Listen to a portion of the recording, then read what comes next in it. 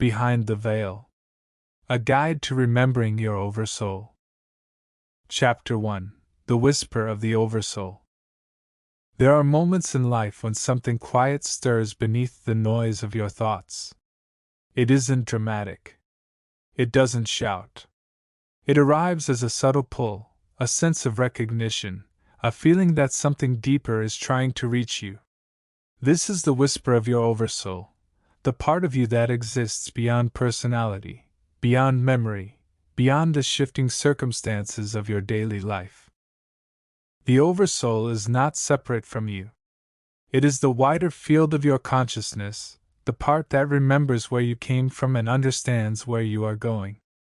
While your physical self navigates the details of everyday experience, your Oversoul holds the broader perspective. It sees the patterns, the lessons, the opportunities for growth that may not be obvious from the ground level. Most people sense this guidance without knowing what to call it. It appears as intuition, a sudden clarity, a feeling of, "This is right for me," or "Something here needs to change." It can show up as a quiet nudge toward a new direction, or a gentle discomfort that signals you've outgrown an old pattern. The whisper is always present, but it becomes easier to hear when you slow down enough to notice it. The Oversoul does not control your life or dictate your choices. Instead, it offers direction the way a compass offers orientation. You still choose the path, the pace, and the way you respond to what unfolds.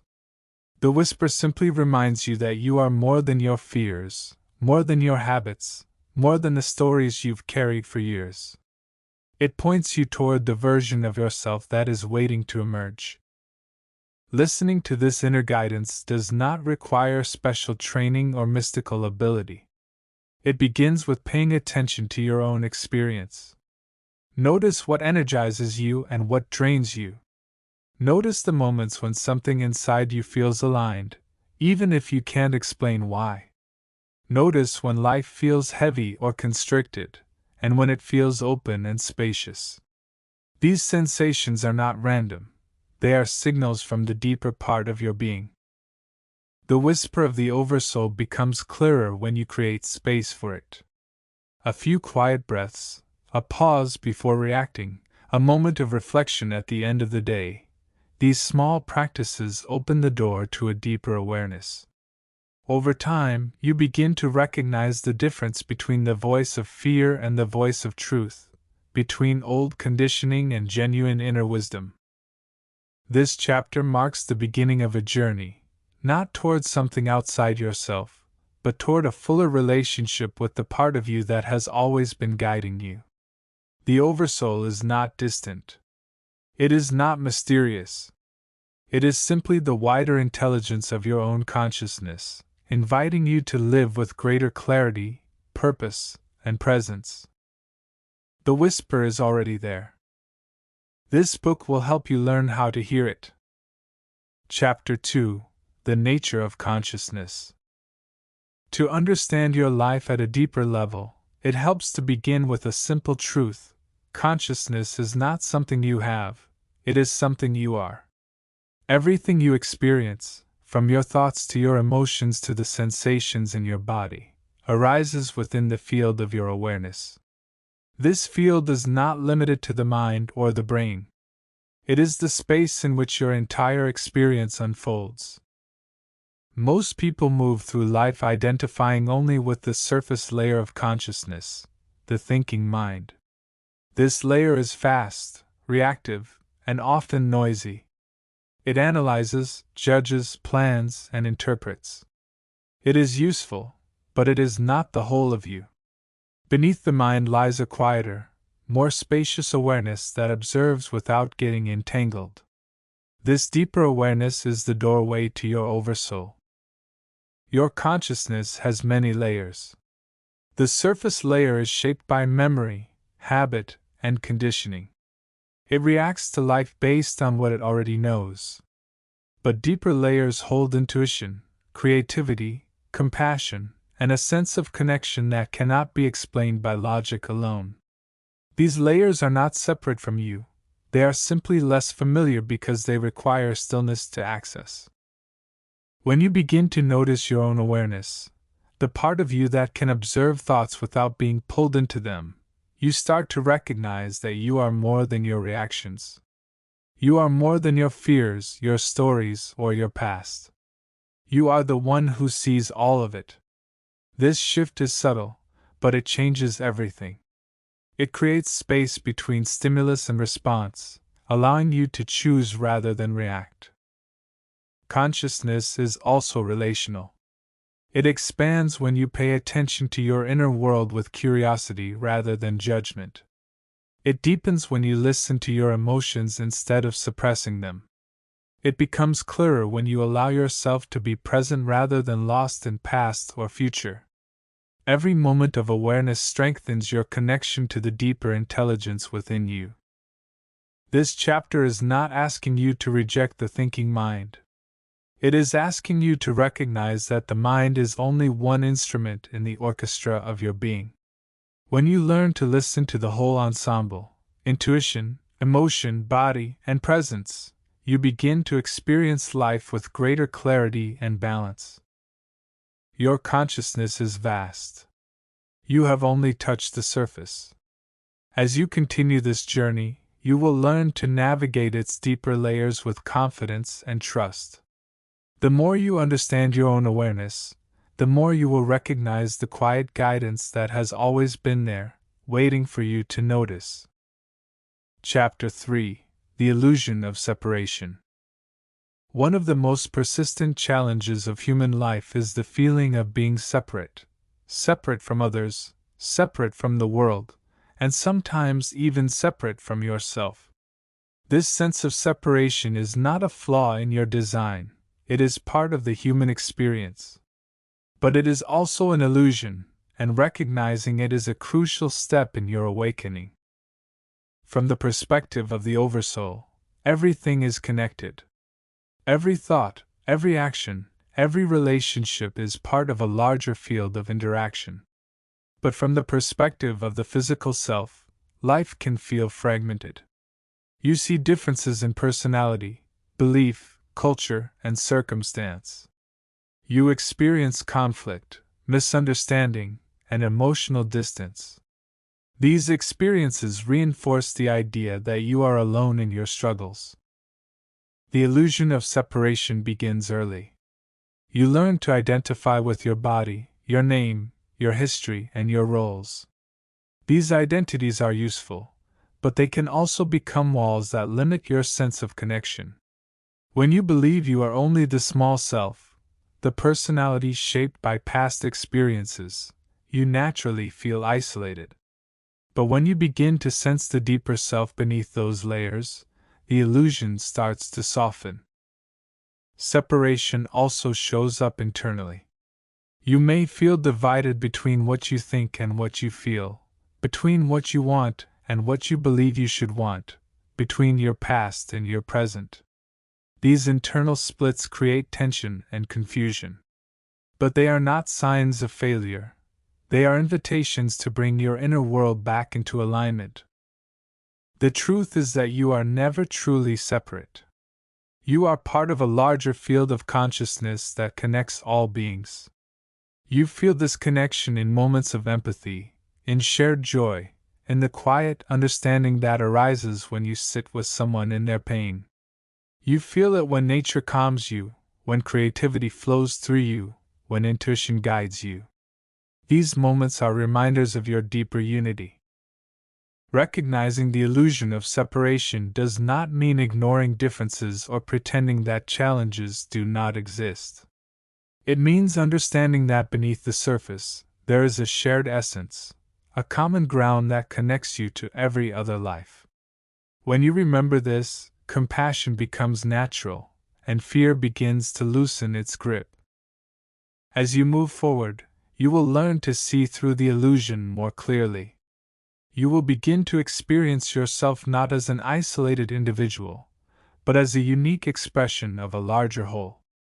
This shift brings peace, clarity, and a sense of belonging that cannot be taken away. Chapter 4: The Source and the Oversoul. To understand your deeper guidance, it helps to see the relationship between the Source, the Oversoul, and the part of you living this human life. These are not separate entities, but different layers of the same consciousness expressing itself in different ways. The Source is the foundation of all existence, the field of awareness, intelligence, and potential from which everything arises. It is not a distant being or an external authority. It is the underlying reality that expresses itself through every form, including you. The Source is the quiet presence behind all life, the stillness beneath movement, the intelligence that shapes growth, connection, and evolution. Your Oversoul is your personal expression of that Source. It is the larger, wiser aspect of your consciousness that exists beyond the limits of time, memory, and personality. While your physical self experiences life moment by moment, your Oversoul holds the broader perspective. It understands the lessons you are learning, the patterns you are repeating, and the deeper intentions behind your experiences. The Oversoul is not here to control your life. It does not override your choices or dictate your path. Instead, it offers guidance in the form of intuition, insight, synchronicity, and inner knowing. It communicates through subtle signals rather than commands. When you feel a quiet certainty, a sense of alignment, or a gentle pull toward a particular direction, you are sensing the Oversoul's influence. The human self, the part of you navigating daily life, is the point where these deeper layers of consciousness meet the physical world. It is shaped by your upbringing, your environment, your habits, and your beliefs. It is also the part of you that feels fear, doubt, and confusion. These experiences are not signs of weakness, they are part of the learning process. The relationship between the Source, the Oversoul, and the human self is like sunlight passing through a prism. The Source is the pure light. The Oversoul is the prism that gives the light direction and clarity. The human self is the spectrum of colors, the lived experience, the expression of that light in the world. When you feel disconnected, it is not because the Source has withdrawn. It is because the noise of the mind has made it harder to hear the quiet guidance within. When you slow down, breathe, and pay attention, the connection becomes clearer. You begin to sense the deeper intelligence that has always been guiding you. This chapter is an invitation to trust that you are supported by something larger than your thoughts. Not something external, but something within you, the part that remembers who you are and why you are here. The more you learn to recognize this inner guidance, the more your life begins to feel aligned, meaningful, and coherent. Chapter 5: Lessons as Catalysts. Every life contains moments that challenge you, stretch you, or push you beyond what feels comfortable. These moments are not random. They are catalysts, experiences designed to reveal something about yourself, your patterns, or your potential. They are not punishments or tests. They are opportunities for growth. A catalyst can take many forms: a difficult relationship, a sudden change, a loss, a conflict, or even a moment of unexpected clarity. What matters is not the form it takes, but the way it invites you to respond. Each catalyst asks a simple question: what is this experience trying to show me? When you approach challenges with curiosity rather than resistance, you begin to see the deeper purpose behind them. A conflict may reveal a boundary you need to set. A disappointment may highlight an expectation that no longer serves you. A moment of fear may show you where you have been holding yourself back. These insights are not always comfortable, but they are essential for your evolution. Catalysts also reveal your strengths. You may discover resilience you didn't know you had, compassion that arises naturally, or clarity that emerges when you stop fighting what is happening. Growth often appears in the moments when you feel least prepared for it. It is natural to want life to be smooth and predictable. But without contrast, there is no movement. Without challenge, there is no expansion. Without discomfort, there is no transformation. The Oversoul understands this, which is why your life includes experiences that stretch you. These moments are not obstacles on your path, they are the path. When you begin to see challenges as catalysts, your relationship with life changes. You stop asking, "Why is this happening to me?" and begin asking, "What is this showing me?" This shift opens the door to insight, healing, and empowerment. You do not need to force growth. You only need to stay open to what each experience is offering. The lessons will reveal themselves in their own time. Trust that every catalyst, no matter how difficult, is part of a larger process guiding you toward greater clarity and wholeness. Chapter 6: The Tapestry of Experience. Every life is made up of countless moments, choices, relationships, and turning points. At times, these experiences can feel disconnected, a series of unrelated events that you simply move through. But when viewed from a wider perspective, they form a coherent tapestry, each thread contributing to the larger pattern of your growth. Your experiences are not random. They are shaped by your intentions, your beliefs, your reactions, and the deeper guidance of your Oversoul. Some threads are bright and joyful, representing moments of connection, creativity, or clarity. Others are darker, woven from challenge, loss, or uncertainty. Both are essential. Without contrast, the pattern would have no depth. The tapestry metaphor is not meant to be poetic for its own sake. It reflects a practical truth. Your life makes more sense when you step back from the details and look at the broader movement.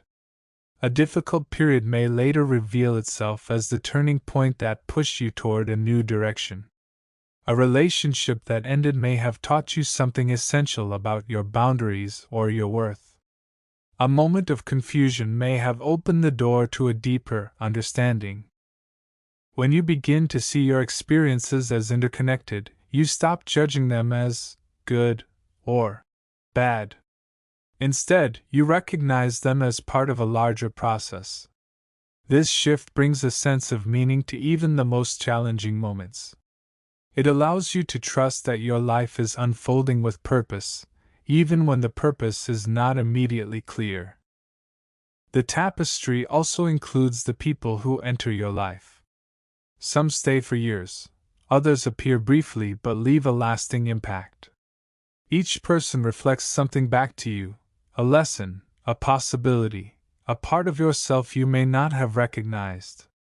Relationships are not accidents. They are exchanges of energy and awareness that help you grow. You do not need to understand the entire pattern to appreciate its beauty.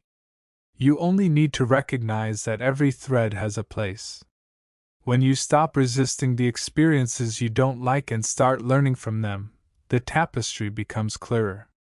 You begin to see how each moment contributes to your evolution. This chapter invites you to trust the larger pattern of your life. You may not always see where a particular thread is leading, but you can trust that it belongs. Your experiences are shaping you in ways you may not yet understand. Over time, the design becomes more visible, and you begin to appreciate the wisdom woven into every part of your journey. Chapter 7: The Symphony of Choice. Every moment of your life contains a choice, sometimes obvious, sometimes subtle. These choices shape the direction of your journey, not through force or control, but through the energy you bring to each situation. Choice is the way you participate in your own evolution. Many people think of choice only in terms of major decisions, changing careers, ending relationships, moving to a new place. But the most influential choices are often the smallest ones: how you respond to frustration, how you speak to yourself, how you treat others, how you interpret what happens around you. These choices accumulate, creating the tone and direction of your life. Choice is not about perfection. It is about awareness. When you act unconsciously, you repeat old patterns without realizing it. When you act with awareness, you create space for new possibilities. Awareness turns reaction into response. It allows you to pause, breathe, and choose from a place of clarity rather than habit. Your choices also reflect your inner state. When you feel grounded and connected, your decisions tend to be aligned with your values and your deeper truth. When you feel overwhelmed or disconnected, your choices may come from fear or avoidance. This is not a failure, it is information. It shows you where attention and healing are needed. The Oversoul does not judge your choices. It simply observes the direction they create. When you choose from fear, the path becomes narrow and heavy. When you choose from curiosity, compassion, or courage, the path opens. Each choice is a step, and each step shapes the next. Choice is also relational. The way you treat others influences the energy you carry. Acts of kindness, patience, or understanding strengthen your connection to the world around you. Acts driven by resentment or defensiveness create distance. You are not responsible for how others behave, but you are responsible for how you choose to respond. The symphony of choice is not about controlling life. It is about participating in it with intention. You cannot choose every circumstance, but you can choose how you meet each moment. This is where your power lies, not in shaping the external world, but in shaping your inner experience. As you move forward, pay attention to the small choices. They are the notes that create the music of your life. When you choose with awareness, the symphony becomes clearer, more harmonious, and more aligned with who you truly are. Chapter 8: The Present Moment. The present moment is the only place where your life actually happens. Yet most people spend very little time here. The mind is often occupied with the past, replaying memories, analyzing mistakes, or holding on to old stories. Or it leaps into the future, imagining possibilities, worrying about outcomes, or trying to control what has not yet arrived. In this constant movement, the simplicity and clarity of the present moment are overlooked. The present moment is not just a concept.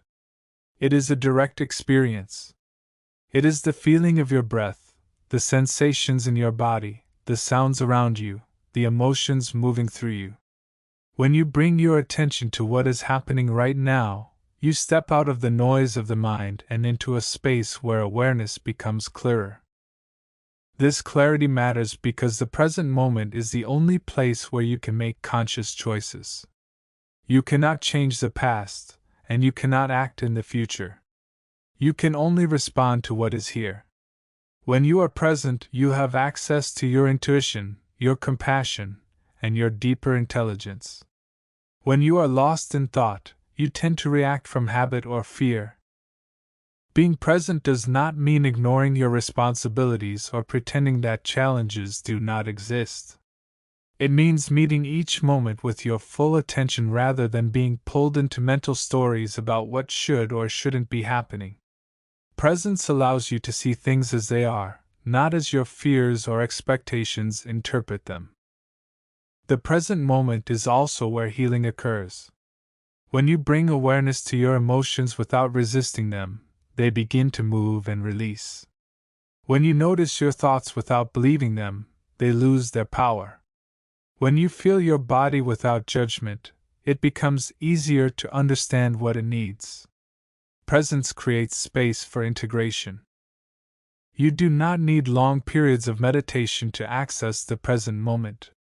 A single conscious breath can bring you back. A pause before speaking. A moment of noticing the sensations in your hands or feet.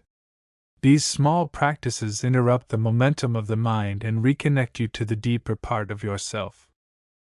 Over time, presence becomes a way of living rather than a technique.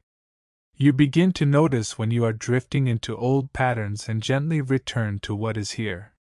You become less reactive, more grounded, and more attuned to the quiet guidance within you. Life feels less chaotic because you are no longer pulled in every direction by your thoughts. The present moment is simple, but it is not always easy. It requires practice and patience. But the more you return to it, the more you realize that everything you seek, clarity, peace, connection, purpose, is already available here, in the only moment you ever truly have. Chapter 9: Integration, the Great Synthesis. Integration is the process of bringing all parts of yourself into alignment: your thoughts, emotions, body, and deeper awareness. It is not about becoming perfect or eliminating your challenges. It is about creating coherence within your inner world so that you can move through life with clarity and stability. For much of your life, different parts of you may have operated independently. Your mind may have pushed you in one direction while your emotions pulled you in another. Your body may have signaled exhaustion while your ambitions demanded more. These internal divisions create tension and confusion. Integration is the process of bringing these parts into conversation. The first step in integration is awareness. You cannot bring together what you have not yet acknowledged. This means noticing your thoughts without immediately believing them, feeling your emotions without suppressing them, and listening to your body without dismissing its signals. Awareness creates the space where understanding can emerge. The second step is acceptance. Many people resist parts of themselves, their fears, their insecurities, their past mistakes. But resistance keeps these parts fragmented. Acceptance does not mean approval. It means recognizing that every part of you developed for a reason. When you meet yourself with compassion, the inner conflict begins to soften. The third step is alignment.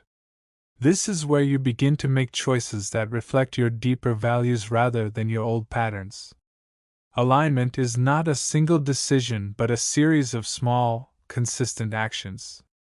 It is choosing honesty over avoidance, rest over burnout, presence over distraction, and courage over fear.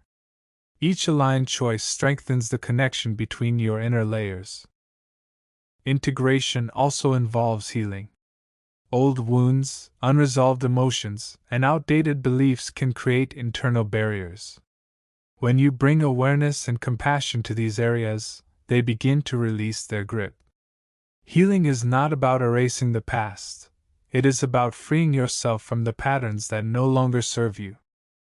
As integration deepens, you begin to feel more whole. Your decisions become clearer because they come from a unified place. Your relationships improve because you are no longer projecting unresolved parts of yourself onto others. Your life feels more coherent because your inner world is no longer divided. Integration is not a final destination. It is an ongoing process, a way of relating to yourself with honesty, compassion, and presence. Each moment offers an opportunity to bring yourself back into alignment. Over time, this becomes your natural state. Chapter 10: Healing the Past. Every person carries a history, memories, experiences, and emotional imprints that shape how they see the world. Some of these memories bring warmth and strength. Others carry pain, confusion, or unresolved tension. Healing the past is not about erasing what happened. It is about changing your relationship to it so that it no longer limits your present or your future. The past influences you in ways that are often subtle. A childhood experience may shape how you respond to conflict. A past relationship may affect how you trust others. A moment of failure may influence how you see your own potential. These patterns are not signs of weakness. They are natural responses to experiences that once felt overwhelming or confusing. Healing begins with awareness. You cannot transform what you refuse to acknowledge. This means noticing when an old pattern is being activated, when a current situation triggers a reaction that feels larger than the moment itself. These reactions are clues. They point to places within you that are still holding emotional weight. The next step is compassion. Many people judge themselves harshly for their past or for the ways they have learned to cope. But every coping mechanism, even the ones that no longer serve you, developed for a reason. They were attempts to protect you, to make sense of your world, or to keep you safe. When you meet these parts of yourself with understanding rather than criticism, healing becomes possible. Healing also requires presence. You cannot heal the past by reliving it endlessly in your mind. You heal by bringing awareness to how it lives in your body and emotions today. A tightness in your chest, a sudden wave of sadness, a defensive reaction, these are invitations to pause, breathe, and allow the emotion to move. When you stay present with your experience without pushing it away, the emotional charge begins to soften. Forgiveness is another part of healing, but not in the way it is often understood. Forgiveness does not mean excusing harmful behavior or pretending that pain did not occur. It means releasing the emotional burden you have been carrying so that it no longer defines you. Forgiveness is something you do for yourself, not for the person who hurt you. Healing the past is not a linear process. Some days you may feel clear and open, other days old emotions may resurface. This is normal. Healing happens in layers, each one revealing a deeper level of understanding and freedom. What matters is your willingness to stay present, compassionate, and curious. As you heal, you begin to experience life with greater clarity. You respond rather than react. You feel more grounded, more connected, and more capable of choosing your path consciously. The past no longer holds you in place. Instead, it becomes part of your story, a source of wisdom rather than a source of pain. Chapter 11: Conscious Alignment. Conscious alignment is the practice of bringing your thoughts, actions, and intentions into harmony with your deeper values. It is the process of living in a way that reflects who you truly are, rather than who you think you should be or who others expect you to be. When you are aligned, your life feels coherent. When you are not, you feel pulled in different directions. Alignment begins with clarity. You cannot align with your values if you do not know what they are. Many people move through life following inherited beliefs or external expectations without ever asking themselves what truly matters to them. Taking time to reflect on your values, honesty, compassion, creativity, growth, freedom, connection, gives you a foundation for conscious living. Once you know your values, alignment becomes a matter of choice. Every decision, large or small, is an opportunity to act in a way that reflects your deeper truth. This does not mean you will always choose perfectly. It means you are willing to pause, reflect, and choose with intention rather than habit. Alignment also involves listening to your inner signals. Your body, emotions, and intuition provide valuable information. When something feels heavy, constricting, or draining, it may be out of alignment.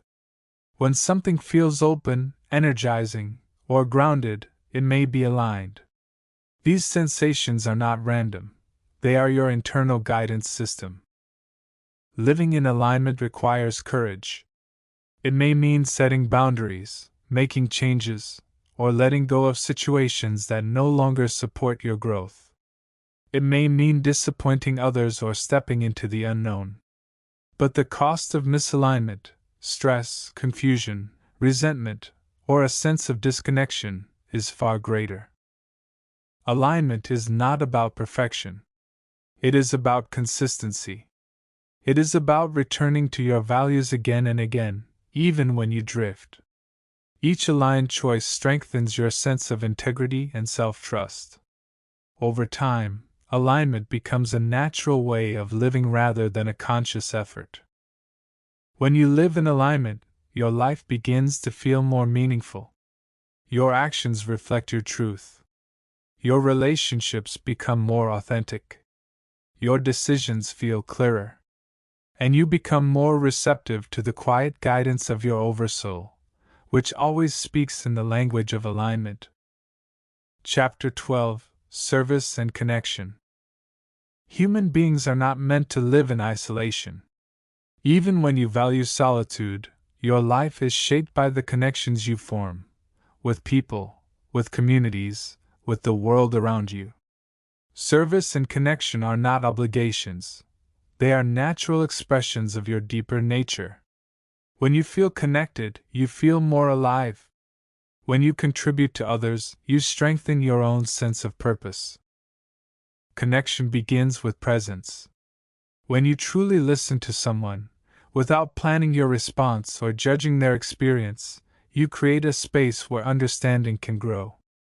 This kind of presence is rare, but it is one of the most powerful forms of service. It reminds others that they are seen, heard, and valued. It also reminds you that you are part of something larger than yourself. Service does not require grand gestures. It can be as simple as offering kindness, sharing your time, or supporting someone through a difficult moment. These small acts create ripples that extend far beyond what you can see. When you act from compassion, you align with the deeper intelligence of your Oversoul, which recognizes the interconnectedness of all life. Connection also involves recognizing the humanity in others. Everyone you meet is carrying their own history, their own challenges, their own hopes. When you approach others with empathy rather than judgment, you create the possibility for genuine relationship. This does not mean ignoring harmful behavior or sacrificing your boundaries. It means seeing beyond the surface to the shared essence beneath. Service is not about self-sacrifice. It is about contribution. When you give from a place of depletion, resentment can grow. When you give from a place of alignment, service becomes energizing. It reminds you of your capacity to make a difference, no matter how small the action may seem. Connection also includes your relationship with the world itself. Nature, creativity, and community are all forms of connection that nourish your spirit. When you engage with the world in meaningful ways through art, movement, learning, or shared experiences, you strengthen your sense of belonging. The Oversoul understands that service and connection are essential for your growth. They help you move beyond the illusion of separation and into a deeper awareness of unity. When you contribute to others, you are also contributing to your own evolution. When you connect with others, you are connecting with the larger field of consciousness that holds all life. This chapter invites you to explore how you can bring more presence, compassion, and authenticity into your relationships. You do not need to change the world. You only need to show up with sincerity. Every act of connection, no matter how small, strengthens the fabric of your life and the lives of those around you. Chapter 13: The Unfolding Design. Life rarely unfolds in a straight line. It moves in cycles, patterns, and unexpected turns. At times, the path ahead feels clear. At other times, it feels uncertain or obscured. The unfolding design of your life is not something you control through force. It is something you participate in through awareness, trust, and choice. The Oversoul holds the broader perspective of your journey. It understands the lessons you are learning, the strengths you are developing, and the experiences that will help you grow. But it does not reveal the entire path at once. Instead, it offers guidance step by step, allowing you to discover your own capacity along the way. Uncertainty is not a sign that you are lost. It is a natural part of the unfolding design. When you cannot see the next step, you are invited to slow down, listen, and reconnect with your inner guidance. This pause is not a delay, it is part of the process. It creates space for clarity to emerge. The design of your life is flexible. It adapts to your choices, your growth, and your changing awareness. There is no single, correct path. There are many possibilities, each offering different lessons and opportunities. When you make choices from alignment, the path feels more coherent. When you make choices from fear, the path may feel heavier, but even then, you are learning something valuable. Trust is essential. Trust does not mean ignoring challenges or pretending everything is easy. It means recognizing that your life has an underlying intelligence, even when you cannot see it. It means believing that you are capable of meeting whatever arises. It means understanding that every experience, even the difficult ones, contributes to your evolution. The unfolding design also involves timing. Some things arrive quickly, others take longer than you expect. Some doors open easily, others require patience. When you try to force outcomes, you create resistance. When you allow life to unfold while staying engaged and attentive, you move with greater ease. This chapter invites you to see your life as a dynamic, evolving process rather than a fixed plan. You are not here to follow a script. You are here to participate in the creation of your path. The design unfolds through your choices, your awareness, and your willingness to trust the deeper intelligence within you. Chapter 14: The Co-Creator's Path. Your life is not something that simply happens to you. It is something you participate in, shape, and influence through your choices, your awareness, and the energy you bring to each moment. This is the essence of being a co-creator, recognizing that you are not a passive observer of your life, but an active participant in its unfolding. Co-creation does not mean controlling every outcome. It does not mean forcing life to match your expectations or trying to bend circumstances to your will. Instead, it means working in partnership with the deeper intelligence within you, the Oversoul, and with the natural flow of life. It is a balance between intention and openness, direction and surrender. The first step on the co-creator's path is clarity. When you know what matters to you, your values, your priorities, your deeper desires, you can set intentions that reflect your authentic self. These intentions act like a compass, guiding your decisions and helping you recognize opportunities that align with your path. The second step is action. Intentions without action remain ideas. Action does not need to be dramatic. It can be small, consistent steps that move you toward what you value. When your actions reflect your intentions, you create momentum. You begin to see how your choices shape your experience. The third step is receptivity. Co-creation requires openness to the unexpected. Life often brings opportunities, insights, or connections that you could not have planned. When you remain flexible, you allow the unfolding design of your life to support you in ways your mind may not anticipate. Receptivity is not passive, it is an active willingness to recognize and respond to what life offers. The fourth step is trust.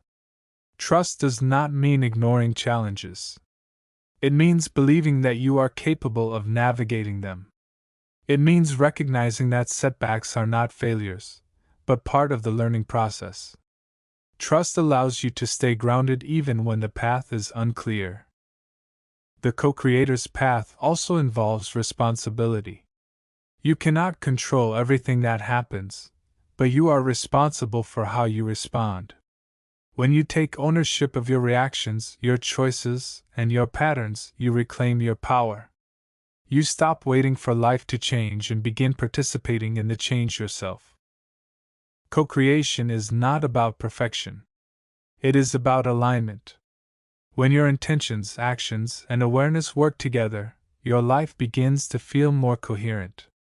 You experience a sense of partnership with something larger than yourself, not as an external force, but as the deeper intelligence of your own being.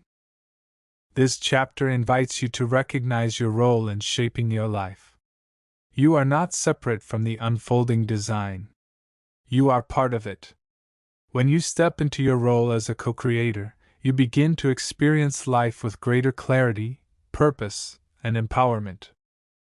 Chapter 15: The Embodied Soul.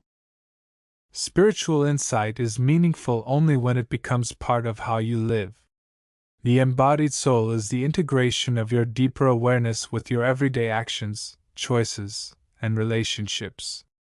It is the process of bringing your inner truth into the physical world, not as an idea, but as a lived reality. Many people experience moments of clarity or connection during meditation, reflection, or quiet contemplation. These moments are valuable, but they are only the beginning. Embodiment happens when you carry that clarity into your interactions, your work, your habits, and your responses to life's challenges. It is the bridge between insight and action. Embodiment begins with presence. When you are fully present, you are able to respond to life with awareness rather than habit. You notice your thoughts without being controlled by them. You feel your emotions without being overwhelmed. You listen to your intuition without dismissing it. Presence allows your deeper self to guide your actions. The embodied soul also honors the body. Your body is not separate from your spiritual path. It is the vessel through which your consciousness expresses itself. When you listen to your body's signals, its need for rest, movement, nourishment, or stillness, you strengthen your connection to your inner wisdom. The body is a teacher, not an obstacle. Embodiment requires honesty. It asks you to recognize when your actions are out of alignment with your values. It invites you to make adjustments, not from self-judgment, but from a desire to live with integrity. Honesty creates coherence between your inner world and your outer behavior. Compassion is another essential aspect of embodiment. When you treat yourself with kindness, you create space for growth. When you treat others with empathy, you strengthen your sense of connection. Compassion softens the edges of your experience and allows your deeper nature to express itself more fully. The embodied soul is not an idealized version of yourself. It is the real, present, evolving you, aware of your strengths, honest about your challenges, and committed to living with intention. It is the part of you that recognizes your humanity and your divinity as two aspects of the same being. This chapter invites you to bring your spiritual insights into your daily life. Let your actions reflect your awareness. Let your choices reflect your values. Let your presence reflect your connection to the deeper intelligence within you. When you live as an embodied soul, your life becomes a clear expression of who you truly are. Chapter 16: The Homecoming. There comes a point in every inner journey when you begin to sense a quiet return, not to a place, but to yourself. This return is not dramatic.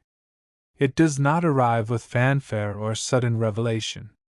It unfolds gradually, like a soft recognition that the clarity, peace, and connection you have been seeking were never outside you. They were waiting beneath the noise of your thoughts, beneath the layers of fear and conditioning, beneath the stories you learned to carry. This return is the homecoming. The homecoming begins when you realize that you are not separate from the deeper intelligence that guides your life. You are not disconnected from the source, the Oversoul, or the wider field of consciousness. You are an expression of it. The sense of separation that once felt so real begins to loosen.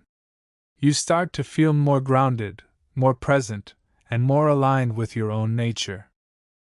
Homecoming is not about becoming someone new. It is about remembering who you already are. It is the recognition that your worth is not defined by your achievements, your past, or the opinions of others. It is the understanding that your value is inherent, a natural expression of your existence. When you return to this truth, the pressure to prove yourself begins to fade. This return also brings a sense of ease. You no longer feel the need to force life into a particular shape. You begin to trust the unfolding design, knowing that you can meet whatever arises with clarity and resilience. You stop chasing external validation and start listening to your own inner signals. Life becomes less about striving and more about participating with awareness. The homecoming is also relational. As you reconnect with yourself, your relationships shift. You become more authentic, more compassionate, and more present with others. You no longer seek connection from a place of lack, but from a place of fullness. You recognize the shared humanity in those around you, and this recognition deepens your sense of belonging. This return does not mean that challenges disappear. Life will still bring moments of uncertainty, conflict, and change. But you meet these moments differently. Instead of reacting from fear or habit, you respond from a place of grounded awareness. You trust your capacity to navigate whatever comes. You trust the deeper intelligence within you. The homecoming is not a final destination. It is a way of being, a steady return to presence, clarity, and alignment. You may drift at times, but you know how to come back. You know how to listen. You know how to reconnect with the part of you that has always been whole. This chapter marks the completion of the first major arc of your journey. You have explored the nature of consciousness, the illusion of separation, the role of the Oversoul, and the path of integration. Now you stand at the threshold of a deeper exploration, one that will carry you into the heart of your own evolution. The homecoming is the beginning of everything that follows. Chapter 17: The Nature of Growth. Growth is often imagined as a steady, upward movement, a smooth progression from one stage of life to the next. But real growth rarely looks like that. It is uneven, unpredictable, and sometimes uncomfortable. It moves in cycles rather than straight lines. There are moments of clarity followed by periods of confusion, breakthroughs followed by setbacks, expansion followed by contraction. This rhythm is not a flaw in your development. It is the natural pattern of human evolution. Growth begins with awareness. You cannot change what you do not see. When you become aware of your patterns, your reactions, your beliefs, your emotional habits, you create the possibility for transformation. Awareness is the light that reveals what has been operating in the background. It shows you where you are aligned and where you are not. It shows you what is ready to evolve. But awareness alone is not enough.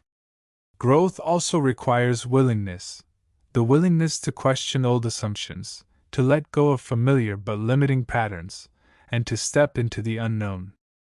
This willingness is often uncomfortable because it challenges the part of you that seeks safety in the familiar. Yet every meaningful change begins with a moment of willingness. Growth is not always dramatic.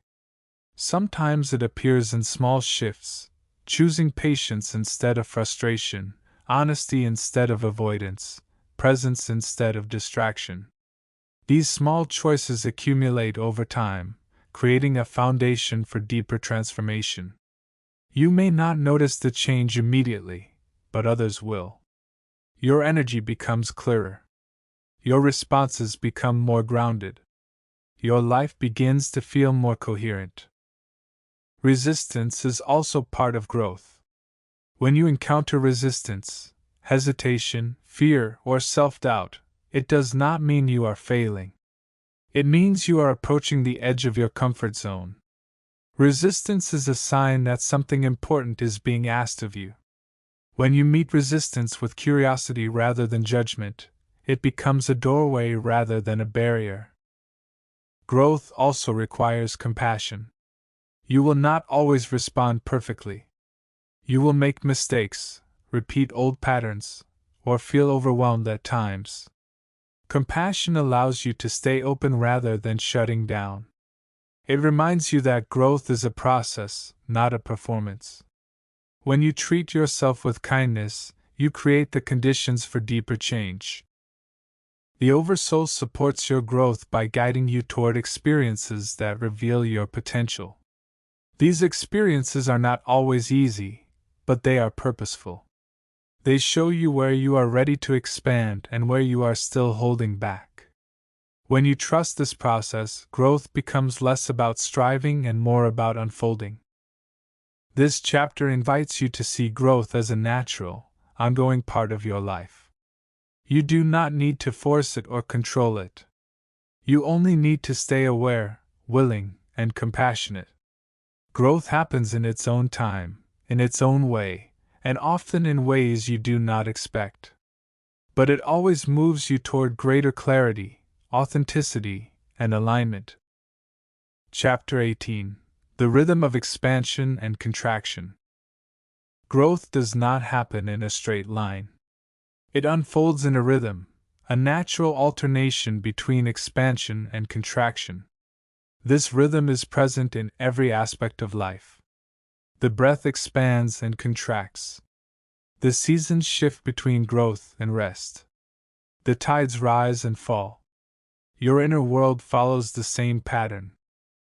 Expansion is the phase where you feel open, inspired, and connected. Ideas flow easily. You feel motivated to explore new possibilities. Your energy is outward moving, curious, and engaged.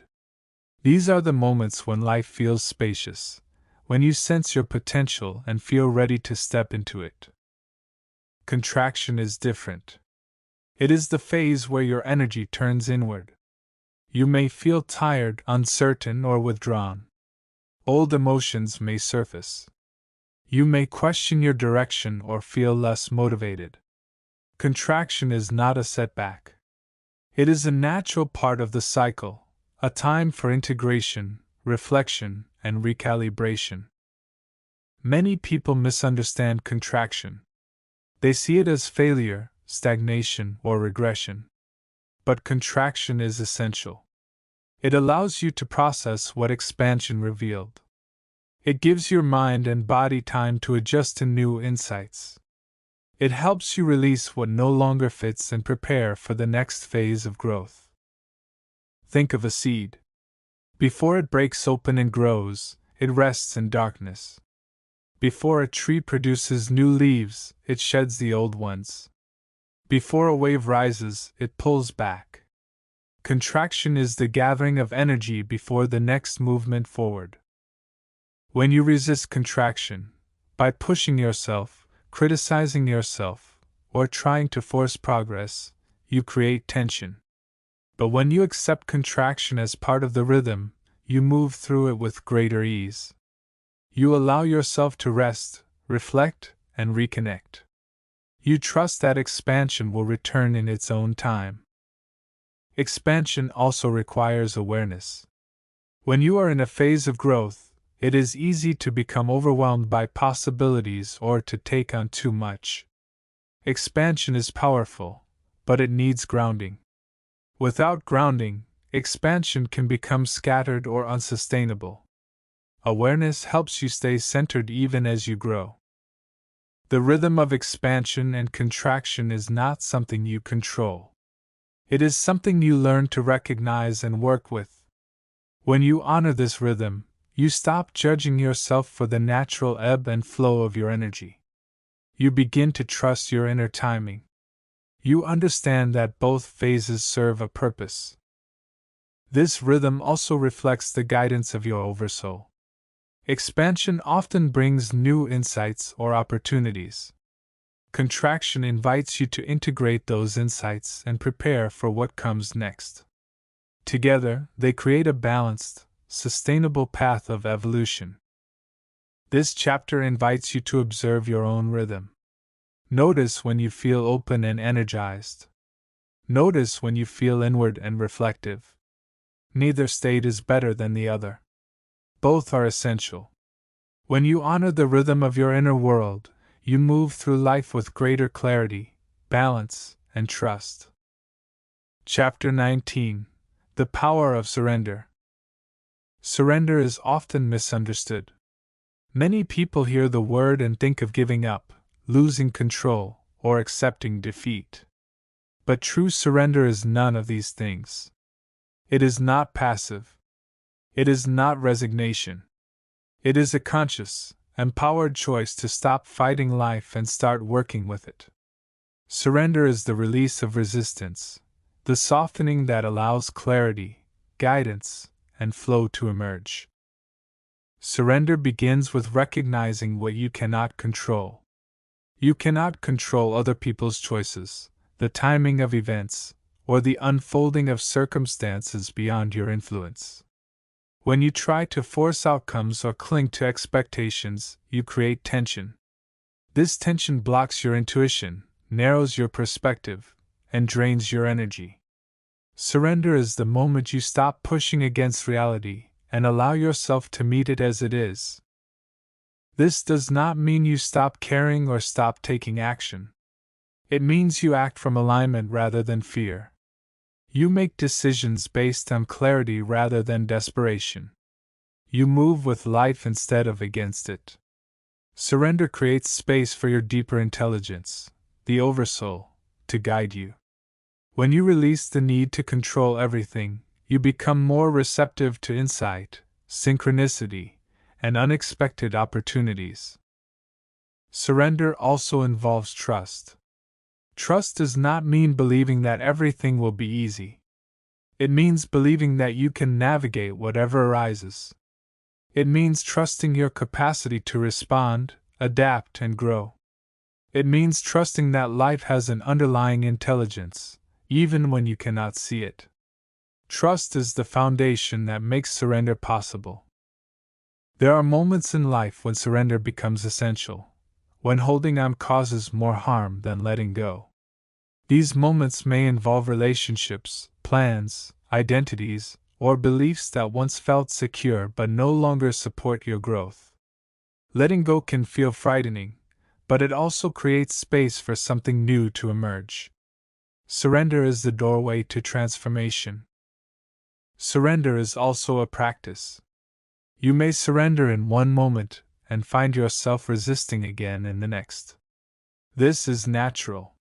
The mind seeks certainty, and surrender invites you into the unknown. But each time you choose to release resistance, even briefly, you strengthen your connection to your deeper self. You learn to trust the rhythm of your life rather than trying to control it. Surrender does not mean abandoning your desires. It means holding them lightly. You set intentions, take aligned action, and remain open to how life responds. You allow the path to unfold in ways you may not have anticipated. This openness creates space for possibilities that the mind alone could never imagine. This chapter invites you to explore the power of surrender in your own life. Notice where you are holding on too tightly. Notice where resistance is creating tension. Notice where letting go might bring relief, clarity, or freedom. Surrender is not weakness.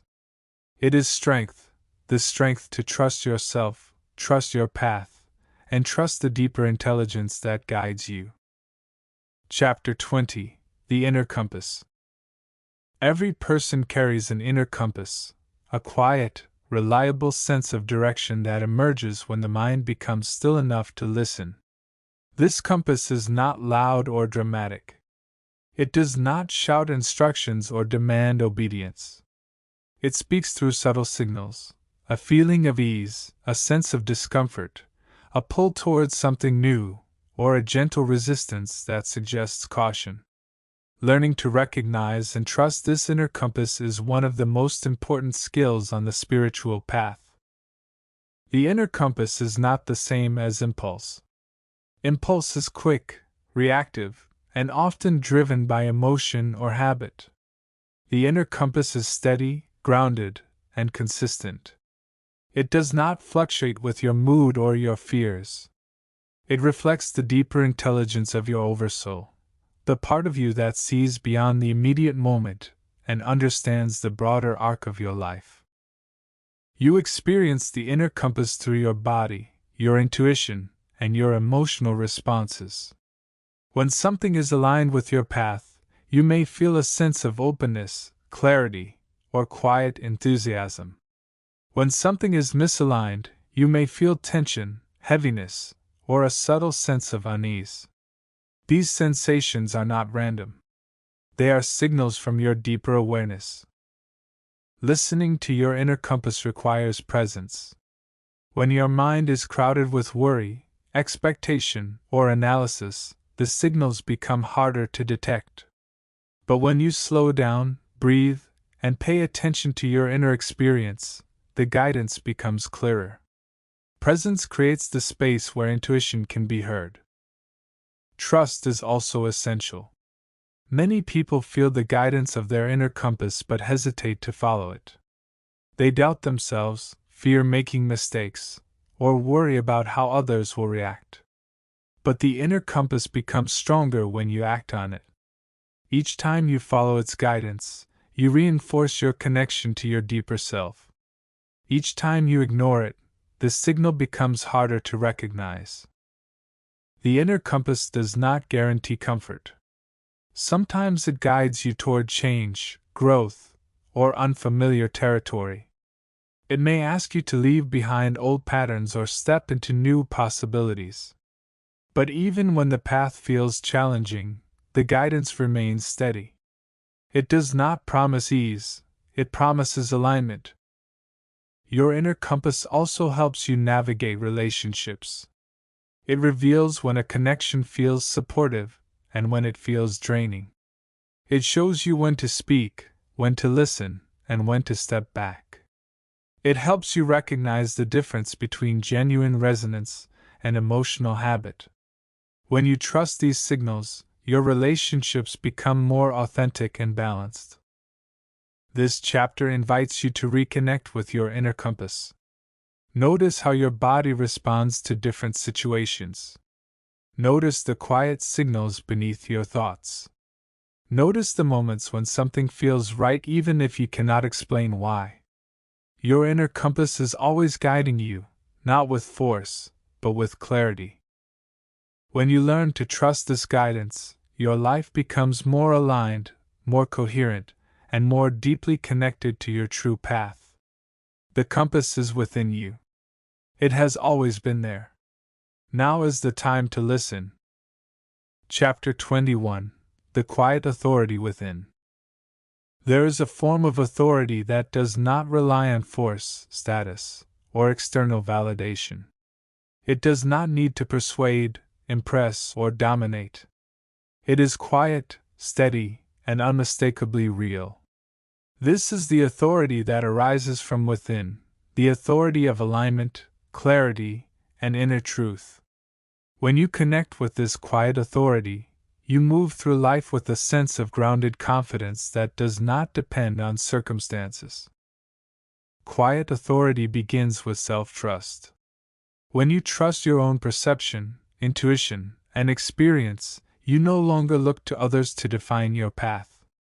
You listen to guidance, but you are not swayed by every opinion. You consider advice, but you do not abandon your own knowing. Self-trust is not arrogance. It is the recognition that your inner compass is reliable. This inner authority grows stronger when you live in alignment with your values. When your actions reflect your deeper truth, you feel coherent. You do not need to justify yourself or seek approval. Your integrity becomes your foundation. Even when others disagree or misunderstand, you remain steady because you know why you are choosing the path you are on. Quiet authority is also rooted in presence. When you are fully present, you are not pulled into reactivity or defensiveness. You listen deeply. You respond thoughtfully. You speak from clarity rather than emotion. Presence gives your words weight, not because they are loud, but because they come from a grounded place. This form of authority does not require perfection. It allows you to acknowledge your mistakes without collapsing into shame. It allows you to learn without losing your center. Quiet authority is flexible, not rigid. It adapts without abandoning itself. It grows through experience rather than clinging to certainty. Quiet authority also transforms relationships. When you stand in your own truth, you no longer need to control others or prove yourself. You communicate more honestly. You set boundaries without aggression. You listen without losing yourself. This creates space for healthier, more authentic connections. The Oversoul supports the development of this inner authority by guiding you toward experiences that strengthen your self-trust. These experiences may challenge you, but they also reveal your resilience. They show you that you can navigate uncertainty, make difficult decisions, and remain true to yourself even when the path is unclear. Quiet authority is not something you acquire from the outside. It is something you uncover. It emerges when you stop abandoning yourself. It grows when you honor your intuition, your values, and your inner signals. It becomes steady when you learn to meet life with presence rather than fear. This chapter invites you to recognize the quiet authority already within you. Notice the moments when you feel grounded, clear, and aligned. Notice the decisions that come from your deeper truth rather than from pressure or expectation. Notice how your energy shifts when you trust yourself. When you stand in your quiet authority, you become a stable presence in your own life. You move with clarity. You speak with sincerity. You act with intention. And you become more receptive to the deeper guidance that has always been there, waiting for you to listen. Chapter 22: The Art of Discernment. Discernment is the ability to recognize what is true for you, not in an absolute sense, but in a way that aligns with your values, your intuition, and your deeper awareness. It is the skill of sensing the difference between fear and intuition, impulse and insight, habit and authenticity. Discernment is not about judging others or dividing the world into right and wrong. It is about learning to navigate your inner landscape with clarity. Discernment begins with listening. Not to the loudest voice in your mind, but to the quiet signals beneath it. Fear speaks loudly. Conditioning speaks predictably. Old patterns speak repetitively. But intuition speaks softly. It does not argue or demand. It simply offers a sense of knowing, a subtle clarity that becomes stronger when you pay attention. To develop discernment, you must first recognize the different voices within you. The voice of fear is urgent and constricting. It pushes you to act quickly or avoid discomfort. The voice of desire can be impulsive, driven by emotion or habit. The voice of intuition is calm, steady, and grounded. It does not rush. It does not panic. It simply points. Discernment also requires honesty. You cannot discern clearly if you are avoiding your own truth. This means acknowledging your motivations, your attachments, and your blind spots. It means recognizing when you are acting from insecurity rather than alignment. Honesty is not always comfortable, but it is essential for clarity. Another aspect of discernment is patience. Insight often emerges gradually. When you force a decision, you may act from fear or habit rather than intuition. But when you give yourself time to breathe, reflect, and feel, the deeper truth becomes clearer. Patience allows your inner compass to reveal itself. Discernment is not about perfection. You will make choices that later reveal new lessons. You will sometimes mistake fear for intuition or habit for truth. This is part of the learning process. Each experience strengthens your ability to recognize the subtle differences. Over time, discernment becomes a natural part of how you navigate life. Discernment also applies to relationships. It helps you recognize when a connection feels supportive and when it feels draining. It helps you sense when to speak and when to listen, when to stay and when to step back. Discernment does not create distance, it creates clarity. It allows you to engage with others from a place of authenticity rather than obligation or fear. The Oversoul supports your discernment by offering subtle guidance, a feeling of resonance, a sense of misalignment, a quiet nudge toward or away from something. When you learn to recognize these signals, you begin to move through life with greater ease. You stop forcing outcomes and start following the deeper intelligence within you. This chapter invites you to cultivate discernment as a daily practice. Notice the different voices within you. Notice how your body responds to different choices. Notice the moments when clarity arises naturally. Discernment is not a skill you acquire once. It is a way of relating to your inner world with honesty, patience, and presence. When you live with discernment, your path becomes clearer. Your decisions feel more aligned. And your connection to your deeper self becomes stronger and more reliable. Chapter 23: The Echo of Intuition. Intuition is one of the most subtle forms of inner guidance. It does not arrive through logic or analysis. It does not present arguments or explanations. Instead, it appears as a quiet echo, a feeling, a sense, a whisper that something is right or not right. This echo is easy to overlook because it does not compete with the noise of the mind. It simply waits for you to notice. Intuition is not mysterious. It is the natural language of your deeper awareness. While the mind processes information through thought, intuition processes information through direct perception. It senses patterns, possibilities, and subtle shifts long before the mind can articulate them. It is not irrational, it is pre-rational, a knowing that arises before thought. You experience intuition in many ways. Sometimes it appears as a sudden clarity, a feeling of, this is the direction. Sometimes it shows up as discomfort, signaling that something is misaligned. Sometimes it arrives as a quiet pull toward a person, a place, or an opportunity. These signals are not random. They are expressions of your Oversoul guiding you toward alignment. The challenge is not that intuition is weak. The challenge is that the mind is loud. Fear, habit, and conditioning often drown out the subtle signals of intuition. The mind wants certainty, while intuition offers direction. The mind wants explanations, while intuition offers feeling. The mind wants control, while intuition invites trust. To recognize intuition, you must learn to slow down. When you pause before reacting, you create space for the intuitive echo to emerge.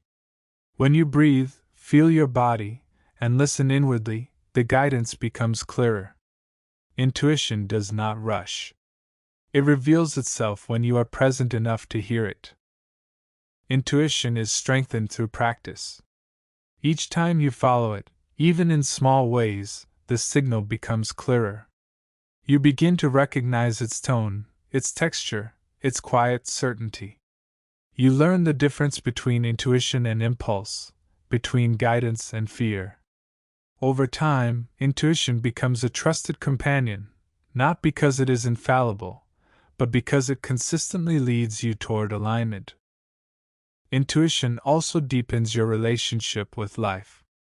When you follow intuitive guidance, you begin to notice synchronicities, meaningful coincidences that confirm your direction. You meet the right people at the right time. Opportunities appear unexpectedly. Challenges resolve in ways you could not have planned. These moments are not accidents.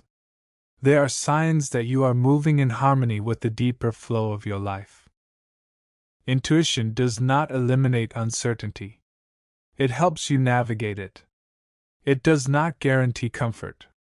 It guides you toward growth. It does not promise that the path will be easy.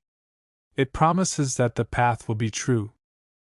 This chapter invites you to honor the echo of intuition in your own life. Notice the subtle signals. Notice the quiet knowing beneath your thoughts. Notice the moments when something feels aligned even if you cannot explain why. Intuition is not a rare gift.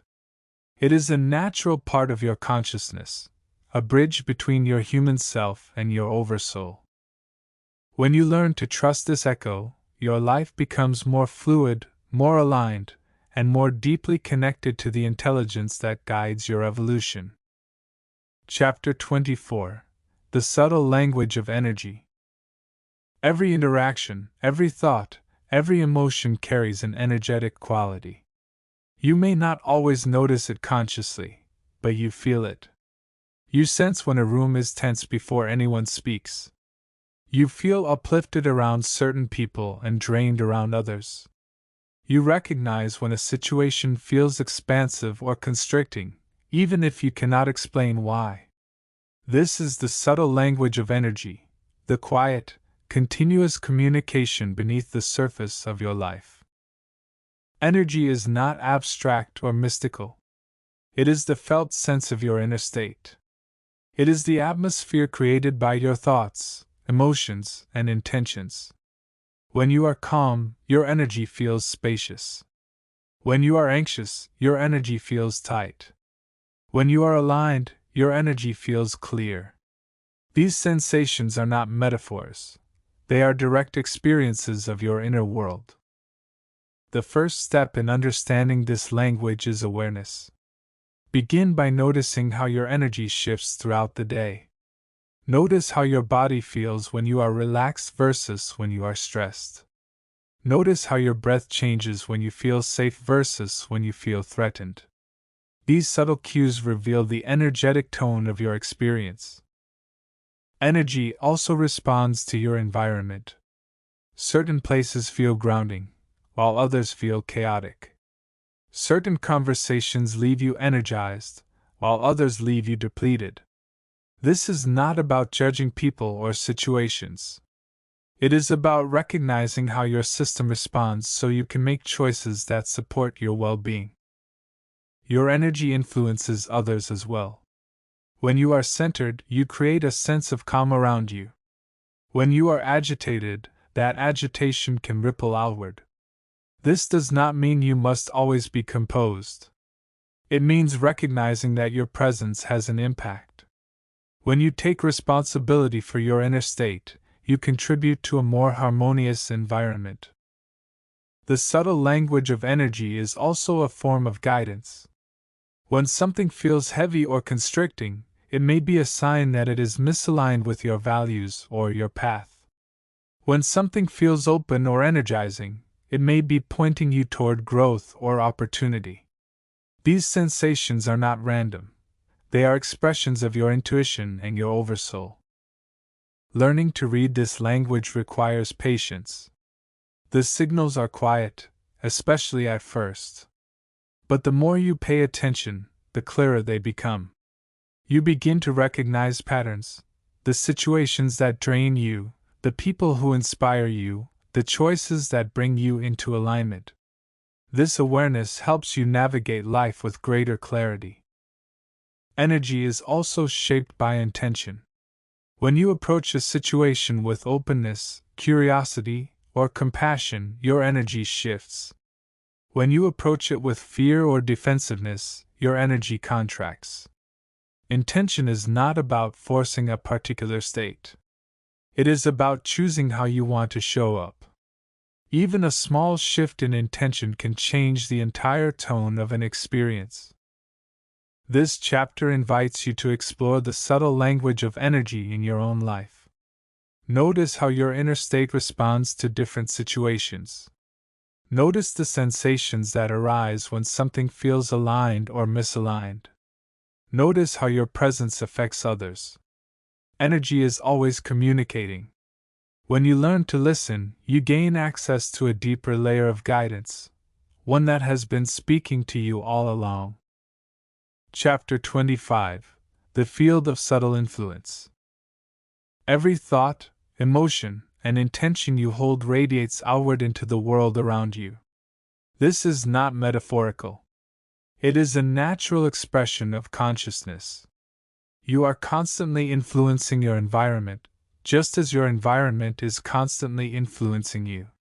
This exchange happens beneath the level of ordinary awareness, in the subtle field of energy that connects all beings. The field of subtle influence is the space where your inner state meets the world. When you are calm, others feel more at ease. When you are anxious, tension spreads. When you are grounded, your presence becomes stabilizing.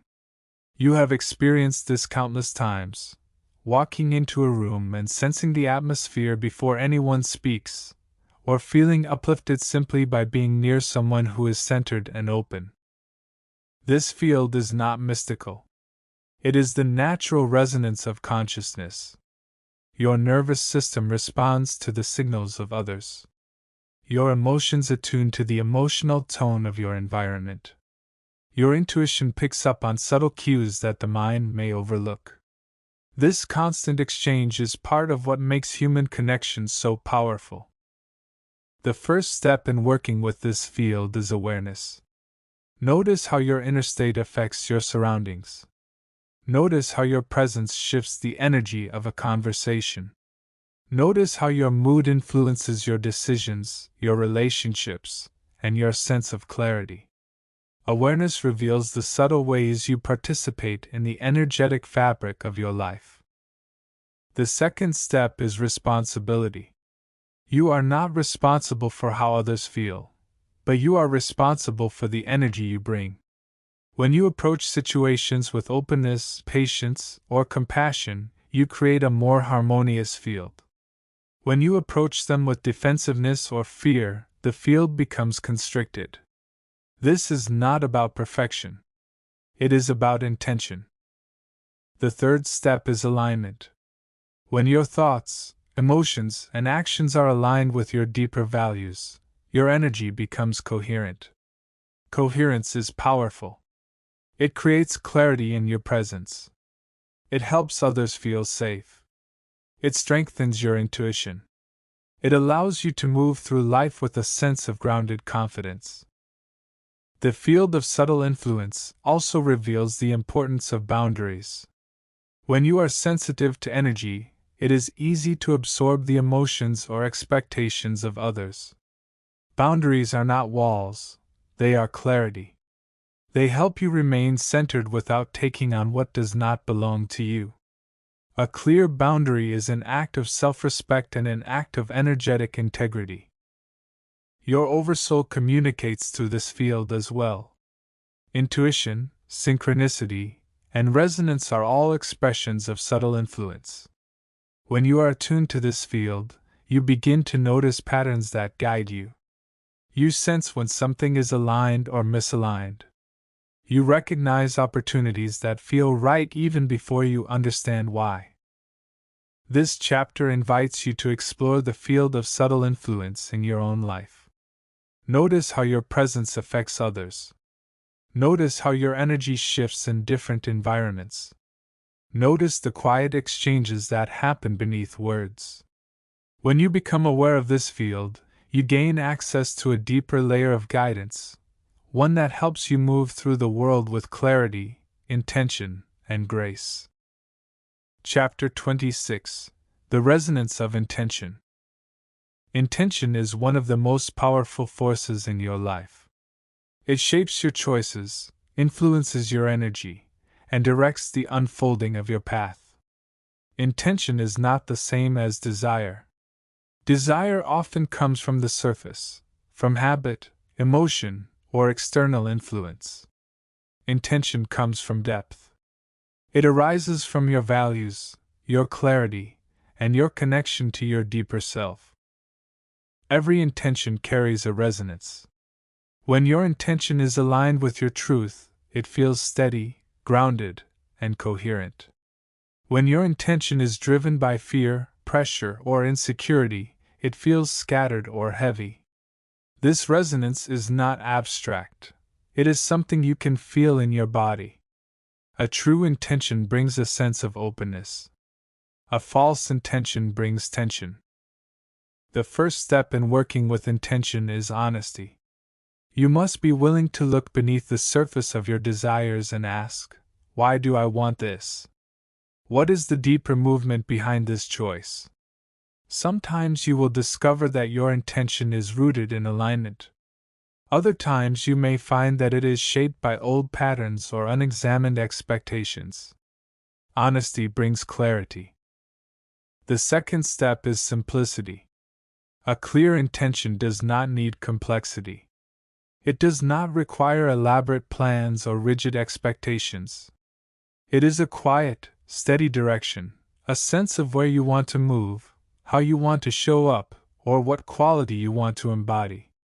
Simplicity strengthens intention because it removes distraction. The third step is embodiment. An intention becomes real when it is expressed through action. This does not mean forcing outcomes. It means taking small, consistent steps that reflect your deeper direction.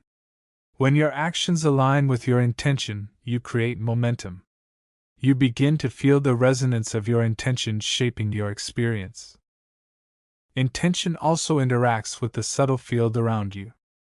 When your intention is clear and aligned, you attract opportunities, insights, and connections that support your path. This is not magic. It is resonance. Your inner state influences the field of subtle influence, which in turn shapes the possibilities that arise in your life. But intention is not about control. You cannot force life to unfold according to your plans. You can only set your direction and remain open to how the path evolves. This openness is essential. When you cling to a specific outcome, you create resistance. When you hold your intention lightly, you allow life to respond in ways you may not expect. The Oversoul works through intention. When your intention aligns with your deeper purpose, you feel a sense of flow. Synchronicities appear. Insights arise. Challenges become stepping stones rather than obstacles. When your intention is misaligned, you feel friction. This friction is not punishment, it is guidance, inviting you to reassess your direction. This chapter invites you to explore the resonance of intention in your own life. Notice the intentions that feel clear and grounded. Notice the ones that feel heavy or forced. Notice how your energy shifts when your actions reflect your deeper truth. Intention is not about striving. It is about alignment, aligning your inner world with the direction your soul is already moving. When you set intentions with clarity, honesty, and openness, your life becomes more coherent. You move with purpose rather than pressure. You act from truth rather than habit. And you become more attuned to the deeper intelligence guiding your evolution. Chapter 27: The Subtle Art of Alignment. Alignment is not a single decision or a fixed state. It is an ongoing relationship with your inner world, a continuous process of noticing, adjusting, and returning to what feels true. Alignment is the quiet coherence between your thoughts, emotions, actions, and deeper values. When you are aligned, life feels clearer. When you are not, everything feels heavier, even if nothing external has changed. Alignment begins with awareness. You cannot align with what you do not notice.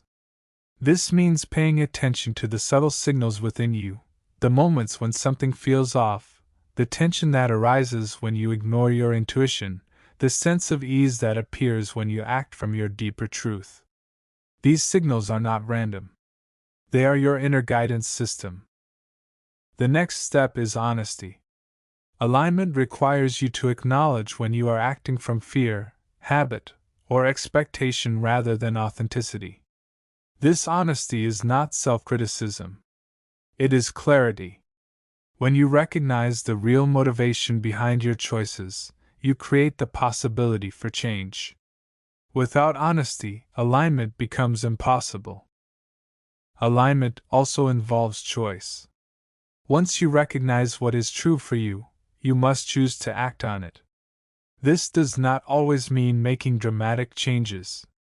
Often it means small adjustments, saying no when you mean no, resting when you are tired, speaking honestly instead of avoiding discomfort, or taking a step towards something that feels meaningful. These small choices accumulate, creating a life that reflects your deeper self. But alignment is not rigid. It requires flexibility. Your values evolve. Your needs shift. Your understanding deepens. What was aligned for you in the past may no longer fit. Alignment asks you to stay present with your life as it unfolds, adjusting your direction as you grow. This flexibility is not inconsistency, it is responsiveness. Misalignment is part of the process. You will drift. You will make choices that do not reflect your truth. You will feel the tension of acting against your own values. This is not failure. It is feedback. Misalignment reveals where attention is needed. It invites you to return to yourself. The return is the practice. Alignment also strengthens your intuition. When your inner world is coherent, intuitive signals become clearer. You recognize the difference between fear and guidance, between impulse and insight. You begin to trust your inner compass because you are no longer working against it. The Oversoul supports alignment by offering subtle nudges, a sense of discomfort when you stray from your path, a feeling of resonance when you move toward what is true. These signals are gentle but persistent. When you learn to recognize them, alignment becomes less about effort and more about listening. This chapter invites you to approach alignment as an art rather than a task. Notice the moments when you feel coherent and grounded. Notice the moments when you feel divided or tense. Notice how small adjustments bring you back into balance. Alignment is not about perfection. It is about returning, again and again, to the truth within you. When you live in alignment, your life becomes clearer, your choices become simpler, and your connection to your deeper self becomes stronger. Alignment is the quiet foundation of an authentic life. Chapter 28: The Subtle Mechanics of Synchronicity. Synchronicity is one of the most intriguing ways the deeper intelligence of your life communicates with you. It is the experience of meaningful coincidence, moments when events align in ways that feel too precise, too timely, or too symbolically rich to be random. Synchronicity is not magic. It is not manipulation. It is the natural expression of a universe in which consciousness, intention, and experience are interconnected. Synchronicity begins with awareness. When you are present, you notice the subtle patterns that weave through your life. You notice when a thought is followed by an unexpected confirmation. You notice when a chance encounter provides exactly the insight you needed. You notice when events align with uncanny precision. These moments are not accidents. They are reflections of your inner state. The mechanics of synchronicity are subtle. They arise when your inner world and outer world come into resonance. When your intention is clear, your energy coherent, and your awareness open, you become more attuned to the opportunities and signals around you. You notice what you might otherwise overlook. You recognize meaning where the mind might see coincidence. Synchronicity is not something you control. You cannot force it or demand it. It emerges naturally when you are aligned with your deeper path. When you try to manipulate synchronicity, you move out of alignment and into expectation. But when you remain open, receptive, and grounded, synchronicity becomes more frequent, not because the universe changes, but because you are listening. Synchronicity often appears during periods of transition. When you are stepping into a new phase of your life, the Oversoul offers subtle confirmations, a conversation, a symbol, a repeated phrase, a timely opportunity. These signals help you trust your direction. They remind you that you are not navigating your path alone. They reveal the deeper coherence of your journey. But synchronicity also appears in quiet moments. A book falls open to the exact passage you needed. A memory surfaces at the perfect time. A song lyric mirrors your inner state. These small moments are just as meaningful as the larger ones. They show you that guidance is always present, even when life feels ordinary. Interpreting synchronicity requires discernment. Not every coincidence carries deep meaning. The mind can project significance where none exists. But when a moment feels resonant, when it carries a sense of clarity, recognition, or emotional impact, it is worth paying attention. Synchronicity speaks through resonance, not through force. Synchronicity also strengthens your trust. When you experience meaningful coincidences, you begin to sense the underlying intelligence of your life. You realize that your path is not random. You feel supported, guided, and connected. This trust does not eliminate uncertainty, but it softens it. It helps you move forward with confidence even when the next step is unclear.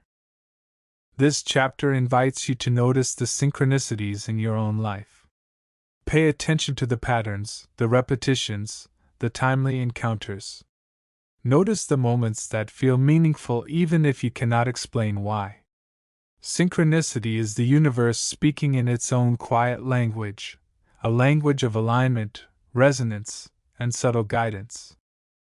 When you learn to recognize this language, your life becomes richer, more connected, and more deeply attuned to the intelligence that guides your evolution. Chapter 29: The Intelligence of Flow. Flow is the state in which life moves with a sense of ease, clarity, and natural momentum. It is not the absence of effort, but the absence of resistance. When you are in flow, your actions feel aligned, your intuition feels clear, and your path unfolds with a quiet coherence. Flow is not something you create through force. It is something you enter by aligning with the deeper intelligence already moving through your life. Flow begins with presence. When you are fully here, not lost in the past or projecting into the future, you become more attuned to the subtle signals that guide your next step. Presence sharpens your perception. It helps you recognize opportunities, sense timing, and respond with clarity. Flow cannot be accessed from a distracted mind. It emerges when you return to the moment. The second element of flow is openness. Flow requires a willingness to move with life rather than against it. This means releasing rigid expectations, loosening your grip on outcomes, and allowing space for the unexpected. Openness does not mean passivity. It means trusting that life may offer possibilities your mind has not yet imagined. When you are open, you become more receptive to synchronicity, intuition, and subtle guidance. The third element is alignment. Flow arises when your actions reflect your deeper values and intentions. When you act from fear or pressure, the path feels heavy. When you act from authenticity, the path feels lighter. Alignment does not guarantee ease, but it creates coherence, a sense that your inner world and outer actions are moving in the same direction. This coherence is the foundation of flow. Flow also depends on rhythm. Just as the tides rise and fall, your energy moves through cycles of expansion and contraction. Flow does not mean constant motion. It includes rest, reflection, and recalibration. When you honor your natural rhythm, you move more efficiently. When you ignore it, you create friction. Flow is the art of moving when it is time to move and pausing when it is time to pause. Another aspect of flow is trust. Trust does not eliminate uncertainty. It allows you to move through uncertainty without collapsing into fear. Trust is the quiet confidence that you can navigate whatever arises. It is the recognition that your Oversoul is guiding you, even when the path is not fully visible. Trust transforms hesitation into movement. Flow is not a mystical state reserved for rare moments. It is a natural expression of alignment. You have experienced it many times, when a conversation unfolds effortlessly, when creativity moves through you without strain, when decisions feel clear, when life seems to support your direction. These moments are reminders of what is possible when you stop resisting the deeper intelligence within you. This chapter invites you to explore the intelligence of flow in your own life. Notice the moments when life feels smooth and coherent. Notice the moments when resistance arises. Notice how your energy shifts when you act from alignment rather than fear. Flow is not something you chase. It is something you allow. When you learn to recognize and trust the movement of flow, your life becomes more fluid, more intuitive, and more deeply connected to the rhythm of your own evolution. Chapter 30. The Path of Least Resistance. The path of least resistance is not the path of avoidance, passivity, or indifference. It is the path that aligns with the natural flow of your life, the direction in which your energy moves most freely, where your intuition feels clear, and where your actions feel supported rather than strained. This path is not always the easiest in the short term, but it is always the most coherent in the long term. The path of least resistance begins with recognizing where resistance shows up. Resistance is the tightness you feel when you push against your own truth. It is the heaviness that arises when you force yourself into situations that do not align with your values. It is the fatigue that comes from maintaining a life that no longer fits. Resistance is not a sign of weakness. It is information, a signal that something needs attention. When you ignore resistance, life becomes harder. You expend energy trying to hold together what wants to change. You cling to plans that no longer serve you. You push yourself in directions that drain you. The mind may insist that this is necessary, but the body and intuition tell a different story. The path of least resistance invites you to listen to those deeper signals. This path does not mean avoiding challenge. Growth often requires effort, courage, and discomfort.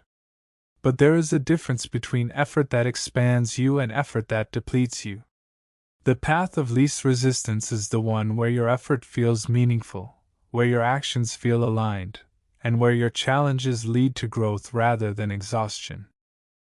The path of least resistance also involves trust. When you stop forcing outcomes, you create space for life to respond.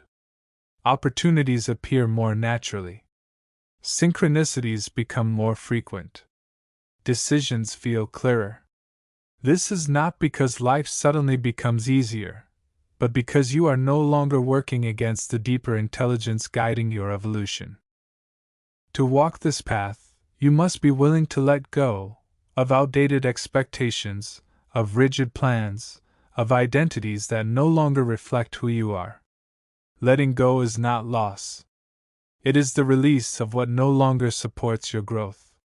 When you let go, you make room for what is truly aligned. The path of least resistance is also relational. It helps you recognize which connections nourish you and which drain you. It guides you toward conversations that matter and away from dynamics that diminish your energy. It teaches you to honor your boundaries without guilt and to offer your presence without depletion. Your Oversoul communicates through this path. When you move in the direction of alignment, you feel a sense of ease, clarity, or quiet encouragement. When you move against it, you feel tension, confusion, or heaviness. These signals are subtle but consistent. When you learn to recognize them, the path becomes clearer. This chapter invites you to explore the path of least resistance in your own life. Notice where your energy flows naturally. Notice where it contracts. Notice the choices that feel aligned and the ones that feel forced. The path of least resistance is not about doing less. It is about doing what is true. When you follow this path, your life becomes more fluid, more intuitive, and more deeply connected to the rhythm of your own becoming.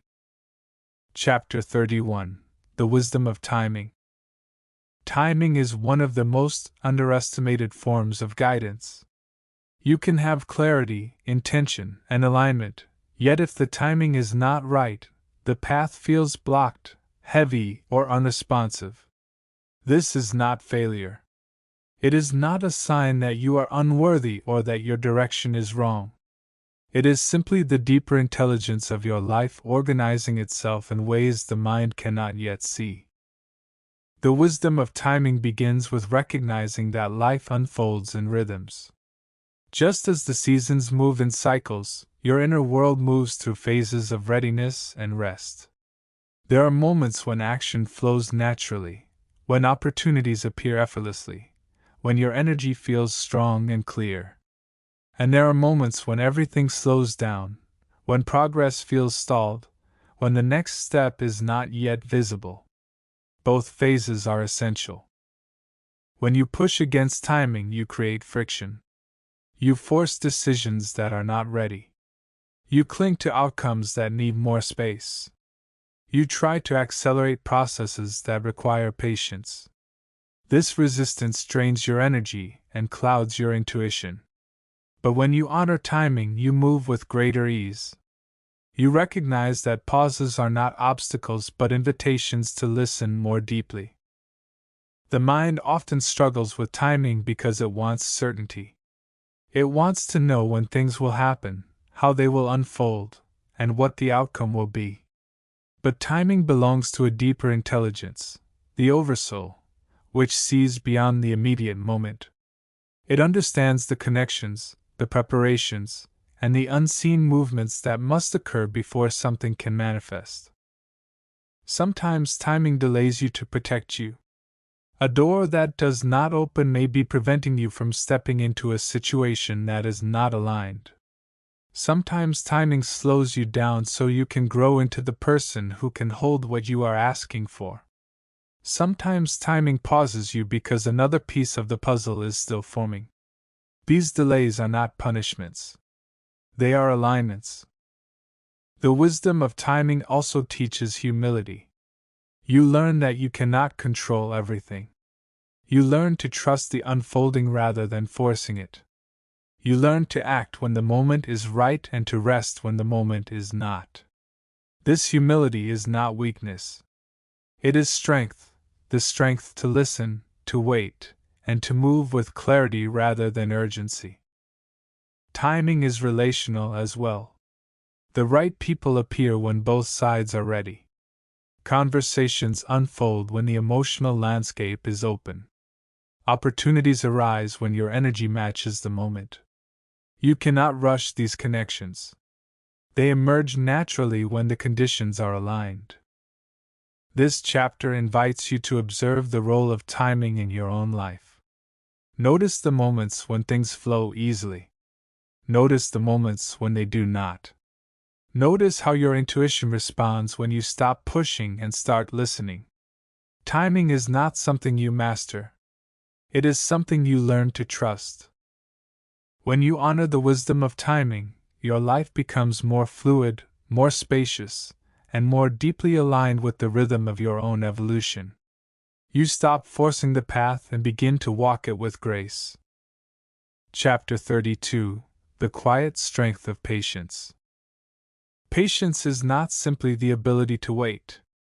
It is the capacity to remain open, grounded, and receptive while life unfolds in its own rhythm. Patience is often misunderstood as passivity or resignation, but true patience is an active state, a steady presence that allows you to move through uncertainty without collapsing into fear or forcing outcomes that are not yet ready. Patience begins with acceptance.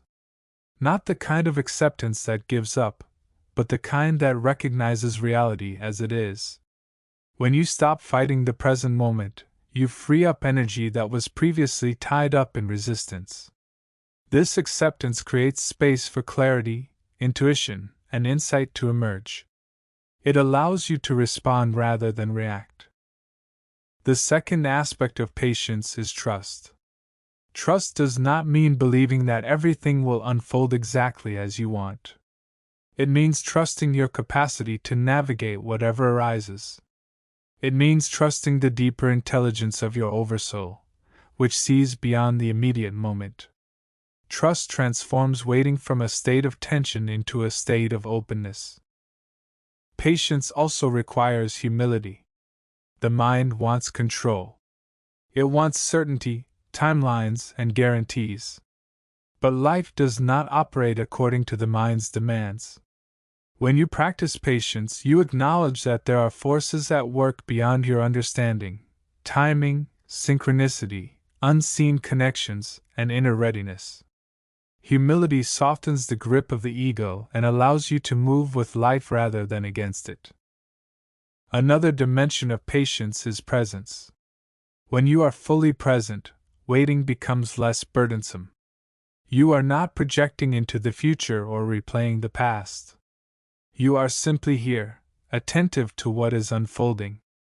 Presence reveals that each moment contains its own richness, even when you are longing for change. Patience becomes easier when you stop living in the next chapter and return to the one you are in. Patience is also relational. It helps you navigate interactions with others without rushing, pressuring, or expecting them to move at your pace. It allows you to listen more deeply, speak more thoughtfully, and respond with compassion. Patience creates space for genuine connection because it removes the urgency that often distorts communication. The Oversoul often uses patience as a teaching tool. When something you desire is delayed, it may be because you are still growing into the version of yourself who can hold it. When a path feels blocked, it may be because another path is forming. When clarity is slow to arrive, it may be because you are being invited to develop deeper trust. Patience reveals the hidden architecture of your evolution. This chapter invites you to explore patience not as a burden but as a strength. Notice the moments when impatience arises, the tension, the restlessness, the urge to force movement. Notice how your experience shifts when you soften, breathe, and allow the moment to be what it is. Patience is not about waiting longer. It is about waiting differently. When you cultivate the quiet strength of patience, your life becomes more spacious, more grounded, and more aligned with the deeper rhythm of your becoming. You stop rushing toward the future and begin to inhabit the present with clarity and grace. Chapter 33: The Subtle Art of Allowing. Allowing is one of the quietest yet most transformative practices on the inner path. It is the capacity to let life unfold without forcing, grasping, or resisting. Allowing is not passivity. It is not indifference. It is an active, conscious openness, a willingness to meet each moment as it is, without imposing your fears or expectations onto it. Allowing begins with softening. When you release the tension of trying to control every outcome, your inner world becomes more spacious. This softening does not mean giving up your direction or abandoning your intentions. It means recognizing that you cannot micromanage the unfolding of life. You can choose your actions, but you cannot dictate the timing, the form, or the responses of others. Allowing creates room for the deeper intelligence of your Oversoul to participate.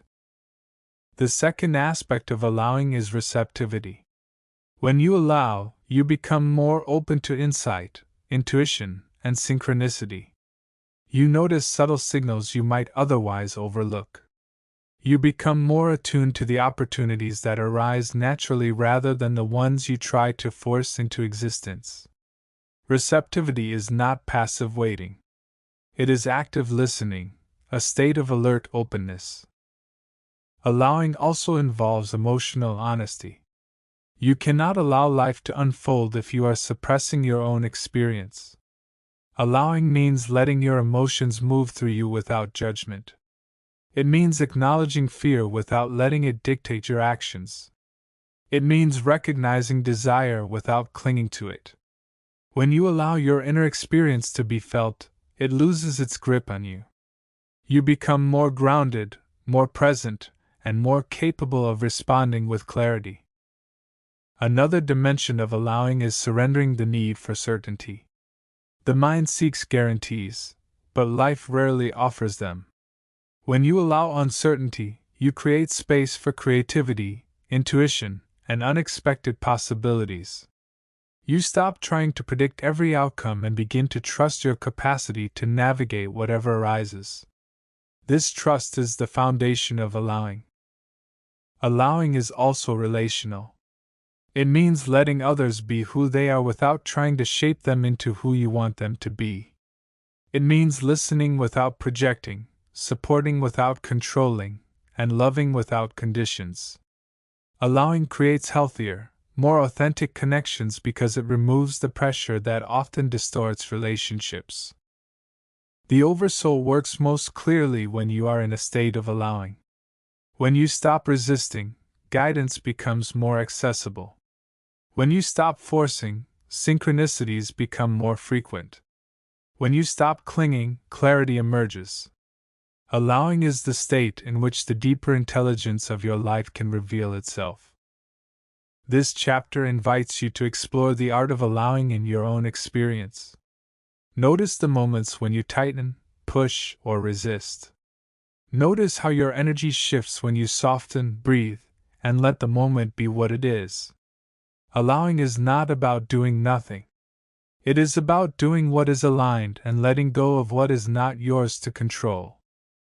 When you cultivate the art of allowing, your life becomes more fluid, more intuitive, and more deeply connected to the quiet wisdom within you. You stop wrestling with life and begin to move with it, and in that movement, everything becomes clearer. Chapter 34: The Inner Architecture of Trust. Trust is one of the most essential foundations of the inner path, yet it is also one of the most delicate. It cannot be forced. It cannot be demanded. It cannot be manufactured through willpower. Trust grows quietly, like a root system beneath the surface, unseen at first, but gradually becoming the structure that supports everything else. Trust begins with yourself. Not the idealized version of who you think you should be, but the real, present, imperfect you. When you trust yourself, you trust your capacity to meet life as it unfolds. You trust your intuition, your resilience, your ability to learn, adapt, and respond. This self-trust is not arrogance. It is the recognition that you are capable, even when you feel uncertain. The second layer of trust is relational. It is the trust that others can meet you with sincerity, respect, or openness, not always, not perfectly, but often enough to allow connection. Relational trust does not mean ignoring red flags or abandoning boundaries. It means allowing space for genuine connection without assuming harm. It is a trust that grows through presence, honesty, and consistency. The third layer is trust in life itself. This is the most subtle and the most transformative. It is the trust that there is an underlying intelligence woven through your experiences, not a predetermined script, but a responsive, evolving coherence. It is the trust that challenges carry meaning, that pauses serve a purpose, that timing has wisdom, and that your path is unfolding in ways you may not yet understand. Trust deepens through experience. Each time you navigate uncertainty and discover that you are stronger than you thought, trust grows. Each time you follow your intuition and it leads you somewhere meaningful, trust grows. Each time life surprises you with synchronicity, support, or clarity, trust grows. These moments accumulate, forming the inner architecture that steadies you. But trust also deepens through rupture. When trust is shaken, through disappointment, loss, or unexpected change, you are invited to rebuild it from a deeper place. This rebuilding is not about pretending everything is fine. It is about meeting the rupture with honesty, compassion, and presence. When trust is rebuilt consciously, it becomes stronger than before. Trust is not blind. It does not ignore reality. It does not deny difficulty. True trust includes discernment, boundaries, and awareness. It recognizes when something is aligned and when it is not.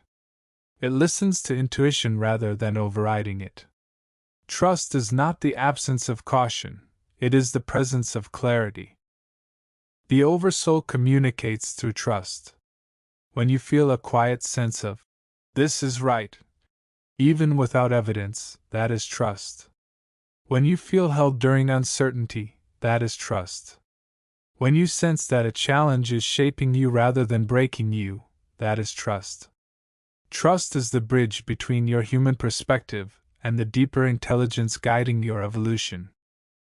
This chapter invites you to explore the architecture of trust within yourself. Notice where trust feels strong. Notice where it feels fragile. Notice the experiences that have shaped it. Trust is not a destination. It is a living structure, one that grows, shifts, and strengthens as you walk your path. When you cultivate trust, your life becomes more grounded, more open, and more aligned with the quiet wisdom that has always been guiding you. Chapter 35: The Gravity of Authenticity. Authenticity is not a performance. It is not a curated identity or a polished version of yourself. Authenticity is the quiet gravity of being who you truly are, without distortion, without pretense, without shrinking or exaggerating. It is the natural expression of your inner truth, unforced and unmasked. Authenticity begins with self-honesty. You cannot be authentic if you are hiding from your own experience. This means acknowledging your feelings, your needs, your desires, and your boundaries without judgment. It means recognizing when you are acting from fear rather than alignment. Self-honesty is not always comfortable, but it is the foundation of authenticity. The second aspect of authenticity is vulnerability. To be authentic, you must be willing to be seen, not the idealized version of yourself, but the real one. Vulnerability is not weakness. It is the courage to show up without armor. It is the willingness to let others witness your truth, even when it feels tender. Vulnerability deepens connection because it invites others to meet you with their own sincerity. Authenticity also requires boundaries. Without boundaries, authenticity becomes impossible. You cannot express your truth if you are constantly adapting yourself to meet the expectations of others. Boundaries are not barriers. They are clarity, the recognition of what supports your well-being and what does not. Boundaries protect your authenticity by creating the space in which it can exist. Another dimension of authenticity is alignment. When your actions reflect your values, your energy becomes coherent. You feel grounded, centered, and clear. When your actions contradict your truth, you feel fragmented. Alignment is not about perfection. It is about returning, again and again, to what feels true for you. Authenticity is relational as well. It transforms your connections. When you show up as your true self, you invite others to do the same. Conversations become more honest. Relationships become more meaningful. You stop performing and start relating. Authenticity does not guarantee harmony, but it guarantees clarity, and clarity is the foundation of genuine connection. The Oversoul supports authenticity by creating experiences that reveal where you are out of alignment. These moments may feel uncomfortable, but they are invitations to return to yourself. When you ignore your truth, you feel tension. When you honor it, you feel relief. This inner feedback is one of the most reliable forms of guidance you have. Authenticity also has a gravitational quality. When you live from your truth, you naturally attract people, opportunities, and experiences that resonate with your energy. You no longer chase what does not belong to you. You no longer cling to what is misaligned. Your life begins to organize itself around coherence rather than effort. This chapter invites you to explore the gravity of authenticity in your own life. Notice the moments when you feel most like yourself. Notice the situations where you shrink, perform, or adapt. Notice the relief that comes when you speak honestly, act from alignment, or honor your boundaries. Authenticity is not a destination. It is a practice, a continuous return to the truth within you. When you live authentically, your life becomes clearer, your relationships become deeper, and your connection to your Oversoul becomes more direct. Authenticity is the quiet gravity that pulls you back to who you have always been. Chapter 36. The Still Point Within. Beneath all movement, beneath all thought, beneath all emotion, there is a still point within you, a quiet center that remains untouched by the fluctuations of your outer life. This stillness is not emptiness. It is presence. It is awareness. It is the steady ground beneath the shifting landscape of your experience. The still point is always here, but it is often obscured by the noise of the mind. Thoughts rise and fall like waves. Emotions surge and recede. Sensations come and go. Yet beneath all of this activity, there is a deeper layer of consciousness that simply observes. This observing presence is not distant or detached. It is intimate, spacious, and quietly alive. The first step in accessing the still point is slowing down. When you pause, even for a moment, you create space for awareness to reveal itself. This pause does not require a special setting or a formal practice. It can happen in the middle of a conversation, during a walk, or while sitting quietly. The still point is not something you create. It is something you notice. The second step is softening your attention. Instead of focusing narrowly on thoughts or sensations, allow your awareness to widen. Feel the space around your experience. Notice the silence beneath your thoughts. Notice the calm beneath your emotions. This softening shifts you from identification to observation, from being caught in the wave to recognizing the ocean. The still point is not an escape from life. It is a deeper way of meeting life. When you rest in this inner stillness, you respond rather than react. You listen more deeply. You speak more clearly. You act from alignment rather than impulse. The still point becomes a source of clarity, grounding, and quiet strength. This stillness also reveals the impermanence of your inner world. Thoughts that once felt overwhelming lose their intensity. Emotions that seemed solid begin to dissolve. Sensations shift and change. When you witness this impermanence from the still point, you become less entangled in the stories of the mind. You realize that you are not the content of your experience, you are the awareness in which the content appears. The Oversoul communicates most clearly when you are connected to this stillness. Intuition arises more naturally. Insight becomes more accessible. Synchronicities become more noticeable. The still point is the doorway through which the deeper intelligence of your life can be felt. The still point is also a refuge. Not a place to hide, but a place to return to when life feels overwhelming. When you rest in this inner stillness, you remember that you are larger than your challenges, deeper than your fears, and more spacious than your circumstances. You remember that you are not separate from the flow of life, you are part of it. This chapter invites you to explore the still point within yourself. Notice the moments when stillness appears naturally, in a breath, in a pause, in a moment of quiet awareness. Notice how your experience shifts when you rest in this deeper presence. The still point is not a destination. It is your true home, the quiet center from which your life unfolds. When you learn to return to this stillness, your life becomes more grounded, more spacious, and more deeply aligned with the essence of who you are. Chapter 37: The Quiet Power of Non-Attachment.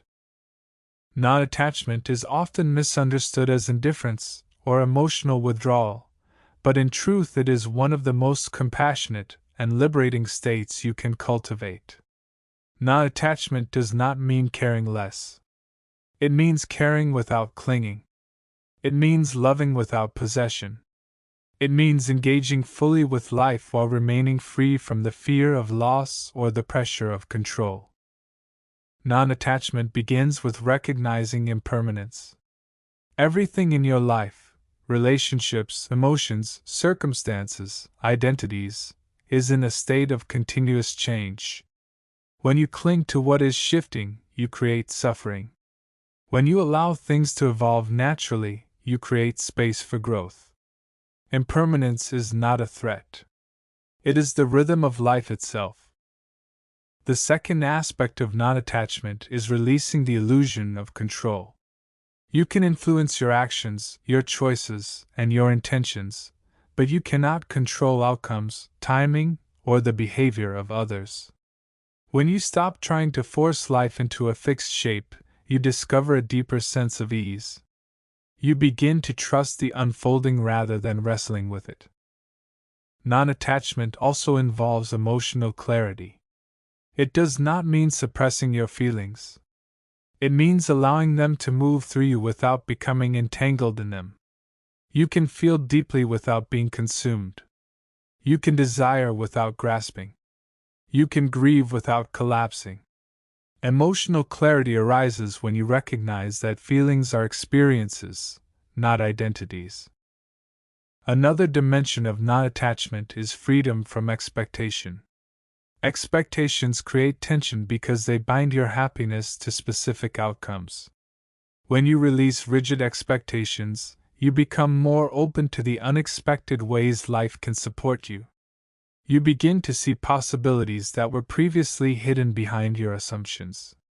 Freedom from expectation is not resignation. It is openness. Non-attachment is relational as well. It allows you to love others without trying to shape them. It allows you to offer support without sacrificing yourself. It allows you to stay connected without losing your center. Non-attachment strengthens relationships because it removes the pressure of possession and replaces it with presence. The Oversoul often guides you toward non-attachment through experiences of letting go of identities, plans, relationships, or beliefs that no longer serve your evolution. These moments can feel painful, but they are invitations to return to your deeper self. When you release what is misaligned, you make space for what is true. Non-attachment is not coldness. It is clarity. It is the recognition that your worth does not depend on external circumstances. It is the understanding that love is strongest when it is free. It is the quiet confidence that you can meet life as it is, without needing it to be something else. This chapter invites you to explore non-attachment in your own experience. Notice where you cling, to outcomes, to identities, to expectations. Notice how your energy shifts when you soften your grip. Notice the spaciousness that appears when you allow life to move without forcing it. Non-attachment is not about losing anything. It is about gaining freedom. When you cultivate non-attachment, your life becomes lighter, your relationships become more authentic, and your connection to your Oversoul becomes clearer. You move through the world with openness, presence, and quiet strength, unburdened by the need to hold on to what is already changing. Chapter 38: The Spaciousness of Letting Go. Letting go is one of the most profound inner movements you can make. It is not a single act but a continuous unfolding, a gentle release of what no longer serves your growth, your clarity, or your deeper alignment. Letting go is not about loss. It is about spaciousness. It is the clearing of inner clutter so that something truer can emerge. Letting go begins with recognition. You cannot release what you have not yet acknowledged. This means noticing the attachments, beliefs, expectations, and emotional patterns that weigh on your energy. Some of these attachments are subtle: a quiet hope, an old identity, a familiar story about who you are. Others are more obvious: a relationship that drains you, a plan that no longer fits, a habit that keeps you small. Recognition is the first doorway. The second movement is acceptance. Letting go becomes impossible when you resist the truth of what is changing. Acceptance does not mean liking the situation or agreeing with it. It means acknowledging reality without fighting it. Acceptance softens the grip of the mind and creates space for clarity to arise. It is the moment when you stop wrestling with life and begin to listen. Letting go also requires courage. The mind clings to the familiar, even when the familiar is painful. It fears the unknown, even when the unknown holds greater freedom. Courage is the willingness to step into that unknown, to trust that what you release will be replaced by something more aligned. Courage does not eliminate fear. It moves with it. Another dimension of letting go is forgiveness. Not the kind that excuses harm, but the kind that frees you from carrying the weight of resentment, regret, or self-judgment. Forgiveness is a release of emotional tension. It is the recognition that holding on to pain does not protect you, it binds you. When you forgive, you reclaim your energy. Letting go is also relational. It means allowing others to be who they are, without trying to shape them into who you want them to be. It means releasing the need for validation, approval, or certainty. It means recognizing when a connection has served its purpose and allowing it to evolve or dissolve naturally. Letting go in relationships is not abandonment. It is respect, for yourself and for the other. The Oversoul often guides you through cycles of letting go. These cycles may feel like endings, but they are thresholds. When something leaves your life, a role, a belief, a relationship, a version of yourself, it creates space for a deeper alignment to emerge. The emptiness that follows is not a void. It is a womb.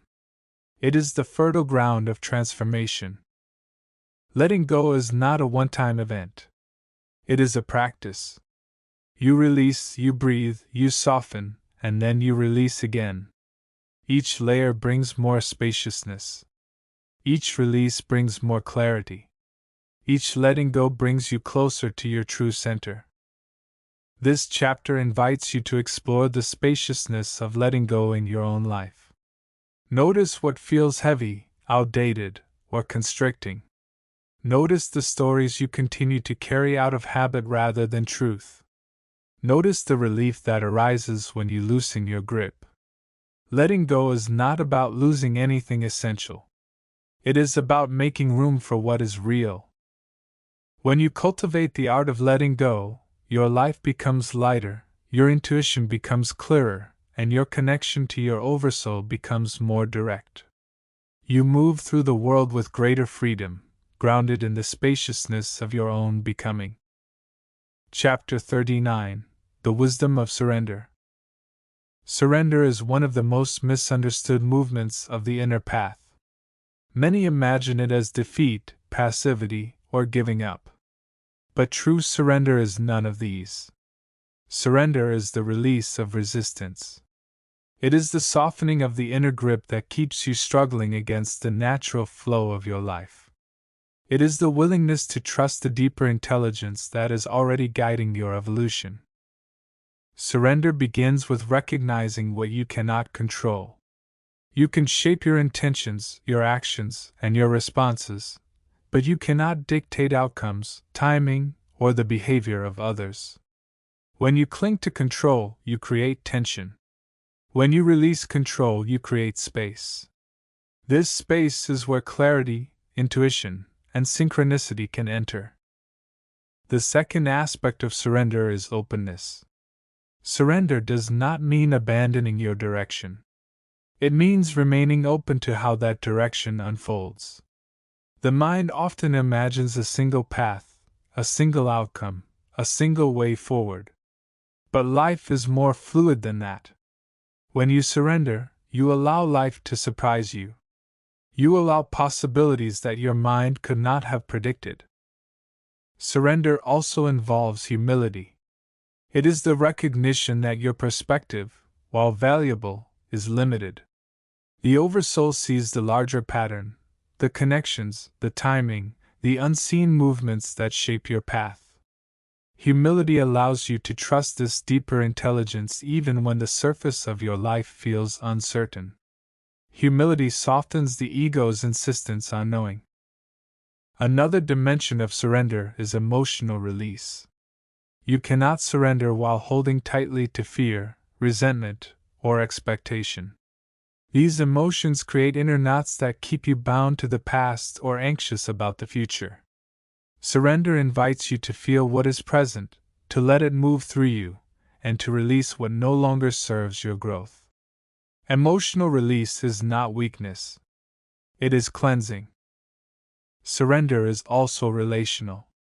It means allowing others to walk their own path without trying to shape their choices. It means releasing the need for validation or certainty in relationships. It means trusting that connection, when true, does not require control. Surrender strengthens relationships because it replaces pressure with presence.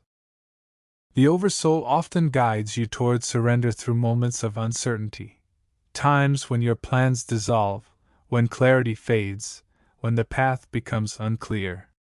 These moments are not punishments. They are invitations. They invite you to stop pushing and start listening. They invite you to trust the deeper rhythm of your life. Surrender is not passive. It is active alignment. It is the willingness to move when movement is true and to be still when stillness is needed. It is the capacity to act without forcing and to rest without collapsing. Surrender is the balance between intention and openness, between direction and trust. This chapter invites you to explore the wisdom of surrender in your own life. Notice where you are gripping tightly, to outcomes, to identities, to expectations. Notice how your energy shifts when you soften, breathe, and allow the moment to be what it is. Surrender is not about losing control. It is about releasing the illusion of control. When you cultivate surrender, your life becomes more fluid, more intuitive, and more deeply aligned with the intelligence that has always been guiding you. You stop wrestling with life and begin to move with it, and in that movement, you discover a deeper freedom. Chapter 40. The Deep Rest of Allowing Things to Be. There is a kind of rest that does not come from sleep, stillness, or withdrawal. It comes from releasing the inner struggle to make life different from what it is. This rest arises when you stop wrestling with reality and allow things to be as they are, not forever, not passively, but for this moment. It is a rest that brings clarity, spaciousness, and a profound sense of peace. Allowing things to be begins with recognizing the tension you carry. Much of your inner exhaustion comes not from what is happening, but from the resistance to what is happening. The mind tightens around its preferences, its fears, its expectations. It insists that life should be different, that you should be different, that others should be different. This tightening creates friction. Allowing softens it. The second movement is presence. When you allow things to be, you return to the immediacy of the moment. You stop projecting into the future or replaying the past. You meet life where it is actually happening, here, in this breath, in this sensation, in this unfolding. Presence does not solve everything, but it reveals what is real. And what is real is always more workable than what the mind imagines. Allowing things to be does not mean abandoning your intentions or your growth. It means recognizing that change arises more naturally from acceptance than from resistance. When you allow your emotions to be felt, they move. When you allow your thoughts to be seen, they lose their grip. When you allow your circumstances to be acknowledged, you gain clarity about your next step. Allowing is the soil in which transformation grows. Another dimension of allowing is compassion. When you stop demanding that you be different, you create space for gentleness. You recognize that you are doing your best with the awareness you have. You recognize that others are doing the same. Compassion softens the edges of your experience. It turns struggle into understanding. Allowing things to be is also relational. It means letting others walk their own path without trying to fix, shape, or rescue them. It means listening without imposing. It means offering presence rather than solutions. This kind of allowing deepens connection because it honors the autonomy and dignity of everyone involved. The Oversoul often guides you into this state through moments of uncertainty or pause. When life slows down, when plans dissolve, when clarity fades, you are invited to stop pushing and simply be. These moments are not obstacles. They are thresholds, openings into a deeper way of relating to your experience. Allowing things to be is not resignation. It is alignment. It is the recognition that peace does not come from controlling life, but from meeting it with openness. When you allow things to be, you stop fighting the current and begin to float with it. You discover that life supports you more than you realized. This chapter invites you to explore the deep rest of allowing things to be. Notice the moments when you tighten, resist, or push. Notice how your experience shifts when you soften, breathe, and let the moment be what it is. Allowing is not a passive state. It is an active, conscious openness, a doorway into clarity, peace, and inner freedom. When you cultivate this rest, your life becomes more spacious, your intuition becomes clearer, and your connection to your Oversoul becomes more direct. You move through the world with a quiet ease, grounded in the simple truth of being. Chapter 41: The Inner Equilibrium of Acceptance. Acceptance is one of the most stabilizing forces in your inner life. It is not resignation, defeat, or passivity. Acceptance is the quiet recognition of what is, the willingness to meet reality without distortion, denial, or resistance. When you accept what is present, you create the conditions for clarity, healing, and transformation to arise naturally. Acceptance begins with seeing clearly. Much of your suffering comes not from the situation itself, but from the stories the mind weaves around it, stories of how things should be, how others should behave, how you should feel. These stories tighten your experience. Acceptance loosens that grip. It invites you to look at the moment without the filter of expectation.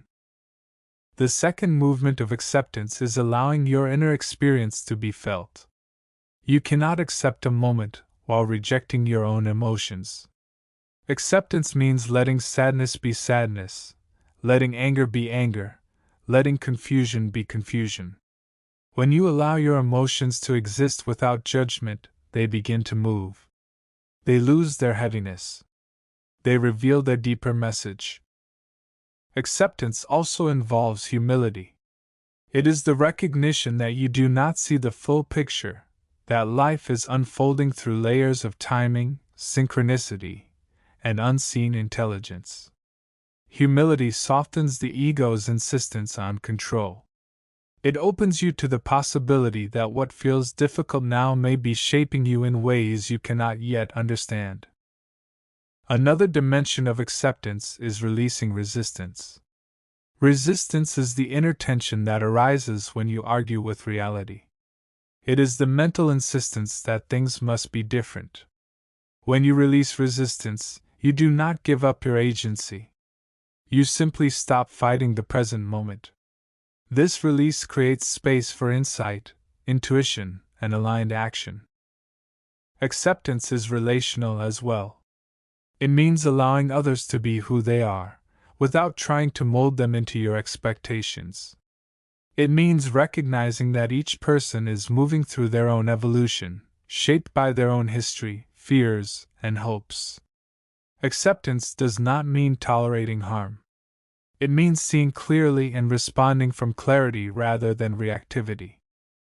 The Oversoul often guides you toward acceptance through moments of friction, times when life refuses to conform to your plans.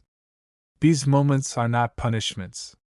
They are invitations to deepen your relationship with reality. When you accept what is, you become more aligned with the deeper intelligence shaping your path. Acceptance is not the end of change. It is the beginning. When you accept the present moment, you gain the clarity to see what needs to shift and the wisdom to know how to move. Acceptance transforms action from a place of struggle into a place of alignment. This chapter invites you to explore the equilibrium of acceptance in your own life. Notice the moments when you resist what is happening. Notice the tension that arises when you argue with reality. Notice how your experience shifts when you soften, breathe, and allow the moment to be exactly as it is.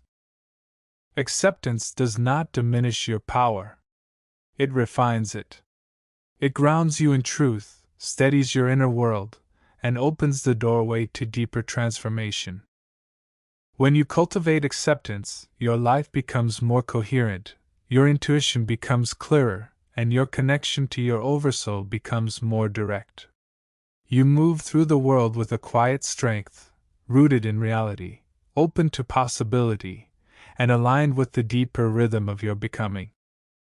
Chapter 42: The Gentle Art of Returning. No matter how committed you are to your inner path, you will drift. You will forget. You will become entangled in old patterns, swept up in emotion, or pulled into the noise of the world. This drifting is not a failure. It is part of being human. The true practice is not to avoid drifting, but to learn the gentle art of returning. Returning begins with awareness. You notice that you have been caught in thought, tension, or habit. You notice that you are no longer present. You notice that your actions or emotions are out of alignment with your deeper truth. This moment of noticing is not a judgment. It is a doorway. Awareness is the first step home. The second movement is softening. When you realize you have drifted, the mind often reacts with criticism. I should know better, I should be further along, I shouldn't feel this way. But this reaction only deepens the drift. Softening means meeting yourself with kindness. It means recognizing that drifting is natural and that returning is always possible. Softness opens the path back to yourself. Returning also involves grounding. You come back into your body, into your breath, your senses, your presence. You feel your feet on the ground, the air on your skin, the rhythm of your breathing. Grounding reconnects you with the immediacy of the moment. It reminds you that presence is not a concept but an experience. Another dimension of returning is remembering your intention. Not the rigid goals of the mind, but the deeper intention of your being, to live with clarity, authenticity, compassion, and alignment. When you reconnect with this intention, your actions naturally begin to realign. You do not need to force yourself back onto the path. You simply remember why you walk it. Returning is also relational. When you drift in relationships, into reactivity, defensiveness, or old patterns, the art of returning invites you to pause, breathe, and reconnect with your deeper values. It invites you to speak from clarity rather than impulse, to listen with presence rather than assumption, to meet others from your center rather than your fear. The Oversoul supports this process. It does not expect perfection. It does not measure your worth by how often you drift. It guides you gently back to yourself through intuition, synchronicity, and subtle inner signals. Each return strengthens your connection to this deeper intelligence. Each return deepens your trust. Returning is not a single act. It is a rhythm, drifting and returning, forgetting and remembering, tightening and softening. This rhythm is the heartbeat of the inner path. The more you practice returning, the more natural it becomes. Eventually, the drift itself becomes part of the practice, a reminder of your humanity and an invitation to deepen your presence. This chapter invites you to explore the gentle art of returning in your own life. Notice when you drift. Notice how it feels to return. Notice the relief, the clarity, the quiet homecoming that arises when you reconnect with your deeper self. Returning is not about perfection. It is about presence. When you cultivate this art, your life becomes more fluid, more compassionate, and more deeply aligned with the truth of who you are. You learn that no matter how far you wander, the path home is always only one breath away. Chapter 43: The Medicine of Presence. Presence is one of the most healing forces available to you. It does not require effort, belief, or technique. It requires only your willingness to return to this moment, to inhabit your experience fully, without drifting into the past or projecting into the future. Presence is the medicine that dissolves confusion, softens fear, and reveals clarity. Presence begins with attention. Not the sharp, analytical attention of the mind, but the soft, open attention of awareness. When you bring your attention to your breath, your body, or the sensations of the moment, you step out of the mental narratives that create tension. You return to what is real.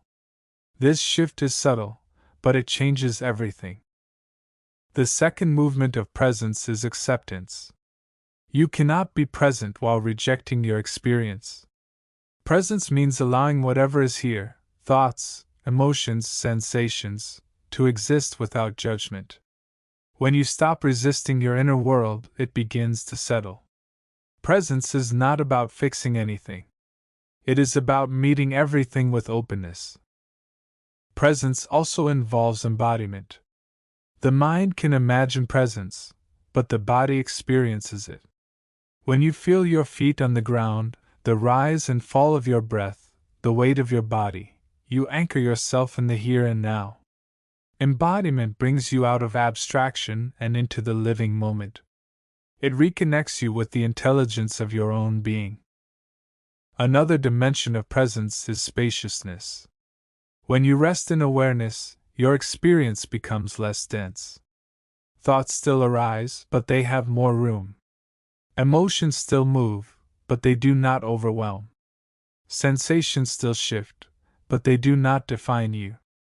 Spaciousness reveals that you are not the content of your experience, you are the space in which the content appears. Presence is relational as well. When you are present with another person, you listen more deeply. You see beyond their words into their intention, their emotion, their humanity. Presence transforms communication because it removes the filters of assumption and projection. It creates a field of connection where authenticity can emerge. The Oversoul communicates most clearly through presence. Intuition arises naturally when you are here. Synchronicities become more noticeable. Guidance becomes more accessible. Presence is the doorway through which the deeper intelligence of your life can be felt. When you are present, you are aligned with the rhythm of your own evolution. Presence is also a refuge. When life feels overwhelming, presence offers a place to rest, not by escaping your experience, but by meeting it with clarity. When you return to presence, you remember that you are larger than your thoughts, deeper than your emotions, and more spacious than your circumstances. You remember that you are not separate from life, you are part of its unfolding. This chapter invites you to explore the medicine of presence in your own life. Notice the moments when you drift into thought, tension, or habit. Notice how your experience shifts when you return to your breath, your body, or the immediacy of the moment. Presence is not a skill you master. It is a home you return to.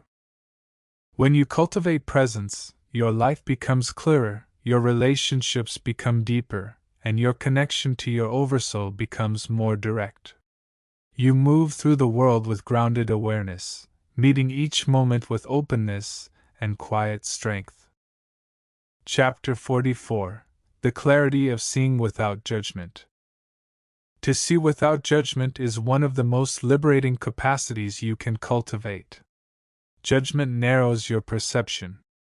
It overlays reality with labels, assumptions, and conclusions that often have more to do with your past than with the present moment. When you learn to see without judgment, you begin to experience life, and yourself, with greater clarity, compassion, and freedom. Seeing without judgment begins with awareness. Most judgments arise automatically, shaped by old conditioning, fears, and expectations. You may not even notice them at first. A subtle tightening, a quick conclusion, a familiar story about yourself or someone else. Awareness allows you to catch these judgments as they arise, not to suppress them, but to recognize them for what they are, mental habits, not truth. The second movement is curiosity. Curiosity opens the mind. It softens the rigid edges of judgment and invites you to explore rather than conclude. When you approach your experience with curiosity, what is actually happening here? What am I feeling? What is this person expressing beneath their words? You create space for deeper understanding. Curiosity transforms judgment into insight. Seeing without judgment also involves compassion. Judgment often arises from fear: fear of being wrong, fear of being vulnerable, fear of being hurt. Compassion softens this fear. It allows you to meet yourself and others with gentleness. Compassion does not excuse harmful behavior, but it recognizes the humanity beneath it. It sees the wounded places that shape actions. Compassion expands your perception. Another dimension of non-judgment is humility. Judgment assumes certainty. I know what this means, I know who this person is, I know how this will unfold. But life is more complex, more fluid, more mysterious than the mind's conclusions. Humility acknowledges that you do not see the full picture. It opens you to the possibility that there is more here than you realize. Seeing without judgment is relational as well. When you release judgment, you listen more deeply. You hear not only the words but the emotion beneath them. You see not only the behavior but the intention behind it. You become more present, more open, more capable of genuine connection. Non-judgment creates a field of safety where authenticity can emerge. The Oversoul supports this clarity. When you see without judgment, you align with the deeper intelligence of your being. You perceive life more accurately. You recognize synchronicities more easily. You hear intuition more clearly. Judgment clouds perception, non-judgment reveals it. Seeing without judgment does not mean abandoning discernment.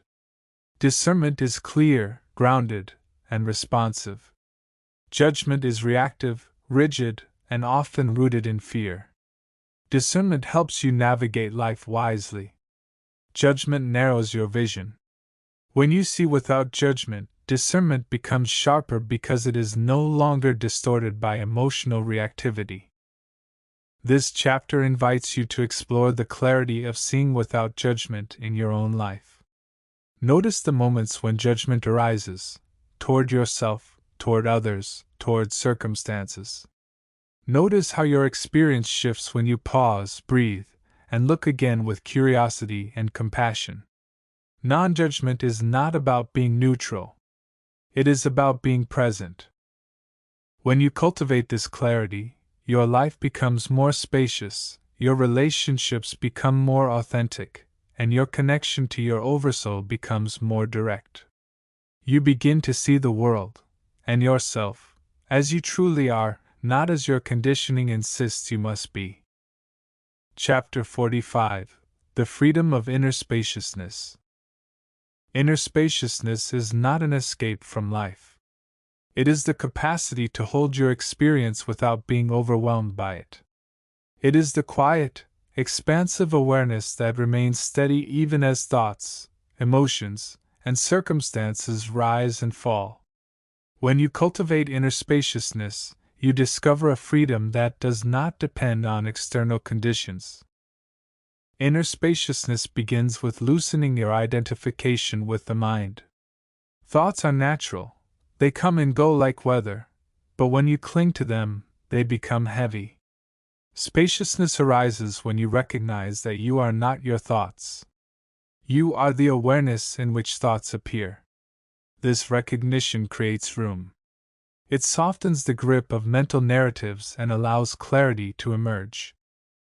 The second movement is emotional openness. Emotions can feel dense, intense, or overwhelming when you contract around them. But when you allow them to move through you without resistance, they become lighter. Spaciousness does not mean suppressing emotion. It means giving emotion room to breathe. When you stop tightening around your feelings, they transform naturally. Inner spaciousness also involves releasing the need for certainty. The mind seeks fixed answers, predictable outcomes, and solid ground. But life is fluid. When you allow uncertainty to exist without trying to control it, you create space for intuition, creativity, and insight. Spaciousness is the recognition that you do not need to know everything to move forward. Another dimension of spaciousness is silence. Not the absence of sound, but the quiet beneath the noise, the stillness beneath the movement of your inner world. When you rest in this silence, even for a moment, you reconnect with the deeper intelligence of your being. Silence is not empty. It is full of presence. Inner spaciousness is relational as well. When you bring spaciousness into your interactions, you listen more deeply. You respond rather than react. You give others room to express themselves without rushing to interpret or fix. Spaciousness creates a field of safety where authenticity can unfold. It transforms communication because it removes the pressure of urgency. The Oversoul often guides you towards spaciousness through moments of overwhelm. When life feels tight, compressed, or chaotic, you are being invited to expand inwardly. Not by changing the situation, but by changing the way you hold it. Spaciousness is the shift from contraction to openness, from entanglement to clarity. Spaciousness is not detachment. It is presence without entanglement. It is engagement without collapse. It is the ability to feel deeply without losing your center. When you cultivate spaciousness, you become more resilient, more intuitive, and more aligned with your deeper truth. This chapter invites you to explore the freedom of inner spaciousness in your own life. Notice the moments when you contract, around thoughts, emotions, or circumstances. Notice how your experience shifts when you soften, breathe, and allow more room. Spaciousness is not something you create. It is something you uncover. When you cultivate inner spaciousness, your life becomes lighter, your perception becomes clearer, and your connection to your Oversoul becomes more direct. You move through the world with openness, groundedness, and quiet freedom, spacious enough to hold whatever arises without losing yourself. Chapter 46: The Strength of Softness. Softness is often mistaken for weakness, but in truth it is one of the most powerful qualities you can cultivate. Softness is not fragility. It is not passivity. It is the quiet strength that arises when you no longer need to defend, control, or harden yourself against life. Softness is the natural expression of a heart that trusts its own resilience. Softness begins with openness. When you soften, you allow yourself to feel, not in a way that overwhelms you, but in a way that reconnects you with your humanity. You stop armoring yourself against discomfort. You stop tightening around fear. You stop resisting your own experience. This openness creates space for healing, clarity, and insight. The second movement of softness is receptivity. A soft heart listens. It receives life without immediately reacting, interpreting, or judging. Receptivity does not mean agreement. It means presence. It means allowing the moment to reveal itself before you respond. When you are receptive, you become more intuitive, more compassionate, and more aligned with your deeper truth.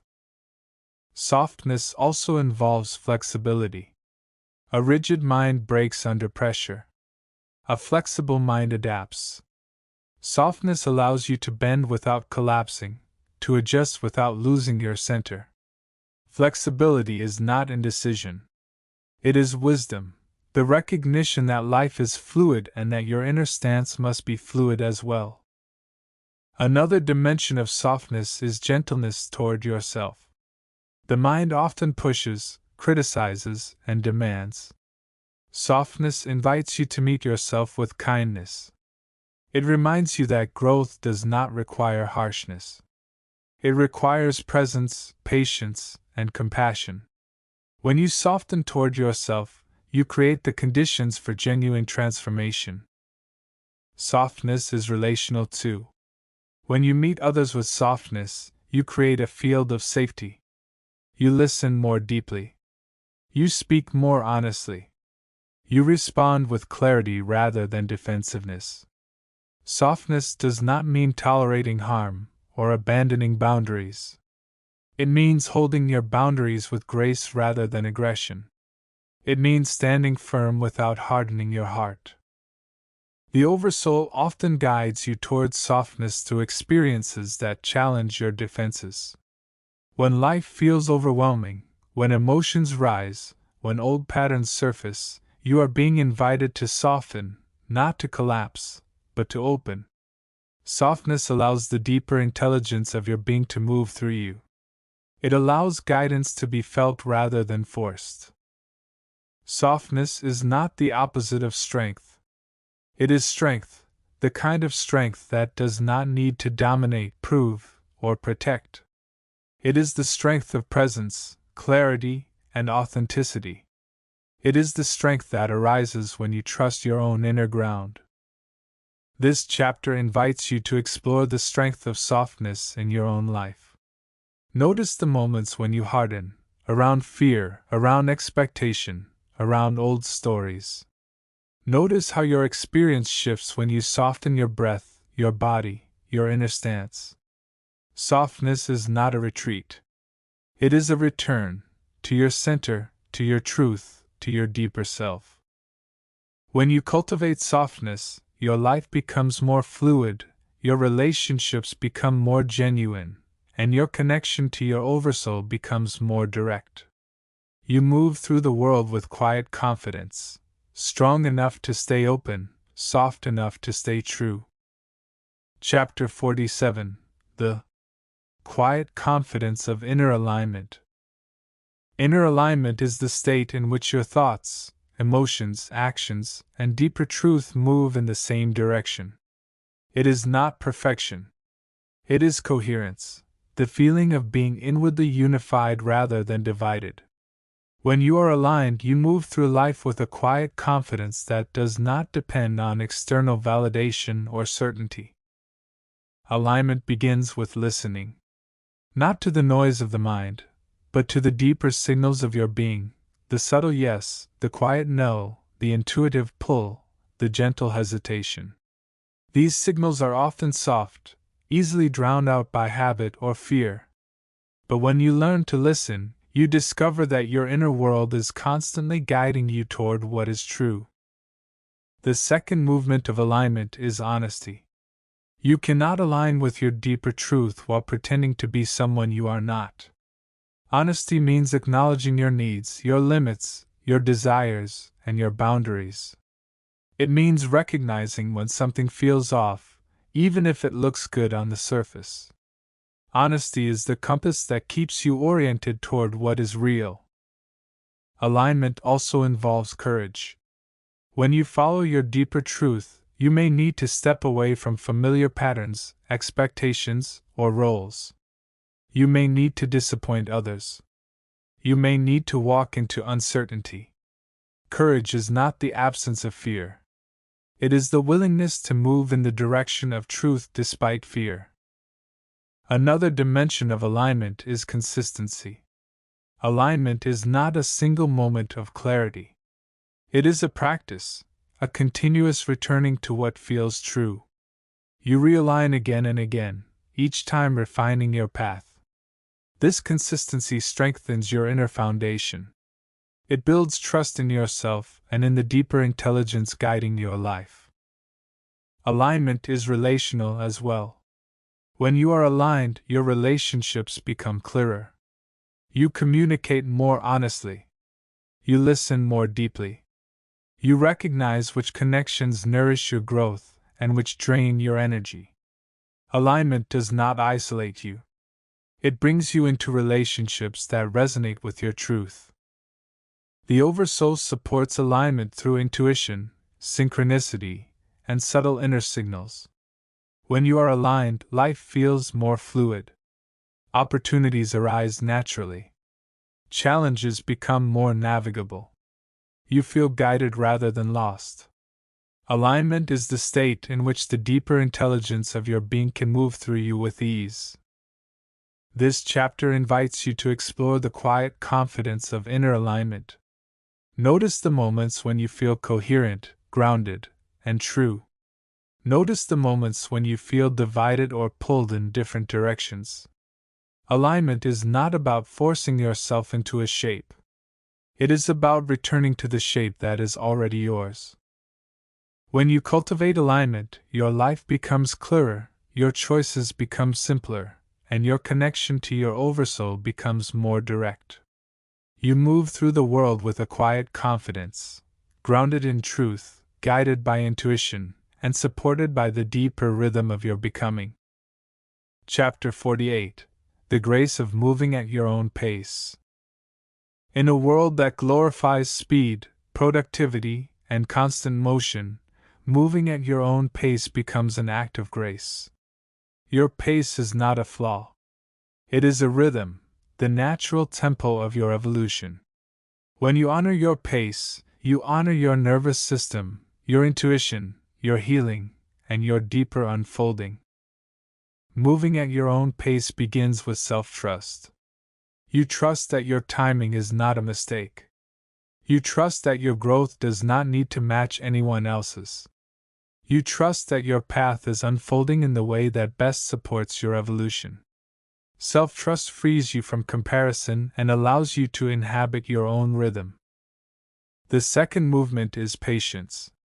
Not the strained patience of waiting for something to happen, but the spacious patience of allowing things to unfold naturally. When you rush, you disconnect from your center. When you slow down, you reconnect with your intuition. Patience is the soil in which clarity grows. Moving at your own pace also involves boundaries. The world will always try to speed you up, through expectations, pressures, or cultural narratives. Boundaries protect your rhythm. They allow you to say no when something feels rushed, forced, or misaligned. Boundaries are not barriers. They are the guardians of your pace. Another dimension of pacing is embodiment. Your body knows your rhythm more clearly than your mind. When you listen to your body, its signals, its fatigue, its excitement, its ease, you discover the pace that supports your well-being. Embodiment brings you out of mental urgency and into lived presence.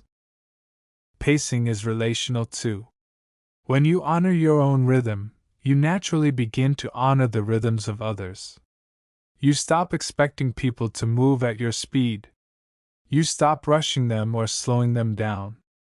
You meet them where they are. This creates relationships rooted in respect, spaciousness, and authenticity. The Oversoul often guides you through pacing by slowing you down when you try to rush ahead. Delays, pauses, and periods of stillness are not obstacles. They are recalibrations. They are invitations to return to your center, to listen more deeply, to move from alignment rather than urgency. Your pace is part of your path. This chapter invites you to explore the grace of moving at your own pace. Notice the moments when you feel rushed, pressured, or out of sync. Notice how your experience shifts when you slow down, breathe, and return to your natural rhythm. Your pace is not something to fix. It is something to honor. When you move at your own pace, your life becomes more grounded, your intuition becomes clearer, and your connection to your Oversoul becomes more direct. You walk your path with grace, steady, present, and aligned with the rhythm of your becoming. Chapter 49: The Subtle Intelligence of Discernment. Discernment is the quiet inner knowing that helps you navigate life with clarity. It is not suspicion, judgment, or overthinking. Discernment is the ability to sense what is true for you, what aligns with your deeper self, and what does not. It is the inner compass that guides you through complexity with steadiness and grace. Discernment begins with listening. Not to the loudest voice in your mind, but to the subtle signals of your intuition, the gentle pull towards something, the quiet contraction away from something else. These signals are often soft, easily overshadowed by habit, fear, or external pressure. But when you learn to listen, you discover that your inner world is constantly communicating. The second movement of discernment is clarity. Clarity does not always arrive as certainty. Sometimes it appears as a feeling of ease, a sense of coherence, or a quiet recognition that something fits. Other times it appears as discomfort, tension, or a subtle sense of misalignment. Clarity is not dramatic. It is precise. Discernment also involves boundaries. When you honor your inner knowing, you naturally begin to protect your energy. You say no to what drains you. You step away from what feels false. You choose relationships, environments, and commitments that support your growth. Boundaries are not walls. They are expressions of self-respect. Another dimension of discernment is patience. Not every answer arrives immediately. Sometimes you need to wait, to feel, to observe. Discernment unfolds over time. When you rush, you override your intuition. When you slow down, you allow deeper wisdom to surface. Patience is the space in which discernment becomes clear. Discernment is relational as well. It helps you recognize the difference between someone's words and their energy, between intention and impact, between connection and attachment. Discernment does not make you cynical. It makes you wise. It allows you to engage with others from clarity rather than projection. The Oversoul supports discernment through subtle inner cues, a quiet yes, a gentle no, a sense of expansion, a feeling of contraction. These signals are the language of your deeper intelligence. When you honor them, your life becomes more aligned, more fluid, and more coherent. This chapter invites you to explore the subtle intelligence of discernment in your own life. Notice the moments when something feels true, even if you cannot explain why. Notice the moments when something feels off, even if it looks good on the surface. Discernment is not about being right. It is about being aligned. When you cultivate discernment, your choices become clearer, your relationships become healthier, and your connection to your Oversoul becomes more direct. You move through the world with quiet wisdom, guided not by fear, but by truth.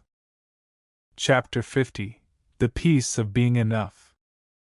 There is a deep peace that arises when you recognize that you are already enough. Not when you achieve more, heal more, understand more, or become more, but now, in this moment, exactly as you are. This recognition does not make you stagnant. It frees you. It releases the pressure to constantly prove, improve, or perform. Being enough begins with self-acceptance. This is not complacency. It is the willingness to meet yourself with honesty and compassion. It is the recognition that your worth is not conditional, not dependent on your productivity, your achievements, your appearance, or your emotional state. Self-acceptance is the foundation of inner peace. The second movement is releasing comparison. Comparison is one of the most persistent thieves of peace. It pulls you out of your own life and into someone else's path. When you release comparison, you return to your own rhythm, your own timing, your own unfolding. You remember that your journey is unique, and that uniqueness is sacred. Being enough also involves letting go of perfectionism. Perfectionism is the belief that you must earn your worth through flawlessness. But worth is inherent. It cannot be earned or lost. When you release perfectionism, you allow yourself to be human, to make mistakes, to learn, to grow. Imperfection becomes part of your beauty. Another dimension of being enough is embodiment. When you feel your breath, your body, your presence, you reconnect with the truth that you are already whole. You stop living in the future version of yourself and return to the one who is here now. Embodiment grounds you in the reality of your own sufficiency. Being enough is relational too. When you recognize your own worth, you stop seeking validation from others. You stop performing for approval. You show up authentically, without shrinking nor exaggerating. This authenticity deepens connection because it invites others to meet you with their own truth. The Oversoul continually affirms your enoughness. Not through words, but through the quiet sense of being held, guided, and supported. When you feel a moment of peace, a moment of clarity, a moment of presence, that is your deeper self reminding you that you are already whole. This chapter invites you to explore the peace of being enough in your own life. Notice the moments when you feel pressure to be more. When you embrace this truth, your life becomes more spacious, your relationships become more authentic, and your connection to your Oversoul becomes more intimate. You move through the world with quiet confidence, grounded in the simple, profound recognition that you are already enough. Chapter 51. The Quiet Maturity of Inner Responsibility. Inner responsibility is the recognition that your experience, your emotions, your reactions, your choices, arises from within you. It does not mean blaming yourself for everything that happens. It means acknowledging your power to respond consciously rather than unconsciously. This recognition is not heavy. It is liberating. Inner responsibility begins with awareness.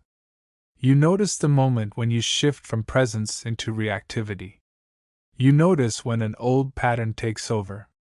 You notice when you project your fears or expectations onto others. This noticing is not self-criticism.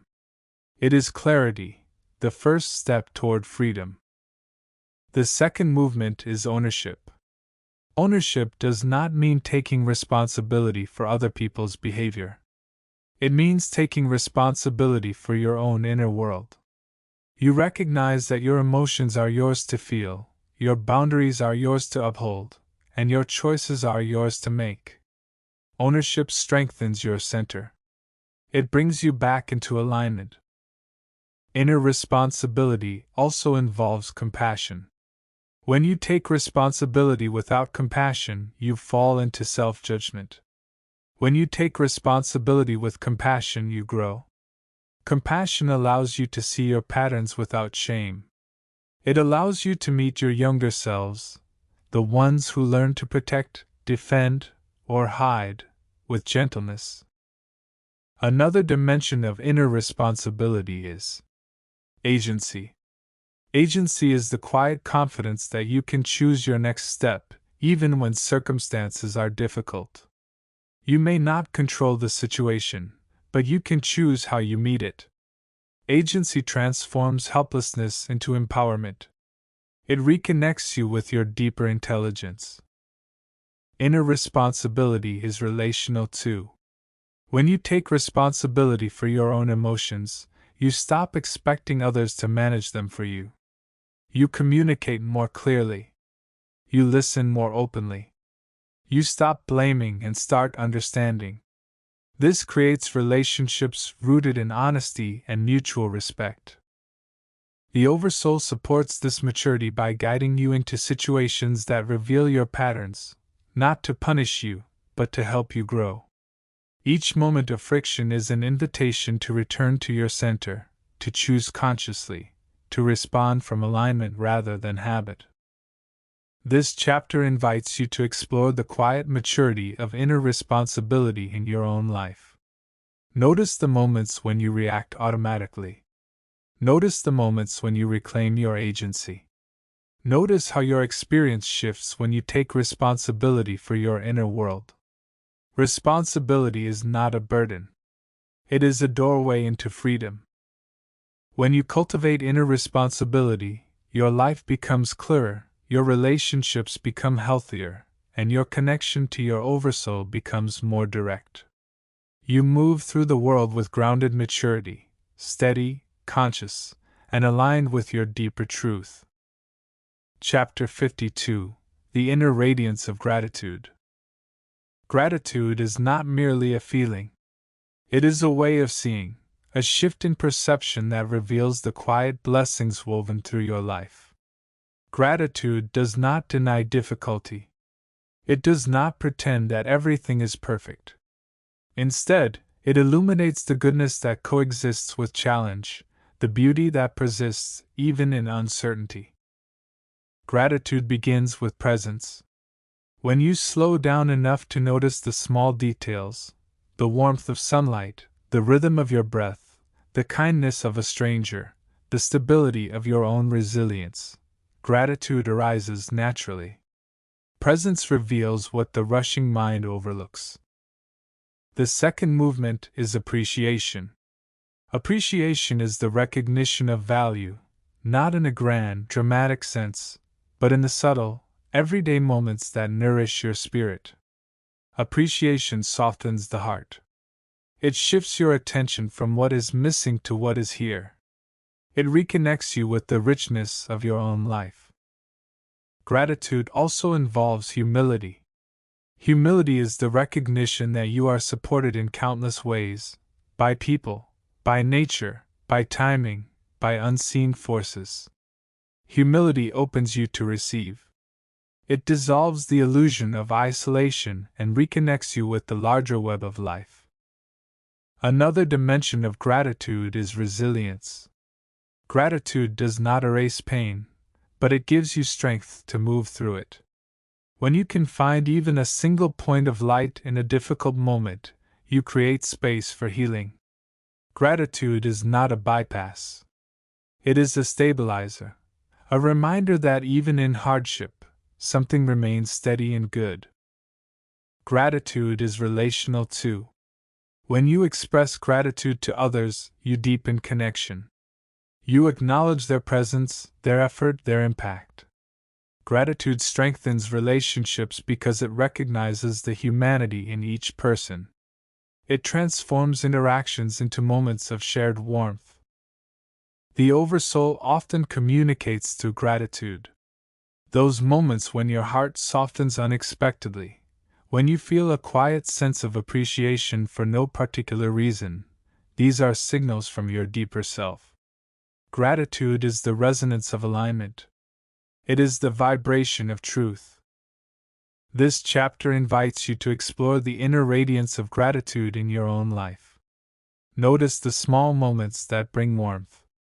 Notice the subtle blessings that support you. Notice how your energy shifts when you pause to appreciate what is already here. Gratitude is not something you force. It is something you uncover. When you cultivate gratitude, your life becomes more luminous, your heart becomes more open, and your connection to your Oversoul becomes more intimate. You move through the world with quiet radiance, seeing beauty where others see nothing, feeling supported where others feel alone, and recognizing the sacred in the ordinary. Chapter 53: The Art of Meeting Life as It Comes. There is a quiet wisdom in meeting life as it comes, not as you wish it to be, not as you fear it might become, but as it is in this moment. This way of being does not make you passive. It makes you responsive. It frees you from the tension of resisting reality, and opens you to the intelligence woven through each unfolding moment. Meeting life as it comes begins with presence. When you are present, you see clearly. You notice the subtle cues, the emotional textures, the opportunities hidden beneath the surface. Presence allows you to respond from alignment rather than habit. It brings you into direct contact with the truth of the moment. The second movement is flexibility. Life rarely follows the script the mind creates. Plans shift. People change. Circumstances evolve. Flexibility allows you to adapt without losing your center. It is the recognition that your strength lies not in rigidity, but in your ability to move with life rather than against it. Meeting life as it comes also involves humility. Humility acknowledges that you do not see the full picture, that there are forces, timings, and connections beyond your immediate understanding. Humility softens the ego's insistence on control and opens you to the deeper intelligence guiding your path. Another dimension of this art is emotional honesty. Meeting life as it comes does not mean suppressing your feelings. It means allowing them to arise, to be felt, and to move through you without becoming your identity. Emotional honesty keeps you grounded. It prevents you from bypassing your own experience. This way of being is relational too. When you meet others as they are, without projecting expectations or assumptions, you create space for genuine connection. You listen more deeply. You respond more authentically. You allow relationships to evolve naturally rather than forcing them into predetermined shapes. The Oversoul often teaches this art through unpredictability. When life surprises you, when plans dissolve, when clarity fades, you are being invited to meet the moment directly. These moments are not disruptions. They are initiations, opportunities to deepen your trust, your presence, and your alignment. This chapter invites you to explore the art of meeting life as it comes. Notice the moments when you resist the present. Notice how your experience shifts when you soften, breathe, and meet the moment with openness. This art is not about surrendering your agency. It is about aligning your agency with reality. When you cultivate this way of being, your life becomes more fluid, your intuition becomes sharper, and your connection to your Oversoul becomes more immediate. You move through the world with grounded responsiveness, steady, open, and attuned to the deeper rhythm of your unfolding. Chapter 54: The Quiet Liberation of Letting Yourself Be. One of the most profound freedoms you can experience is the freedom to let yourself be, to stop performing, striving, or contorting yourself into shapes that do not reflect your truth. Letting yourself be is not laziness or resignation. It is the recognition that your natural state is already enough, already worthy, already whole. Letting yourself be begins with self-permission. You give yourself permission to feel what you feel, to need what you need, to rest when you are tired, to speak when something matters, to be silent when it doesn't. Self-permission dissolves the internal pressure to constantly justify your existence. The second movement is authenticity. When you let yourself be, you stop hiding behind masks. You stop editing yourself to fit expectations. You stop shrinking to avoid discomfort. Authenticity is not dramatic. It is simple, the quiet willingness to show up as you are. Letting yourself be also involves releasing internalized standards. Many of the pressures you carry were never yours to begin with: inherited expectations, cultural ideals, old voices that once shaped your behavior. When you recognize these influences, you can gently set them down. You return to your own rhythm, your own truth. Another dimension of this liberation is rest. Not just physical rest, but emotional and psychological rest, the rest that comes from no longer fighting yourself. When you stop trying to be someone else, your energy returns. Your clarity returns. Your joy returns. Rest is not a reward. It is a right. Letting yourself be is relational too. When you show up as your true self, you invite others to do the same. You create relationships rooted in honesty rather than performance. You stop seeking approval and start seeking resonance. This shift transforms your connections from fragile to authentic. The Oversoul continually encourages this liberation. Every moment of ease, every intuitive yes, every sense of inner relief is a signal that you are moving closer to your natural state. The Oversoul does not ask you to become someone else. It asks you to remember who you already are. This chapter invites you to explore the quiet liberation of letting yourself be. Notice the moments when you tighten, perform, or hide. Notice the relief that arises when you soften into your natural state. Letting yourself be is not a destination. It is a practice, a continuous return to your own essence. When you cultivate this freedom, your life becomes more peaceful, your relationships become more genuine, and your connection to your Oversoul becomes more intimate.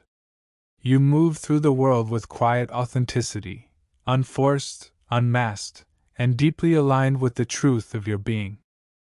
Chapter 55: The Inner Quiet That Follows Understanding. There is a particular quiet that arises not from silence, but from understanding.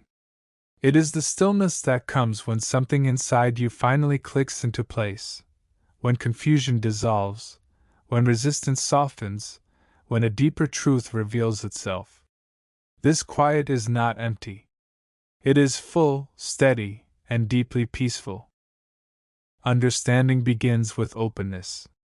When you stop insisting that life conform to your expectations, you create space for insight to emerge. Openness does not mean agreement. It means allowing the moment to reveal itself without forcing meaning onto it. Insight grows in spaciousness, not in tension. The second movement is reflection. Understanding often arises when you pause long enough to feel beneath the surface, beneath the story, beneath the reaction, beneath the habit. Reflection is not analysis. It is listening. It is the willingness to sit with your experience until it speaks. Understanding also involves humility. Humility recognizes that your perspective is always partial, always evolving. When you release the need to be right, you become more receptive to truth. Humility softens the ego's grip and allows deeper wisdom to enter. Another dimension of understanding is integration. When insight arises, it is not enough to recognize it intellectually.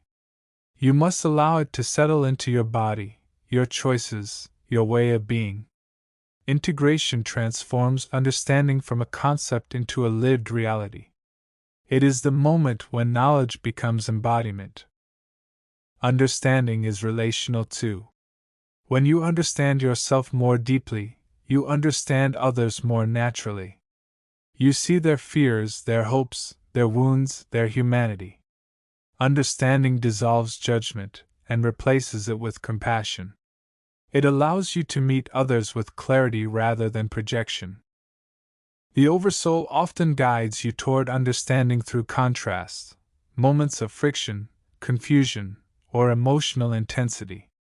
These moments are not obstacles. They are catalysts. They push you to look deeper, to question your assumptions, to expand your awareness. When understanding finally arrives, it feels like a soft exhale, a return to inner quiet. This chapter invites you to explore the quiet that follows understanding in your own life. Notice the moments when insight arises unexpectedly. Notice the relief that follows. Notice how your inner world settles when truth becomes clear. Understanding is not something you chase. It is something you allow. When you cultivate this inner quiet, your life becomes more grounded, your relationships become more compassionate, and your connection to your Oversoul becomes more intimate. You move through the world with clarity, steady, open, and aligned with the deeper truth of your being. Chapter 56. The Subtle Power of Gentle Persistence. Gentle persistence is the steady, compassionate commitment to your path, not through force, pressure, or urgency, but through quiet consistency. It is the recognition that meaningful change unfolds gradually, through small, repeated acts of alignment. Gentle persistence is strength without aggression, discipline without harshness. Gentle persistence begins with intention.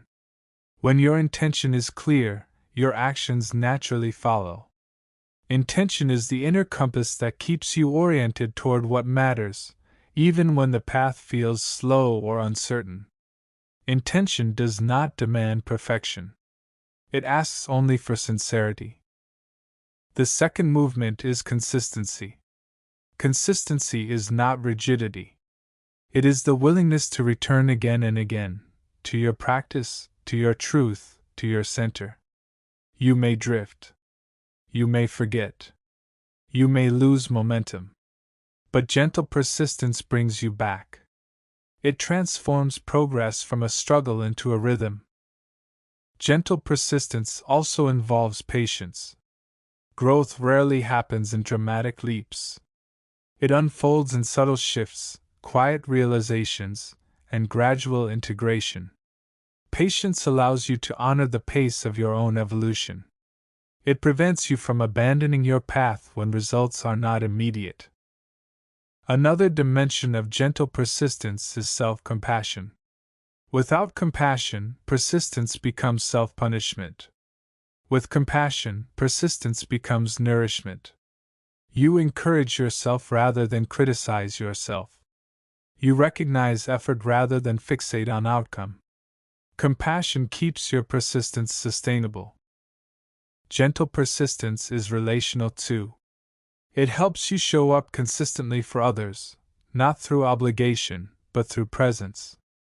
It allows you to maintain healthy boundaries, communicate clearly, and nurture connection without losing yourself. Persistence becomes a form of care. The Oversoul supports gentle persistence through subtle encouragement, moments of synchronicity, intuitive nudges, inner warmth. These signals remind you that you are on the right path, even when progress feels invisible. Gentle persistence aligns you with this deeper guidance. This chapter invites you to explore the subtle power of gentle persistence in your own life. Notice the small actions that move you toward alignment.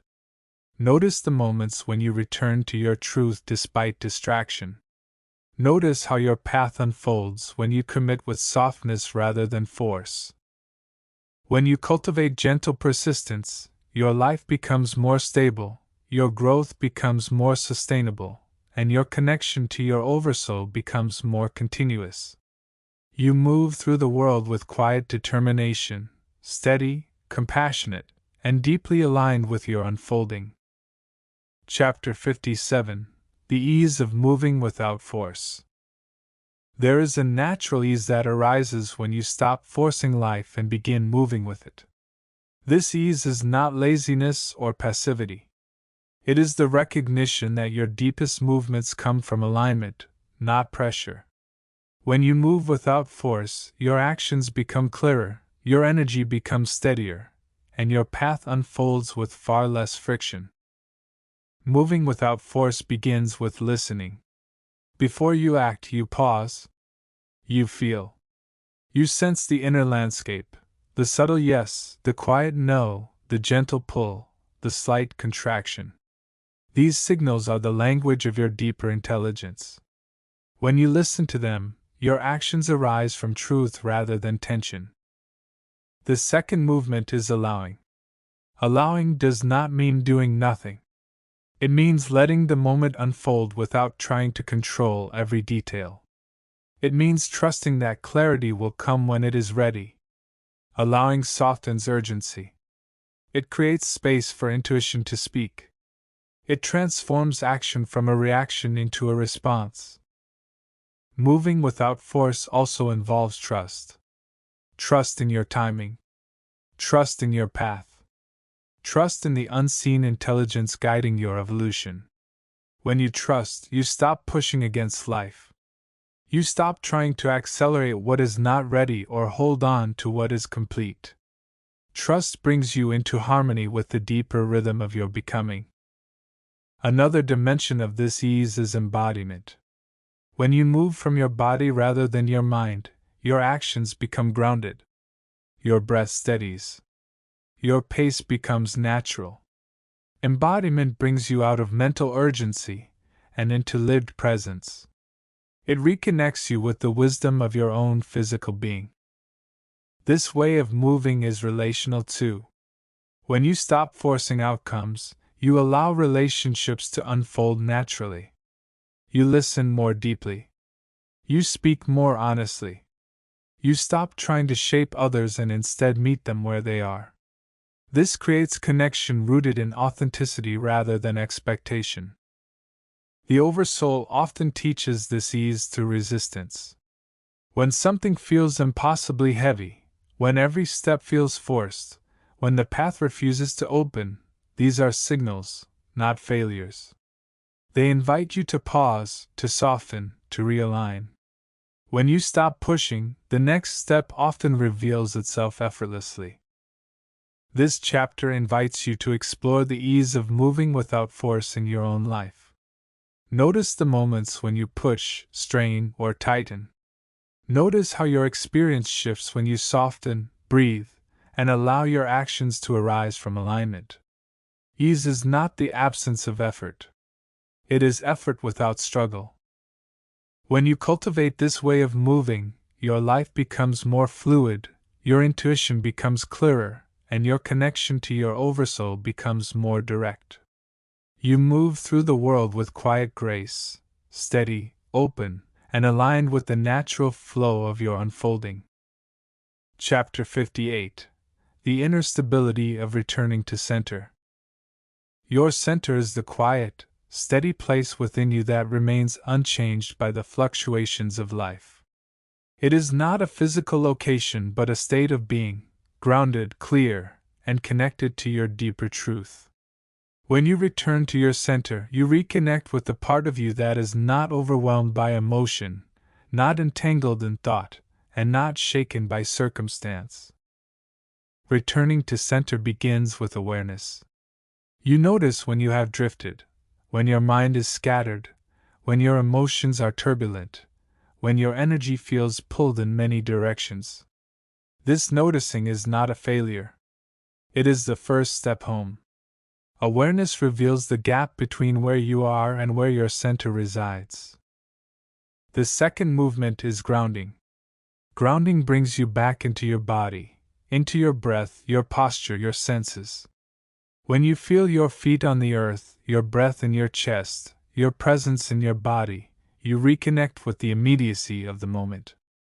Grounding stabilizes your energy. It anchors you in reality. Returning to center also involves release. You let go of the tension, the stories, the expectations, the emotional residue that pulled you off balance. Release is not dramatic. It is subtle, a soft exhale, a loosening of the shoulders, a quiet inner letting go. Release creates space for clarity to return. Another dimension of centering is remembering. You remember your values, your intentions, your deeper truth. You remember what matters and what does not. You remember that you are not your thoughts, not your emotions, not your circumstances. You are the awareness that holds them. Remembering brings coherence back to your inner world. Centering is relational too. When you return to your center, you communicate more clearly.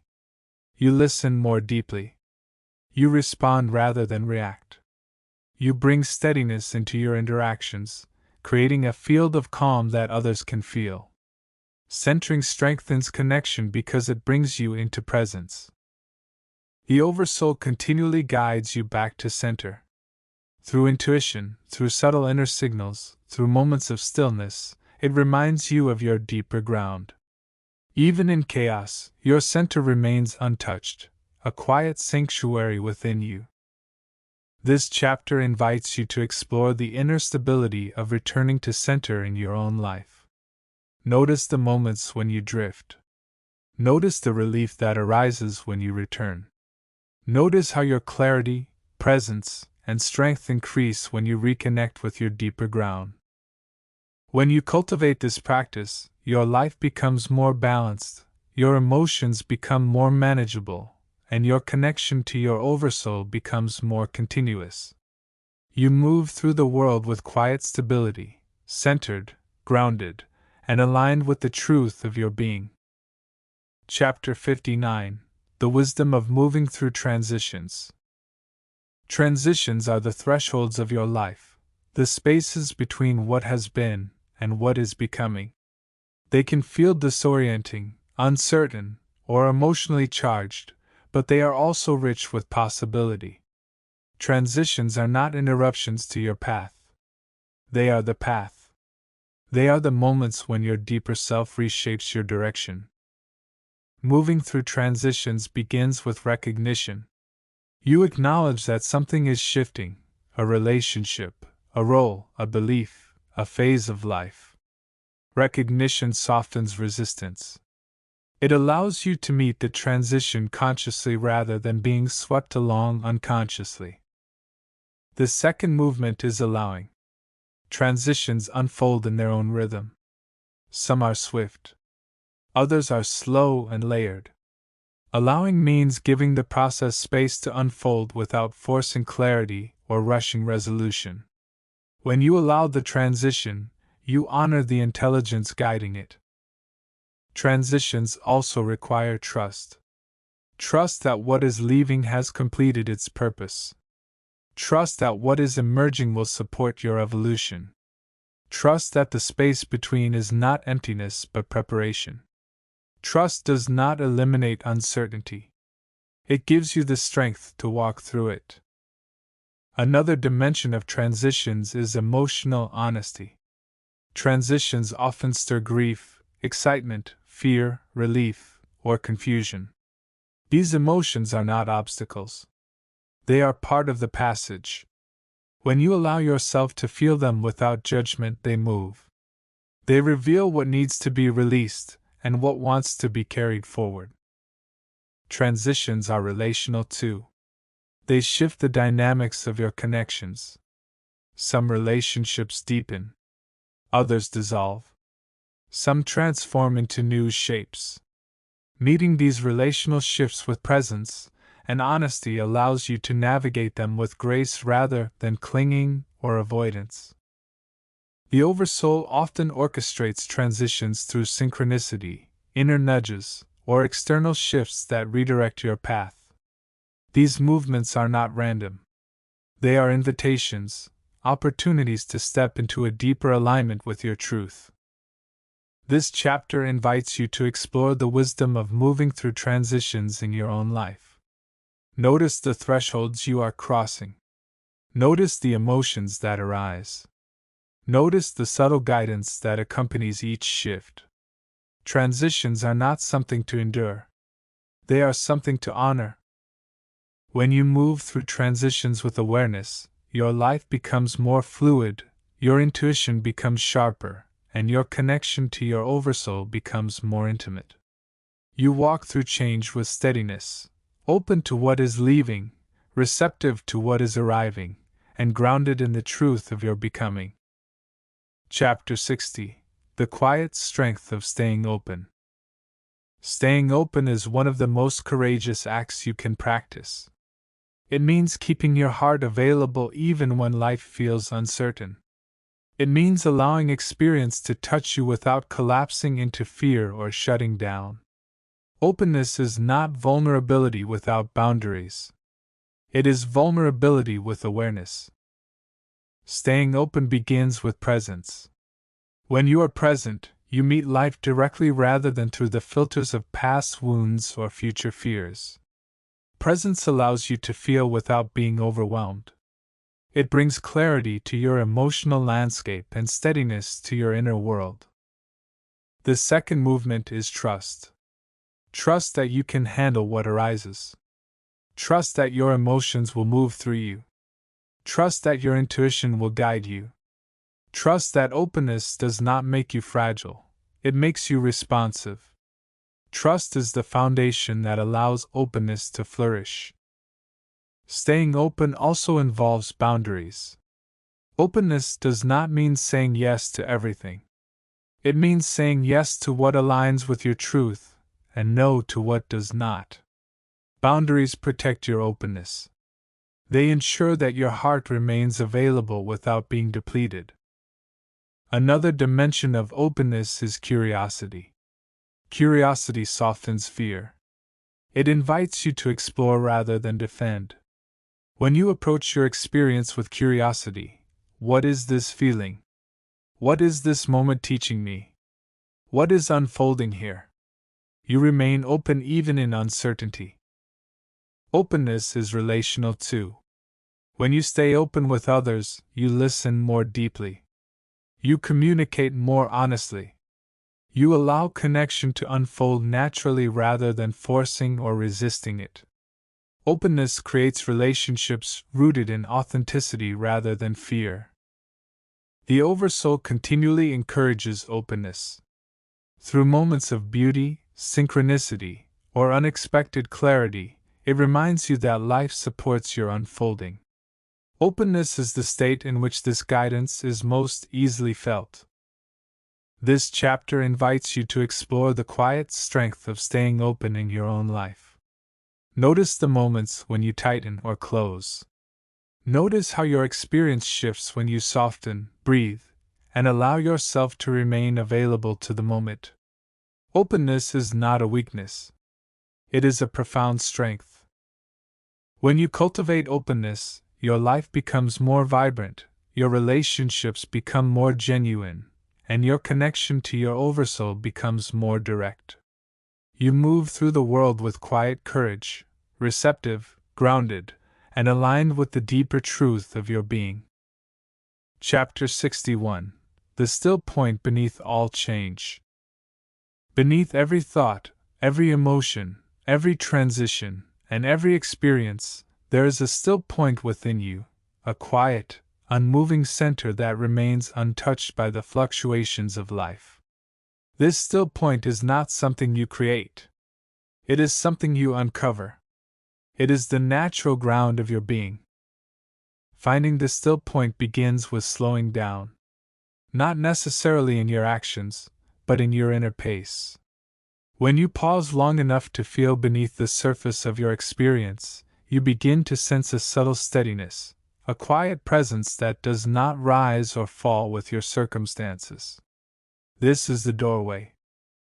The second movement is noticing. You notice the space between thoughts, the pause between breaths, the silence beneath sound. These spaces are not empty. They are alive with awareness. When you rest your attention there, even briefly, you reconnect with the still point that has always been present. The still point is not an escape from life. It is the foundation from which you can meet life more clearly.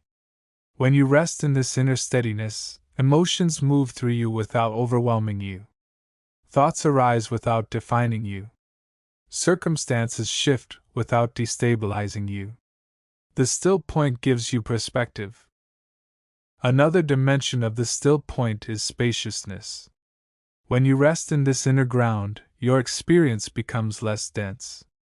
You feel more room around your emotions, more clarity around your thoughts, more openness in your body. Spaciousness is not detachment. It is presence without entanglement. The still point is relational too. When you meet others from this inner steadiness, you listen more deeply. You respond more authentically. You bring calm into interactions that might otherwise become reactive. Your presence becomes a stabilizing force. The Oversoul continually guides you toward this still point. Through moments of silence, intuition, or unexpected clarity, it invites you to return to the ground beneath your experience. The still point is where the Oversoul speaks most clearly. This chapter invites you to explore the still point beneath all change in your own life. Notice the moments when you touch this inner steadiness, in meditation, in nature, in breath, in quiet reflection. Notice how your experience shifts when you rest there, even for a moment. When you cultivate this connection, your life becomes more grounded, your emotions become more manageable, and your connection to your Oversoul becomes more direct. You move through the world with quiet stability, anchored in the stillness that underlies everything. Chapter 62: The Grace of Becoming Who You Already Are. Spiritual growth is not about becoming someone new. It is about remembering who you already are beneath conditioning, fear, and habit. The deepest transformations do not add anything to you. They reveal what has always been present. Becoming who you already are is a process of uncovering, not constructing. This becoming begins with honesty. You recognize the ways you have shaped yourself to fit expectations, the masks you wear, the roles you play, the identities you cling to. Honesty is not harsh. It is liberating. It allows you to see where you have drifted from your natural state. The second movement is shedding. You gently release the layers that no longer reflect your truth, old beliefs, outdated stories, inherited fears. Shedding is not dramatic. It is gradual, like leaves falling from a tree. Each layer you release brings you closer to your essence. Becoming who you already are also involves remembering. You remember the qualities that feel most natural: your clarity, your compassion, your creativity, your intuition. You remember the moments when you felt most alive, most authentic, most aligned. These memories are not nostalgia. They are signposts pointing you home. Another dimension of this becoming is embodiment. You do not simply understand your truth intellectually. You live it. You speak from it. You act from it. You make choices that reflect it. Embodiment transforms insight into reality. It is the moment when your inner truth becomes your outer life. This becoming is relational too. As you return to your authentic self, your relationships shift. Some deepen. Some dissolve. Some transform. You attract connections that resonate with your truth and release those that require you to shrink or perform. Authenticity clarifies your relational field. The Oversoul supports this becoming through intuition, synchronicity, and inner resonance. It continually nudges you toward what aligns with your essence and away from what obscures it. The path of becoming is guided from within. This chapter invites you to explore the grace of becoming who you already are. Notice the moments when you feel most yourself. Notice the layers that feel heavy or false. Notice the relief that arises when you return to your natural state. Becoming is not effortful. It is a homecoming. When you embrace this process, your life becomes more authentic, your choices become clearer, and your connection to your Oversoul becomes more intimate. You move through the world with quiet confidence, not as someone you are trying to become, but as the one you have always been. Chapter 63: The Quiet Courage of Living from the Heart. Living from the heart is not sentimental, naive, or fragile. It is one of the most courageous ways to move through the world. The heart sees clearly. It feels deeply. It responds authentically. But to live from the heart, you must be willing to stay open even when life feels uncertain, to remain honest even when honesty is uncomfortable, and to trust your inner truth even when it diverges from expectation. Living from the heart begins with sincerity. Sincerity is the willingness to show up as you are, without performance, without armor, without pretense.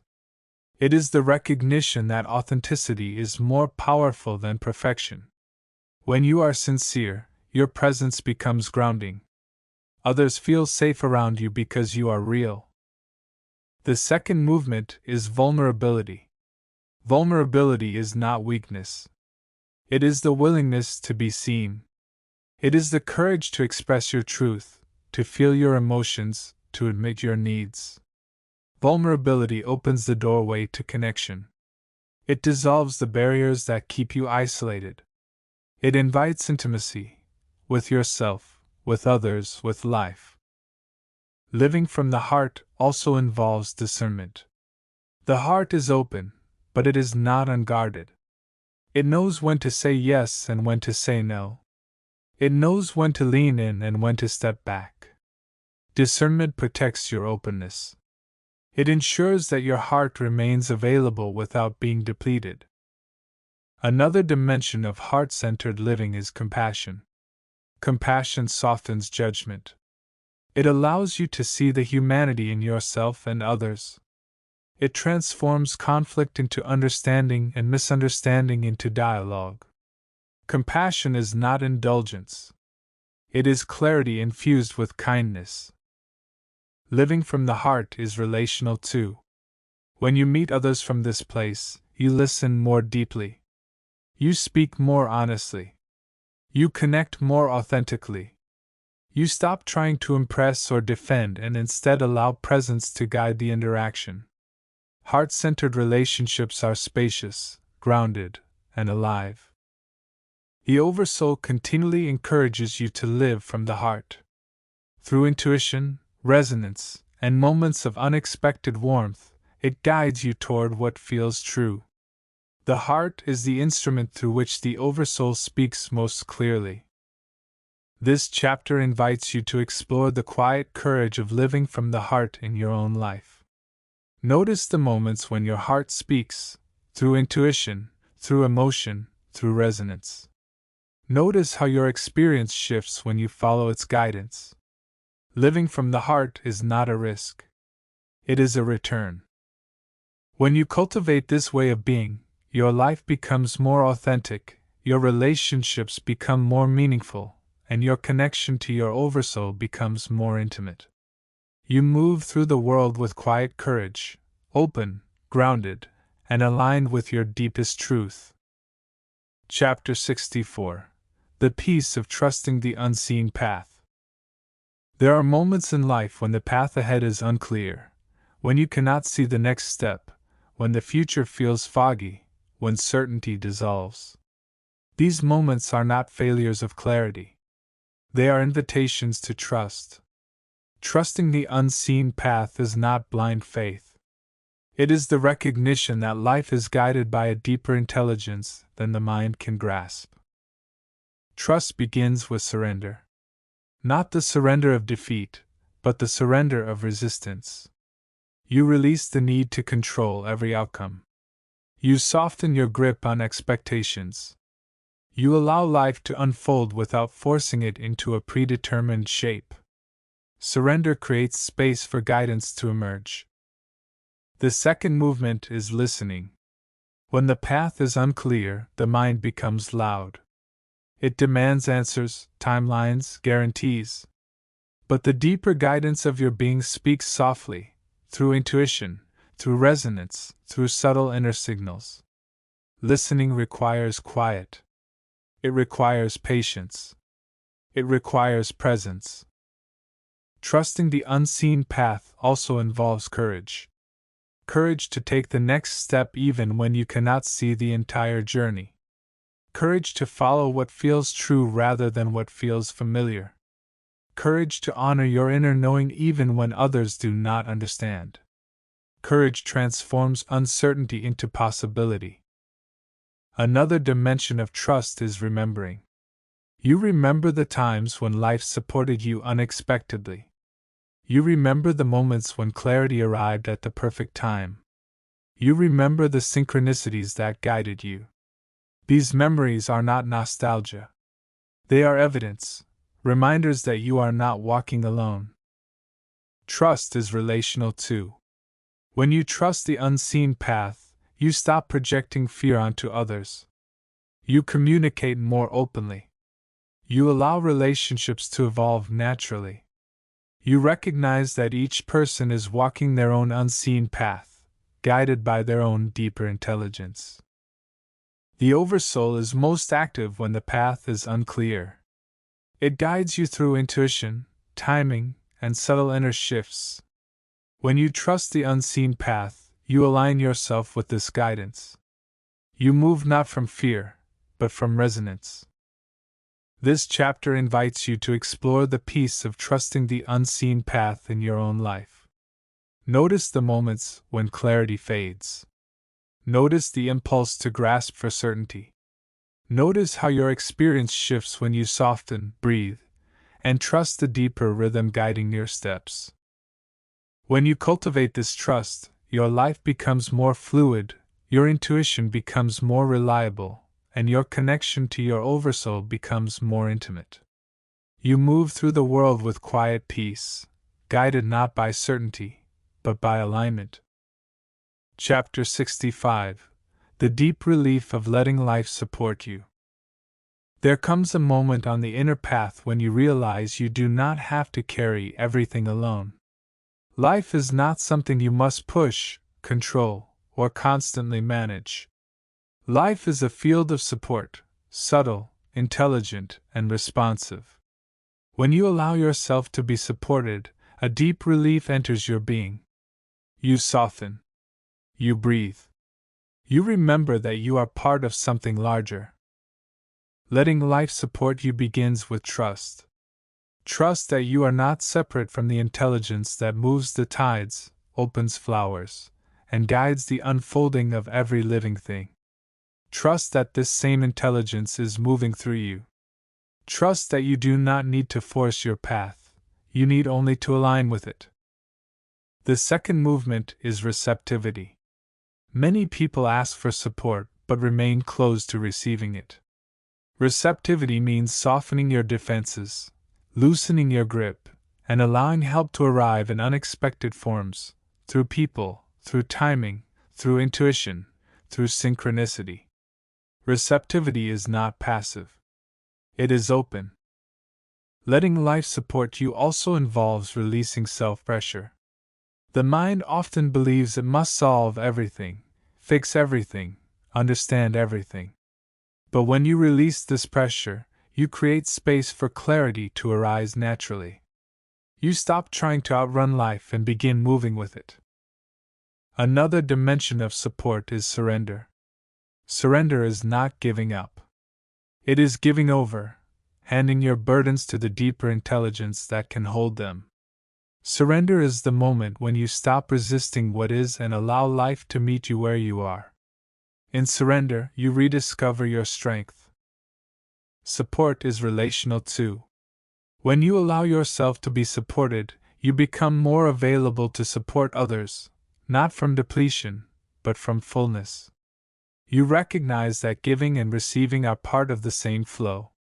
You stop isolating yourself behind self-reliance and begin participating in the shared field of human connection. The Oversoul continually supports you. Through intuition, through timing, through inner warmth, it guides your steps. When you let life support you, you align with this guidance. You stop struggling and start listening. This chapter invites you to explore the relief of letting life support you. Notice the moments when you carry too much. Notice how your body softens when you release even a little. Notice the subtle ways life responds when you open to support. You are not meant to walk alone. When you cultivate this openness, your life becomes lighter, your path becomes clearer, and your connection to your Oversoul becomes more intimate. You move through the world with quiet trust, supported, guided, and held by the deeper rhythm of your unfolding. Chapter 66: The Inner Expansion of Saying Yes to Life. Saying yes to life is not about agreeing to everything or abandoning discernment. It is an inner posture, a willingness to meet experience with openness rather than resistance. When you say yes to life, you expand. You become more available to possibility, more receptive to guidance, and more aligned with your deeper truth. Saying yes begins with presence. You cannot say yes to a moment you are not fully in. Presence brings you into direct contact with what is happening, the sensations, the emotions, the opportunities, the challenges. When you are present, your yes becomes authentic rather than reactive. The second movement is openness. Openness does not mean naivety. It means allowing the moment to unfold without immediately contracting around fear or expectation. Openness invites curiosity. What is this moment offering?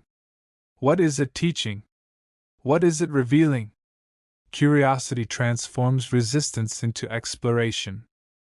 Saying yes also involves courage.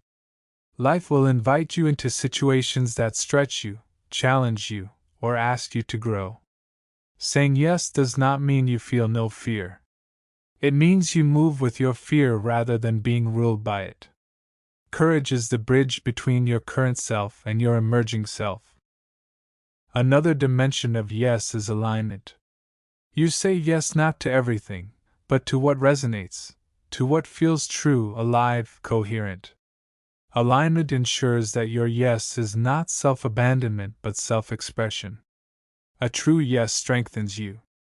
A false yes drains you. Saying yes is relational too. When you meet others with openness, you create space for deeper connection. You listen more fully. You respond more authentically.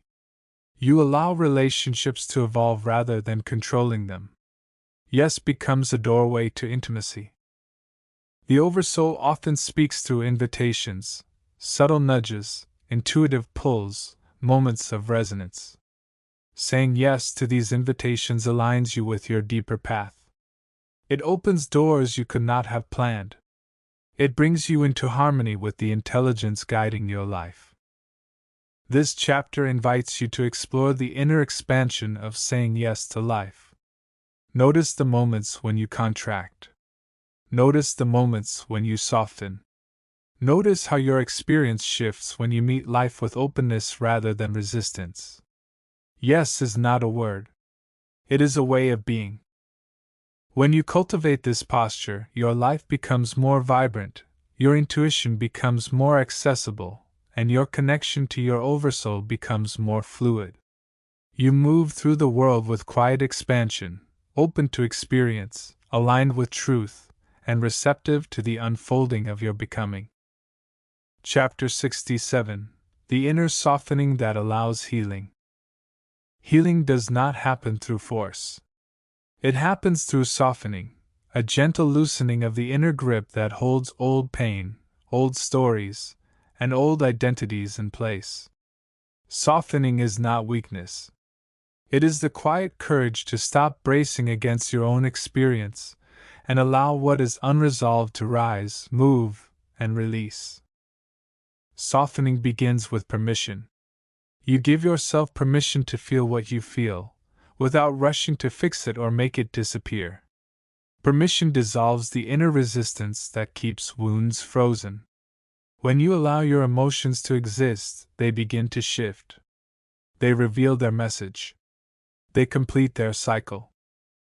The second movement is tenderness. Tenderness is the way you hold your inner world, gently, patiently, without judgment. When you meet your pain with tenderness, you create a safe space within yourself. This safety is what allows healing to unfold. Tenderness is not indulgence. It is wisdom. Softening also involves honesty. You acknowledge what hurts, what lingers, what still shapes your behavior. Honesty is not dramatic. It is clear. It allows you to see the patterns that need attention and the places where you have been carrying more than you realized. Honesty opens the doorway to release. Another dimension of softening is spaciousness. When you soften, your inner world becomes less dense. You feel more room around your emotions, more breath in your body, more clarity in your mind. Spaciousness does not erase pain. It gives it space to transform. Softening is relational too. When you soften inwardly, you soften outwardly. You listen more deeply. You respond more compassionately. You stop projecting your wounds onto others and begin meeting them from presence rather than protection. Softness strengthens connection. The Oversoul often guides you towards softening through moments of emotional intensity. These moments are not punishments. They are invitations, opportunities to release what no longer serves you. When you soften, you align with the deeper intelligence that knows how to heal you. This chapter invites you to explore the inner softening that allows healing. Notice the moments when you tighten. Notice how your experience shifts when you breathe. Relax your shoulders. And allow your inner world to be exactly as it is. Healing is not something you force. It is something you allow. When you cultivate this softening, your life becomes lighter, your emotions become more fluid, and your connection to your Oversoul becomes more intimate. You move through the world with quiet openness, healing not through effort, but through presence. Chapter 68: The Quiet Power of Living in Alignment with Your Values. Your values are the inner truths that guide your life, the principles that feel most authentic, meaningful, and resonant. When you live in alignment with your values, your life becomes coherent. Your actions match your inner truth. Your choices reflect your deeper self. Alignment with your values brings clarity, stability, and peace. Living in alignment begins with knowing your values. Not the values you were taught to adopt, but the ones that feel true in your bones: honesty, compassion, freedom, creativity, presence, integrity, or any other principle that resonates with your essence. These values are not rules. They are reflections of who you are. The second movement is embodiment. Values are not ideas. They are lived. When you embody your values, they shape your behavior, your boundaries, your relationships, and your decisions. Embodiment transforms values from concepts into lived truth. Living in alignment also involves courage. There will be moments when honoring your values requires you to step away from comfort, expectation, or approval. Courage is the willingness to choose truth over convenience. It is the recognition that alignment is worth the discomfort it sometimes brings. Another dimension of alignment is consistency. You return to your values again and again, even when you drift. Consistency does not mean perfection. It means sincerity, the willingness to realign whenever you notice you have stepped away from your truth. This practice strengthens your inner foundation. Alignment is relational too. When you live from your values, your relationships become clearer. You communicate more honestly. You recognize which connections support your truth and which require you to compromise it. Alignment brings integrity into your relational field. The Oversoul continually guides you toward value-based living. Through intuition, resonance, and subtle inner signals, it nudges you toward what aligns with your essence. When you follow these signals, your life becomes more coherent, and your path becomes more fluid. This chapter invites you to explore the quiet power of living in alignment with your values. Notice the principles that feel most true. Notice the moments when you honor them and the moments when you drift. Notice how your energy shifts when your actions reflect your deeper truth. When you cultivate this alignment, your life becomes more grounded, your choices become clearer, and your connection to your oversoul becomes more direct. You move through the world with quiet integrity, living not from expectation but from truth. Chapter 69: The Wisdom of Allowing Life to Unfold. There is a profound intelligence woven into the unfolding of your life, an intelligence that operates beneath your plans, beyond your expectations, and often outside your conscious awareness. When you allow life to unfold rather than trying to control every detail, you enter into partnership with this deeper intelligence. You move from strain into flow. Allowing begins with trust. Trust that life is not random. Trust that your path is shaped by timing, resonance, intuition, and unseen connections. Trust that what arrives has something to teach you, and what leaves has completed its purpose. Trust softens the mind's insistence on certainty. The second movement is patience. Patience is not waiting for something to happen. It is the willingness to be fully present in the space between. When you are patient, you stop rushing the moment. You stop forcing clarity. You allow insight to emerge in its own time. Patience is spaciousness in motion. Allowing also involves humility. Humility recognizes that you do not see the full picture, that life is orchestrating possibilities you cannot yet imagine. Humility softens the ego's grip and opens you to guidance.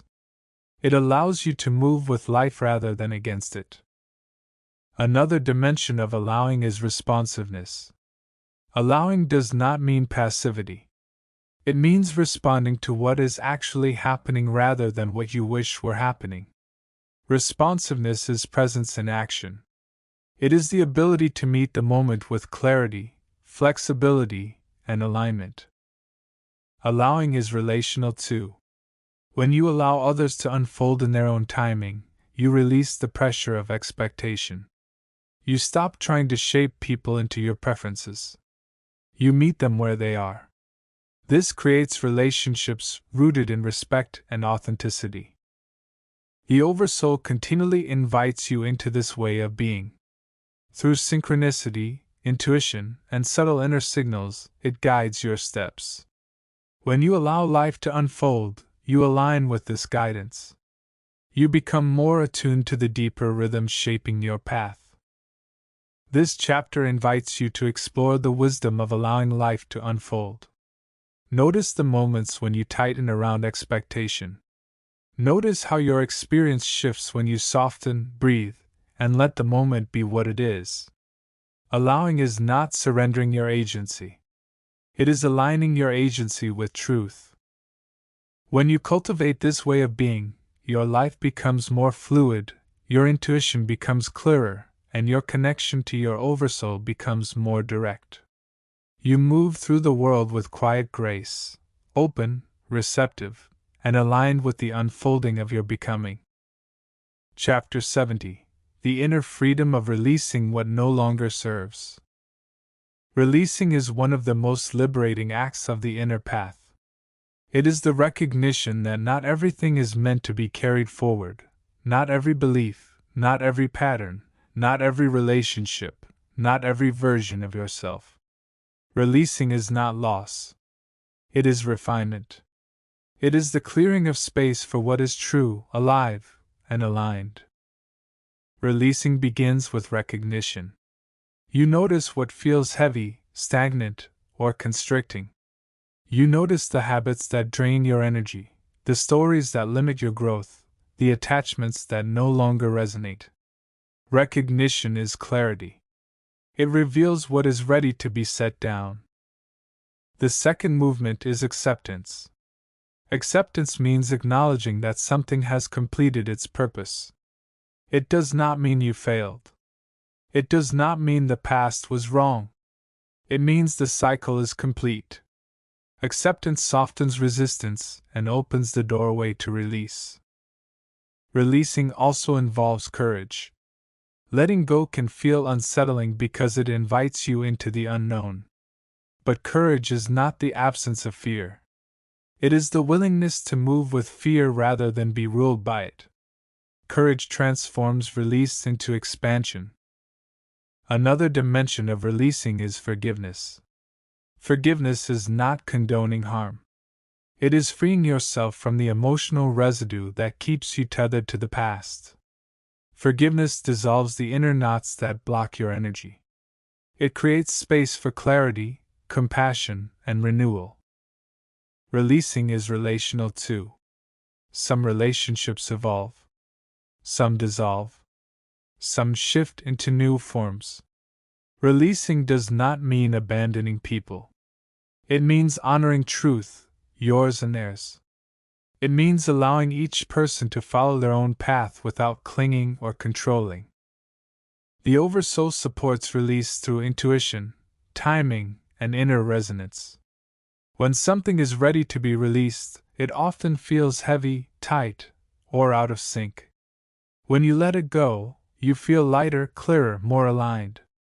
Release is the Oversoul's way of clearing space for your next becoming. This chapter invites you to explore the inner freedom of releasing what no longer serves. Notice the places where you hold on out of habit, fear, or nostalgia. Notice the relief that arises when you let go. Release is not an ending.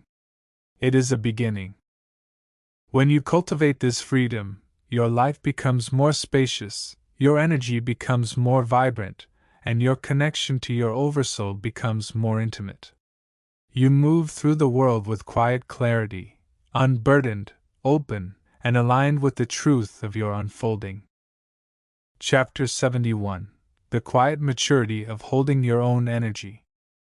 There is a profound shift that happens when you learn to hold your own energy. Instead of leaking your attention into the past or future, instead of absorbing the emotions of others, instead of scattering yourself through worry or overgiving, you begin to inhabit your own field with steadiness.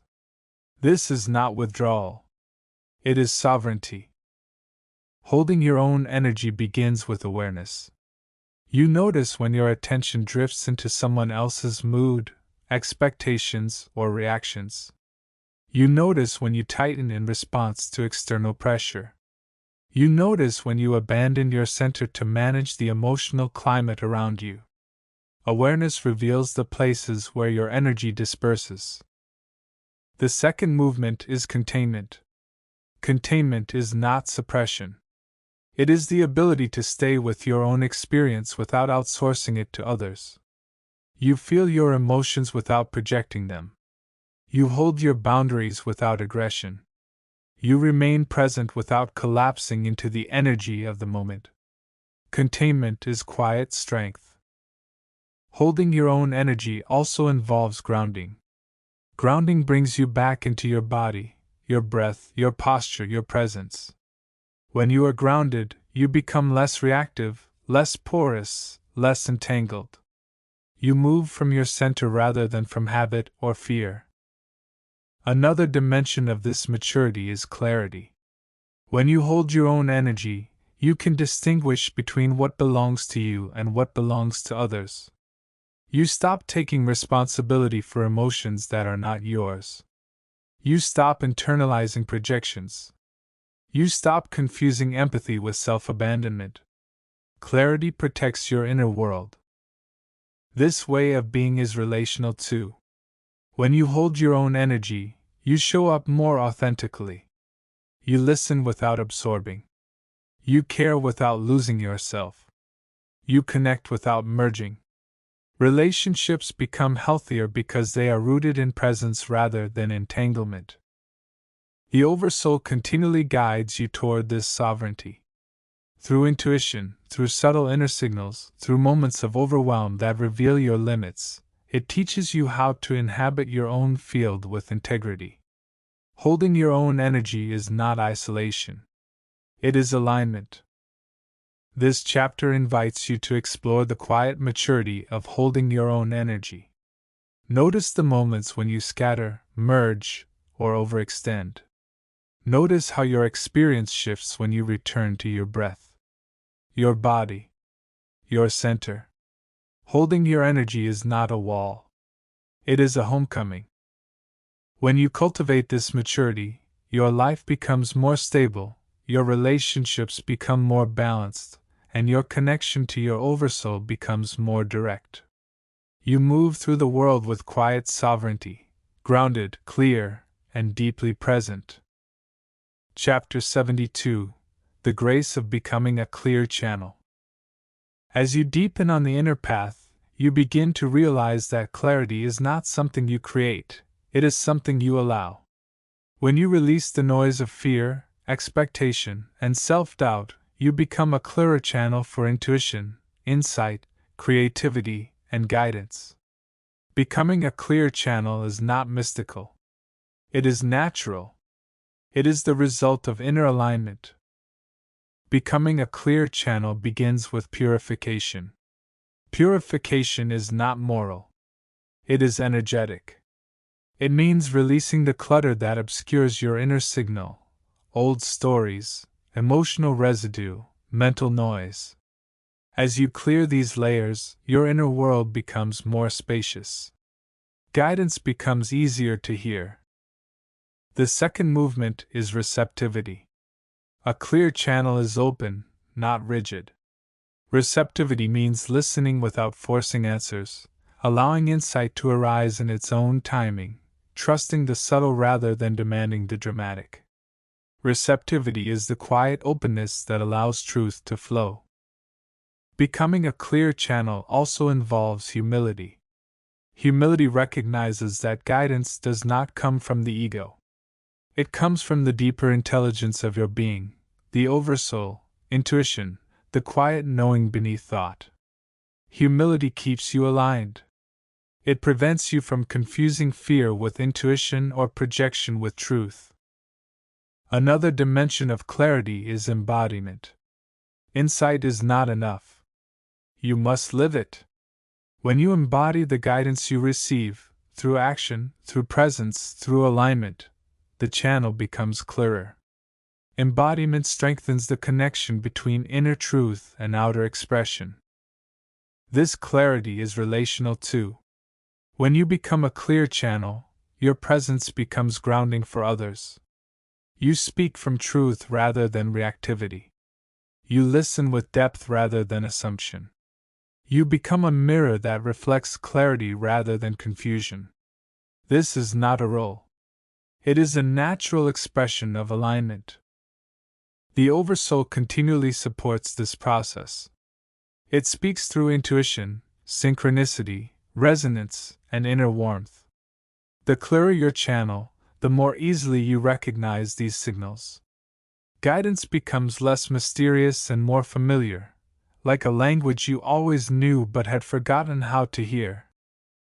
This chapter invites you to explore the grace of becoming a clear channel. Notice the moments when your inner world feels spacious and receptive. Notice the moments when guidance arises effortlessly. Notice how your life shifts when you act from this clarity. When you cultivate this grace, your life becomes more aligned, your intuition becomes more reliable, and your connection to your oversoul becomes more luminous. You move through the world with quiet clarity, a clear channel for the deeper intelligence that flows through your being. Chapter 73: The Strength of Standing in Your Truth. There comes a point on the inner path when you can no longer betray yourself. Not out of defiance, not out of pride, but out of clarity. Standing in your truth is not about confrontation. It is about alignment, the quiet, unwavering commitment to honor what feels real, coherent, and alive within you. Standing in your truth begins with self-recognition. You acknowledge what you know in your bones, even if the mind doubts it. You recognize the subtle signals of resonance and dissonance.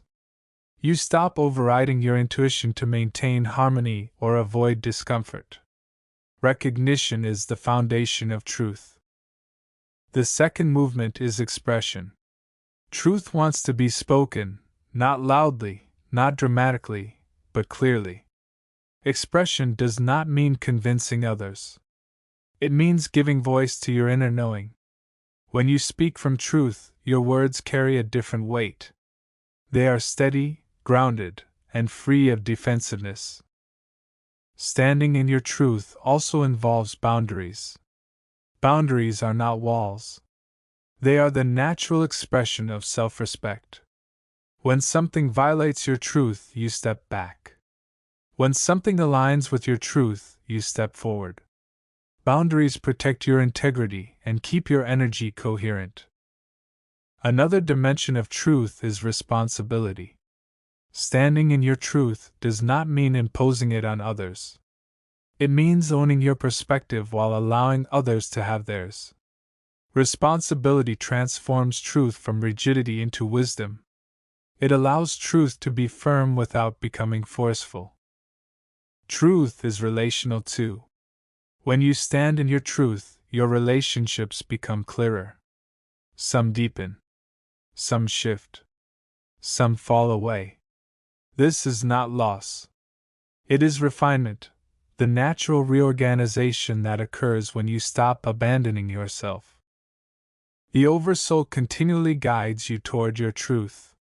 Through intuition, resonance, and inner clarity, it reveals the path that aligns with your essence. When you stand in your truth, you align with this deeper intelligence. This chapter invites you to explore the strength of standing in your truth. Notice the moments when you feel a quiet inner yes or no. Notice how your body responds when you honor or ignore these signals. Truth is not a destination. It is a stance. When you cultivate this strength, your life becomes more coherent, your relationships become more authentic, and your connection to your Oversoul becomes more direct. You move through the world with quiet authority, grounded in the truth of who you are. Chapter 74. The Peace of Letting Yourself Evolve. You are not meant to stay the same. Growth is not a disruption to your identity. It is the natural expression of your being. Letting yourself evolve means allowing your inner world to shift, your perspectives to expand, your desires to change, and your sense of self to deepen. Evolution is not instability. It is maturation. Letting yourself evolve begins with permission. You give yourself permission to outgrow old versions of yourself, the roles, the beliefs, the patterns that once served you but now feel too small. Permission dissolves the guilt that often accompanies change. It frees you to move forward without apology.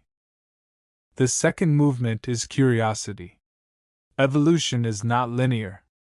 It unfolds in spirals, cycles, and unexpected openings. Curiosity allows you to explore these shifts without fear. It invites you to ask, who am I becoming? What is emerging? What is calling me now? Curiosity transforms uncertainty into discovery. Letting yourself evolve also involves release. You cannot step into a new chapter while clinging to the old one. Release is not rejection. It is gratitude, the recognition that what once supported you has completed its purpose. Release creates space for the next version of your life to take shape. Another dimension of evolution is integration. As you grow, you weave your new insights, values, and experiences into your daily life. Integration grounds your evolution. It ensures that your growth is embodied rather than conceptual.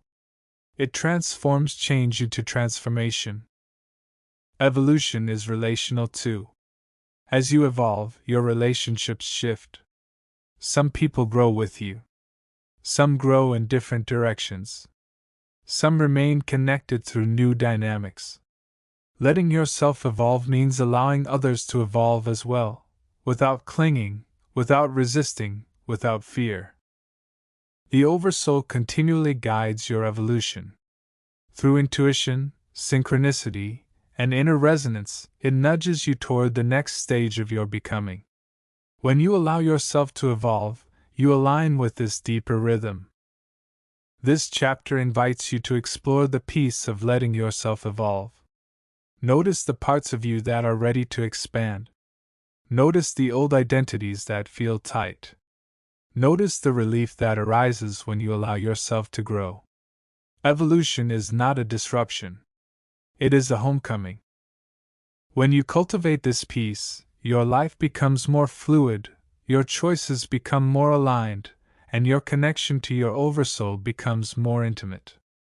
You move through the world with quiet openness, willing to become who you are meant to be. Chapter 75: The Quiet Intelligence of Inner Timing. There is a rhythm to your life that does not follow the clock, the calendar, or the expectations of others. It is the rhythm of your inner timing, the subtle intelligence that determines when you are ready to act, ready to rest, ready to release, ready to grow. When you honor this timing, your life becomes more fluid, more aligned, and far less strained. Inner timing begins with listening. Not to urgency, not to pressure, but to the deeper signals of your being. Sometimes the signal is a gentle readiness. Sometimes it is a clear pause. Sometimes it is a quiet, "Not yet." These signals are not obstacles. They are guidance. The second movement is trust. Trust that your timing is not a mistake. Trust that your pace is part of your path. Trust that clarity arrives when it is meant to, not when the mind demands it. When you trust your timing, you stop forcing decisions and start allowing them to ripen. Inner timing also involves patience. Patience is not passive waiting. It is active presence, the willingness to stay connected to yourself while life rearranges itself around you. Patience creates space for insight, opportunity, and alignment to emerge naturally. Another dimension of timing is readiness. Readiness is not perfection. It is resonance, the feeling that something inside you has clicked into place. When you act from readiness, your actions carry power. They are supported by your whole being rather than pushed by your mind. Inner timing is relational too. When you honor your timing, you naturally honor the timing of others. You stop rushing people. You stop expecting them to grow at your pace. You allow relationships to unfold in their own rhythm. This creates spaciousness and respect. The Oversoul continually guides your timing. Through intuition, synchronicity, and inner resonance, it reveals when to move and when to wait. When you align with this rhythm, your life becomes less about effort and more about flow. This chapter invites you to explore the quiet intelligence of inner timing. Notice the moments when you feel a natural readiness. Notice the moments when you feel a clear pause. Notice how your life shifts when you honor these signals. Timing is not something you control. It is something you attune to. When you cultivate this attunement, your life becomes more harmonious, your decisions become clearer, and your connection to your Oversoul becomes more direct. You move through the world with quiet rhythm, guided by the deeper timing of your becoming. Chapter 76: The Freedom of Living Without Inner Conflict. Inner conflict arises when different parts of you pull in different directions. When your mind wants one thing, your heart wants another, and your body signals something else entirely. This fragmentation creates tension, confusion, and exhaustion. The path to freedom is not forcing agreement. It is creating inner coherence. Living without inner conflict begins with listening to all parts of yourself. The mind, the heart, the body, the intuition, each has its own wisdom. When you listen without judgment, you begin to understand what each part is trying to protect, express, or resolve. Listening dissolves the internal battle. The second movement is integration. Integration does not mean making every part agree. It means finding the deeper truth that holds them all. Often, beneath the conflicting desires lies a single need: safety, connection, authenticity, rest, expression. When you identify this deeper need, coherence emerges naturally. Living without inner conflict also involves compassion. You meet each part of yourself with kindness rather than frustration. You recognize that every inner voice, even the fearful or resistant ones, is trying to help you. Compassion transforms conflict into dialogue. Another dimension of inner freedom is alignment. Alignment is the state in which your thoughts, emotions, actions, and deeper truth move in the same direction. Alignment does not require perfection. It requires honesty. When you act from alignment, your energy becomes unified. Your path becomes clearer. Inner freedom is relational too. When you are no longer at war with yourself, you show up differently with others. You communicate more clearly. You set boundaries without guilt. You listen without defensiveness. You connect without losing yourself. Inner coherence creates outer harmony. The Oversoul continually guides you toward this freedom. Through intuition, resonance, and moments of clarity, it reveals the deeper truth beneath your inner conflicts. When you follow this truth, the fragmentation dissolves. This chapter invites you to explore the freedom of living without inner conflict. Notice the parts of you that pull in different directions. Notice the deeper need beneath them. Notice how your experience shifts when you bring compassion, clarity, and alignment to your inner world. When you cultivate this freedom, your life becomes more peaceful, your choices become more coherent, and your connection to your Oversoul becomes more intimate. You move through the world with quiet unity, whole, aligned, and deeply at ease within yourself. Chapter 77: The Inner Clarity That Comes from Silence. Silence is not the absence of sound. It is the presence of depth. It is the space in which your inner world becomes audible, where intuition rises without effort, where truth reveals itself without being chased. Silence is not empty. It is full of guidance, full of insight, full of the subtle intelligence of your being. Silence begins with stillness. Not the stillness of a perfectly quiet room, but the stillness of attention. When you pause long enough to feel beneath the noise of thought, you discover a quiet field of awareness that has always been there. This field is spacious, steady, and unhurried. It is the doorway to clarity. The second movement is listening. In silence, you hear the things you usually miss: the soft pull of intuition, the subtle tension of misalignment, the quiet yes that arises from your center. Listening in silence is not effortful. It is receptive. It is the willingness to let truth come to you rather than forcing it. Silence also involves surrender.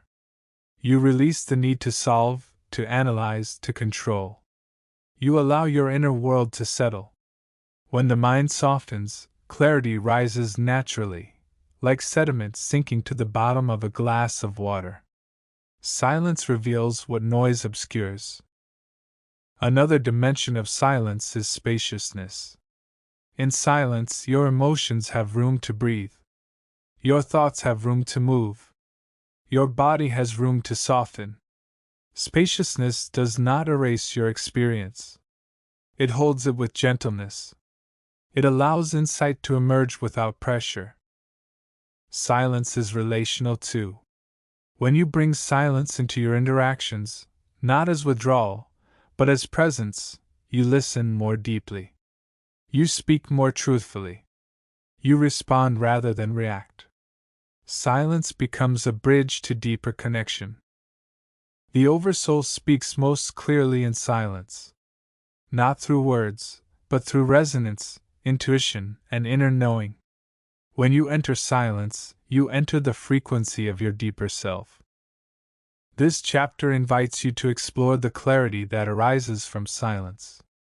Notice the moments when silence calls you, in breath, in nature, in stillness. Notice how your inner world shifts when you answer that call. Silence is not a retreat. It is a return. When you cultivate silence, your life becomes more coherent, your intuition becomes more accessible, and your connection to your oversoul becomes more intimate. You move through the world with quiet clarity, guided by the depth that only silence reveals. Chapter 78: The Grace of Living with an Open Future. The future is not a fixed destination. It is a living field of possibility, fluid, responsive, shaped by your choices, your alignment, and the deeper intelligence guiding your path. Living with an open future means releasing the need to predict, control, or secure every outcome. It means trusting that what is unfolding is aligned with your evolution. Living with an open future begins with spaciousness. You allow the future to be wide rather than narrow, flexible rather than predetermined. Spaciousness dissolves the anxiety that comes from trying to force certainty. It opens you to possibilities you could not have imagined. The second movement is curiosity. Curiosity transforms the unknown from something threatening into something alive. Instead of asking, "What will happen?" you begin to ask, "What wants to happen? What is emerging? What is calling me forward?" Curiosity turns fear into exploration. Living with an open future also involves trust. Trust that you will meet each moment with the wisdom you need. Trust that your intuition will guide you. Trust that life is not working against you but with you. Trust does not eliminate uncertainty. It makes uncertainty safe. Another dimension of openness is flexibility. When you release rigid expectations, you become more adaptable. You can pivot, adjust, and respond to life's invitations without losing your center. Flexibility is not indecision. It is alignment in motion. The open future is relational too. When you stop projecting rigid expectations onto others, your relationships become more spacious. You allow people to grow, change, and surprise you. You meet them as they are rather than as you imagine them to be. This openness deepens connection. The Oversoul continually invites you into an open future. Through intuition, synchronicity, and inner resonance, it guides you toward the possibilities that align with your essence. When you live with an open future, you become more attuned to these signals.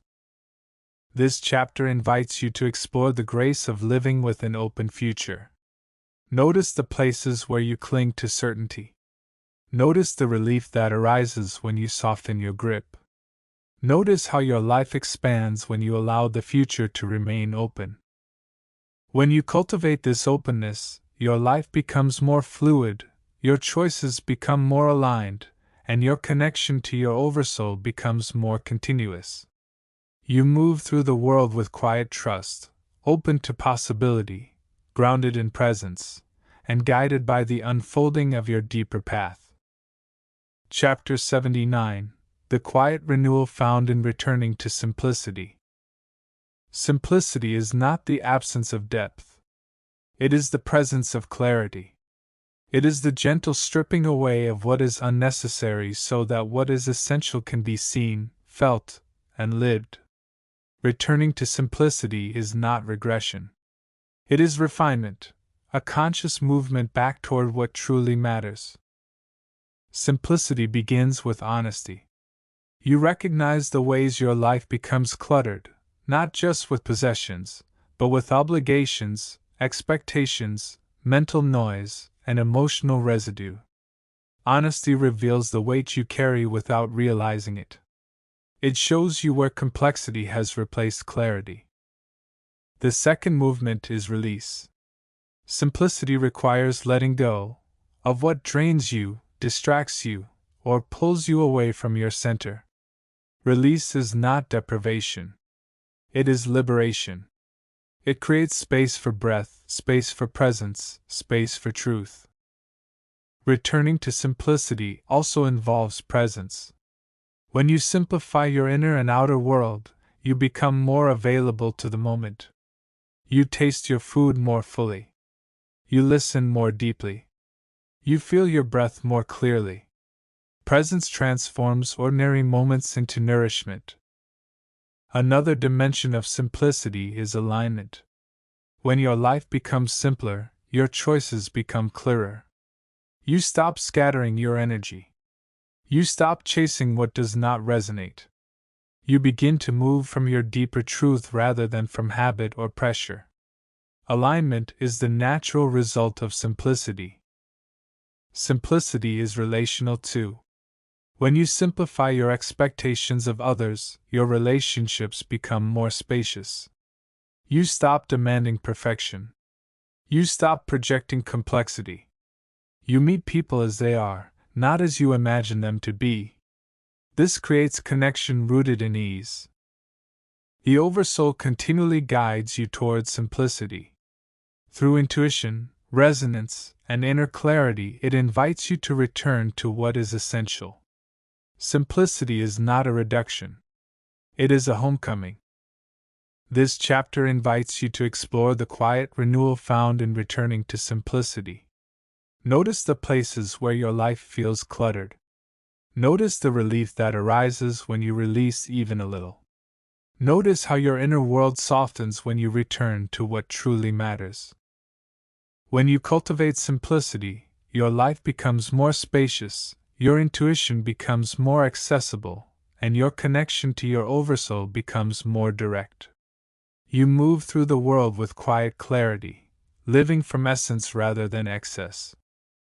Chapter 80: The Deep Peace of Trusting Your Own Becoming. There is a profound peace that arises when you trust your own becoming, when you stop rushing your growth, doubting your path, or comparing your journey to others. Trusting your becoming means recognizing that your evolution is guided from within, shaped by your essence, and supported by the deeper intelligence of life. Trust begins with acceptance. You accept where you are, not as a final destination, but as a meaningful stage of your unfolding. Acceptance dissolves the pressure to be further ahead. It allows you to inhabit your current chapter with presence and grace. The second movement is compassion. Growth is not linear. It includes pauses, regressions, breakthroughs, and quiet stretches where nothing seems to happen. Compassion allows you to hold yourself gently through all of it. It transforms self-criticism into understanding. Trusting your becoming also involves surrender. You release the need to control your evolution. You stop forcing insights, rushing healing, or demanding clarity. Surrender is not passivity. It is cooperation with the deeper rhythm of your path. It is the recognition that your becoming cannot be micromanaged. Another dimension of trust is remembering. You remember the times when growth happened naturally, when clarity arrived unexpectedly, when life guided you in ways you could not have planned. These memories are not nostalgia. They are evidence, reminders that your becoming is supported. Trust is relational too. When you trust your own becoming, you stop comparing your path to others. You recognize that each person is unfolding in their own timing, guided by their own Oversoul. This creates spaciousness in your relationships. It allows you to celebrate others without diminishing yourself. The Oversoul continually supports your becoming. Through intuition, synchronicity, and inner resonance, it guides you toward the experiences that shape your evolution. When you trust this guidance, your path becomes less about striving and more about unfolding. This chapter invites you to explore the deep peace of trusting your own becoming. Notice the moments when you doubt your path. Notice the relief that arises when you soften into trust.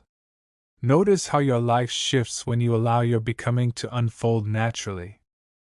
When you cultivate this trust, your life becomes more peaceful, your choices become more aligned, and your connection to your oversoul becomes more intimate. You move through the world with quiet confidence, trusting not only the path, but the one who walks it. Chapter 81: The Inner Wisdom of Knowing When to Rest. Rest is not a pause in your life. It is part of your life, a sacred rhythm woven into your becoming. Rest is the moment when your system recalibrates, your intuition resurfaces, and your deeper intelligence integrates what you have lived. Knowing when to rest is not laziness. It is wisdom. Rest begins with listening. Your body speaks long before your mind does, through heaviness, tension, fatigue, or the subtle sense that your energy is thinning.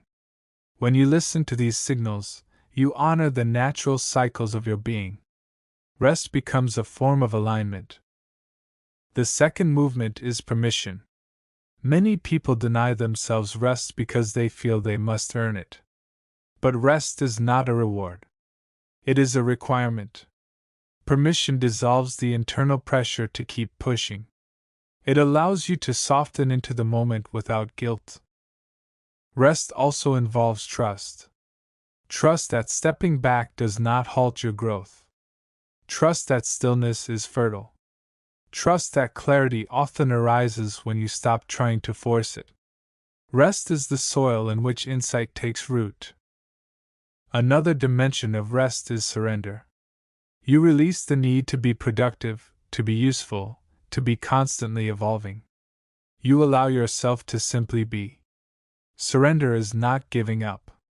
It is giving over, letting life hold you for a moment. Rest is relational too.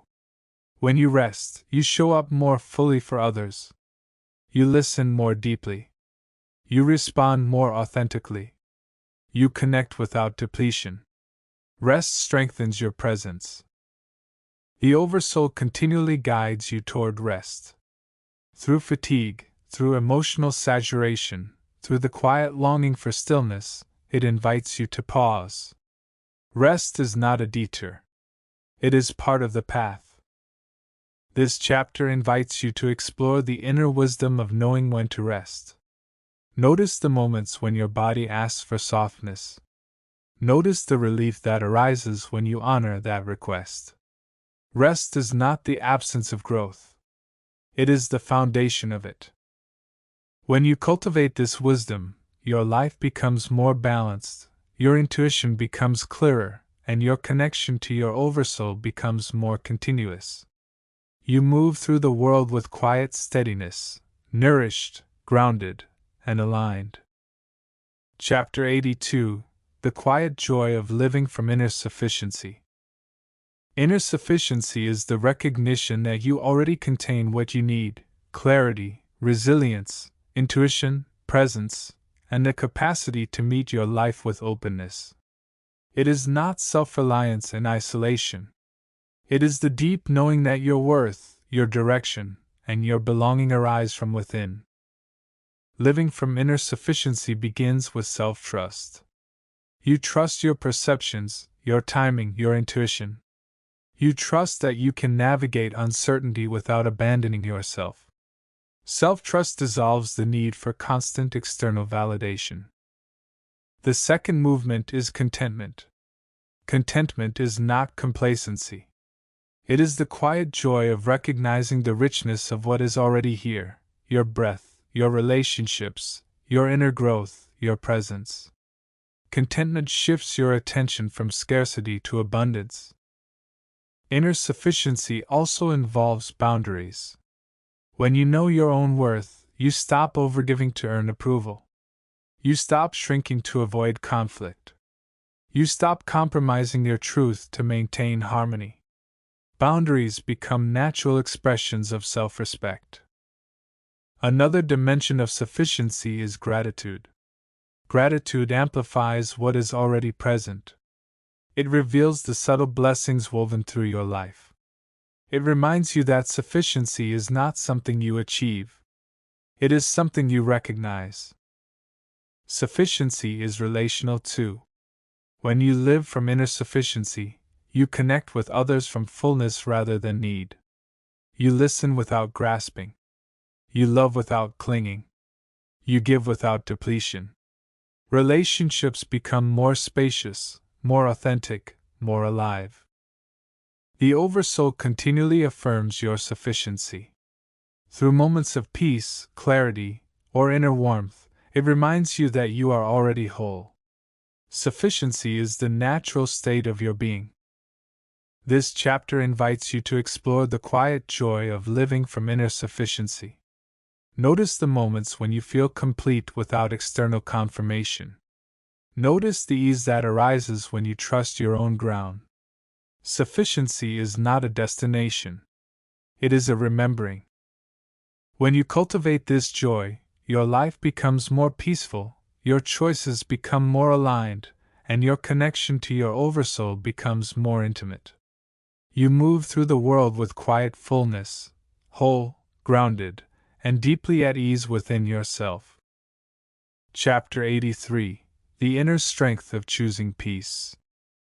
Peace is not something that happens to you.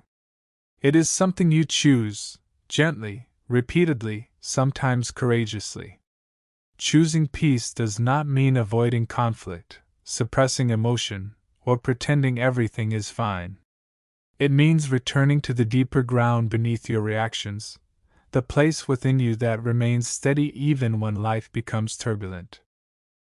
Choosing peace begins with awareness. You notice the moment when tension rises, the tightening in your chest, the quickening of your thoughts, the impulse to defend or withdraw. Awareness interrupts the automatic pattern. It creates a pause, a space in which a different choice becomes possible. The second movement is softening. Softening is not weakness. It is the willingness to release the inner grip, the clenching of the jaw, the rigid belief, the emotional armor. When you soften, you create space for clarity. You allow your nervous system to settle. You return to yourself. Choosing peace also involves discernment. Peace is not passivity. It is alignment. Sometimes peace means stepping back. Sometimes it means speaking truth. Sometimes it means holding a boundary with quiet firmness. Discernment helps you choose the form of peace that honors your integrity. Another dimension of peace is forgiveness. Forgiveness is not forgetting or excusing. It is releasing the emotional residue that keeps you tethered to the past. Forgiveness frees your energy. It allows you to move forward without carrying old burdens. Peace is relational too. When you choose peace within yourself, you bring peace into your interactions. You listen more deeply. You respond rather than react. You create space for understanding. Peace becomes a shared field rather than a personal state. The Oversoul continually guides you toward peace. Through intuition, resonance, and moments of unexpected calm, it reminds you of the deeper ground beneath your experience. Peace is not something you achieve. It is something you return to. This chapter invites you to explore the inner strength of choosing peace. Notice the moments when you feel the pull toward reactivity. Notice how your experience shifts when you pause, soften, and return to your center. Peace is not a luxury. It is a practice.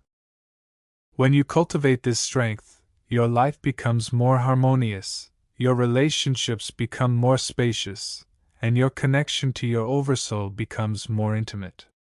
You move through the world with quiet steadiness, choosing peace not as avoidance, but as truth. Chapter 84: The Quiet Expansion of Living in Alignment with Your Soul.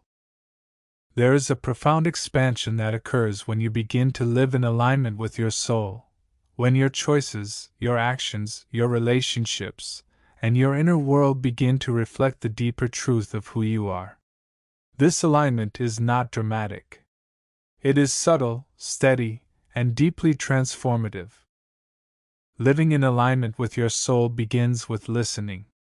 Your soul speaks through intuition, resonance, and inner knowing.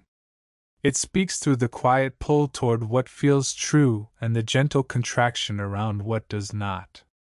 When you listen to these signals, you begin to navigate life from a deeper intelligence. The second movement is authenticity.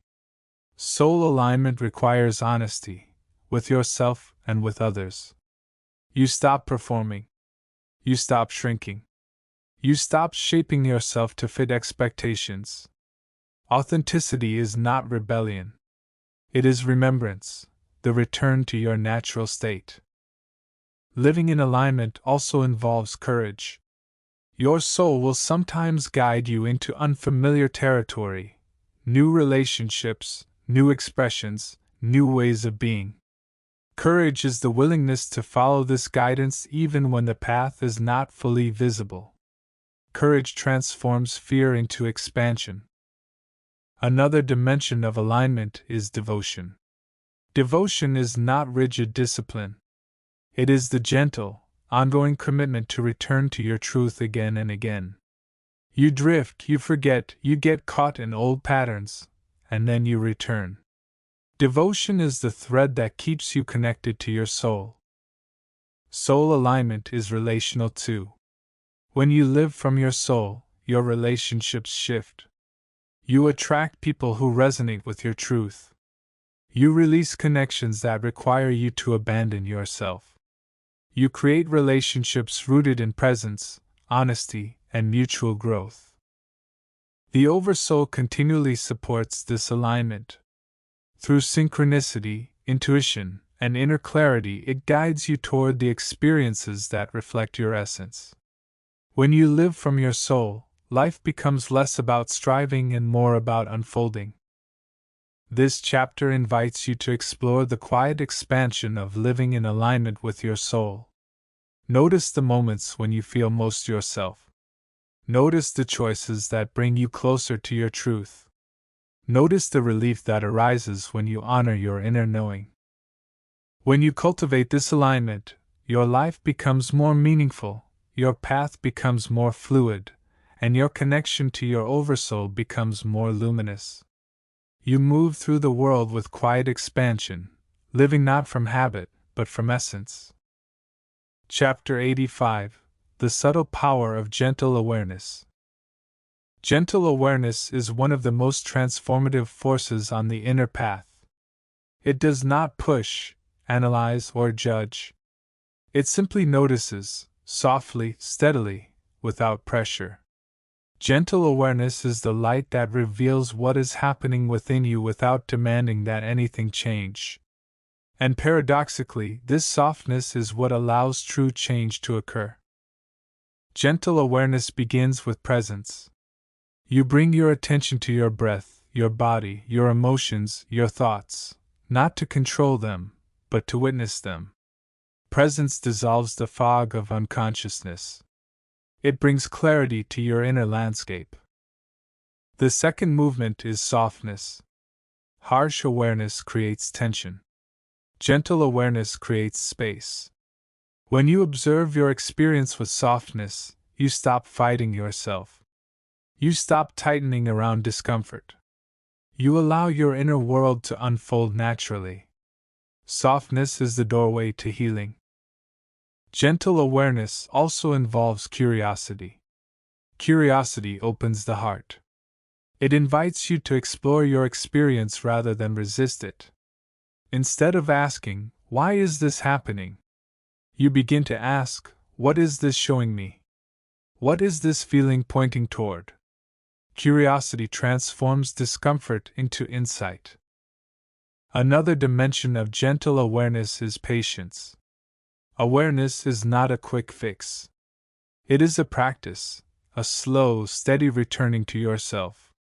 Patience allows your inner world to reveal itself in its own timing.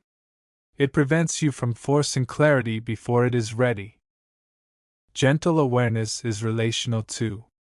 When you bring this softness into your interactions, you listen more deeply. You see beyond the surface of others' behavior.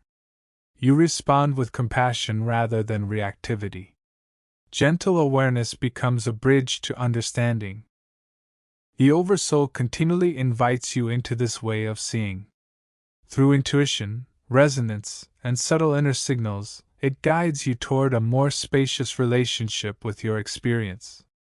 Gentle awareness is the frequency in which the Oversoul speaks most clearly. This chapter invites you to explore the subtle power of gentle awareness. Notice the moments when you tighten around your experience.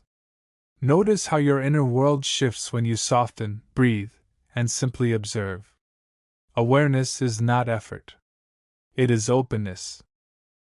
When you cultivate this gentleness, your life becomes more spacious, your emotions become more fluid, and your connection to your Oversoul becomes more intimate. You move through the world with quiet clarity, seeing without judgment, feeling without fear, and living from presence. Chapter 86: The Quiet Confidence of Trusting Your Inner Voice.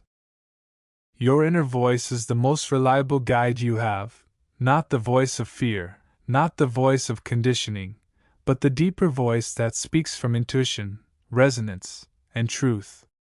Trusting this voice is not always easy.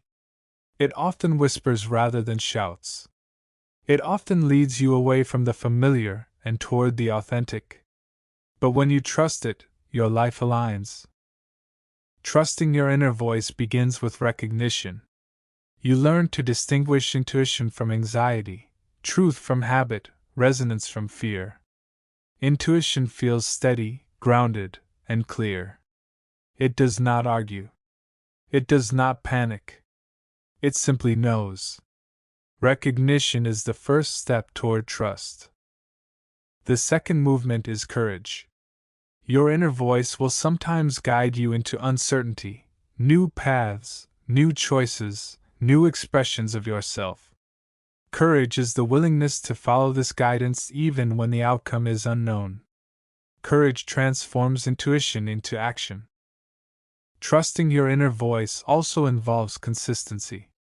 You return to it again and again, especially when external noise becomes loud.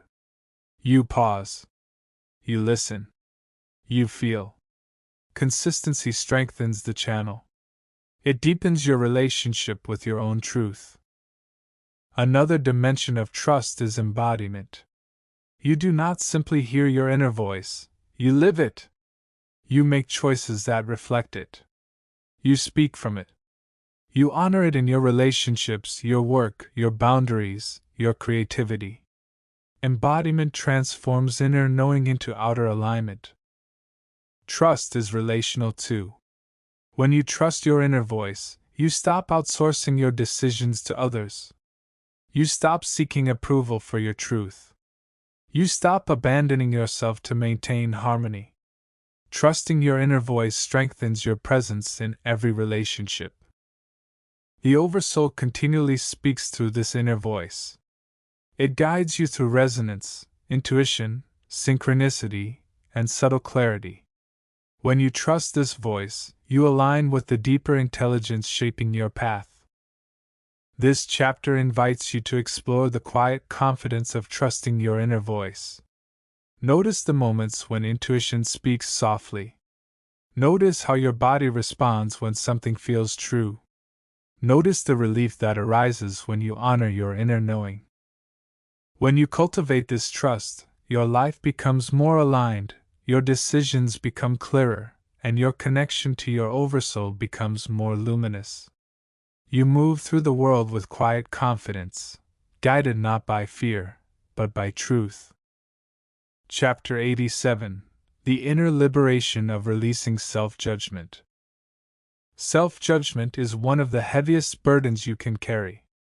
It narrows your perception, contracts your energy, and keeps you locked inside old patterns of shame, comparison, and self-doubt. Releasing self-judgment is not about ignoring your growth edges. It is about meeting yourself with clarity rather than condemnation. Releasing self-judgment begins with awareness. You notice the tone of your inner voice, the harshness, the criticism, the impossible standards. Awareness reveals how often you speak to yourself in ways you would never speak to someone you love. This recognition is the first step toward freedom. The second movement is compassion. Compassion softens the inner critic. It allows you to see your mistakes, fears, and imperfections through the lens of humanity rather than failure. Compassion does not excuse harmful patterns. It creates the safety needed to transform them. Releasing self-judgment also involves understanding.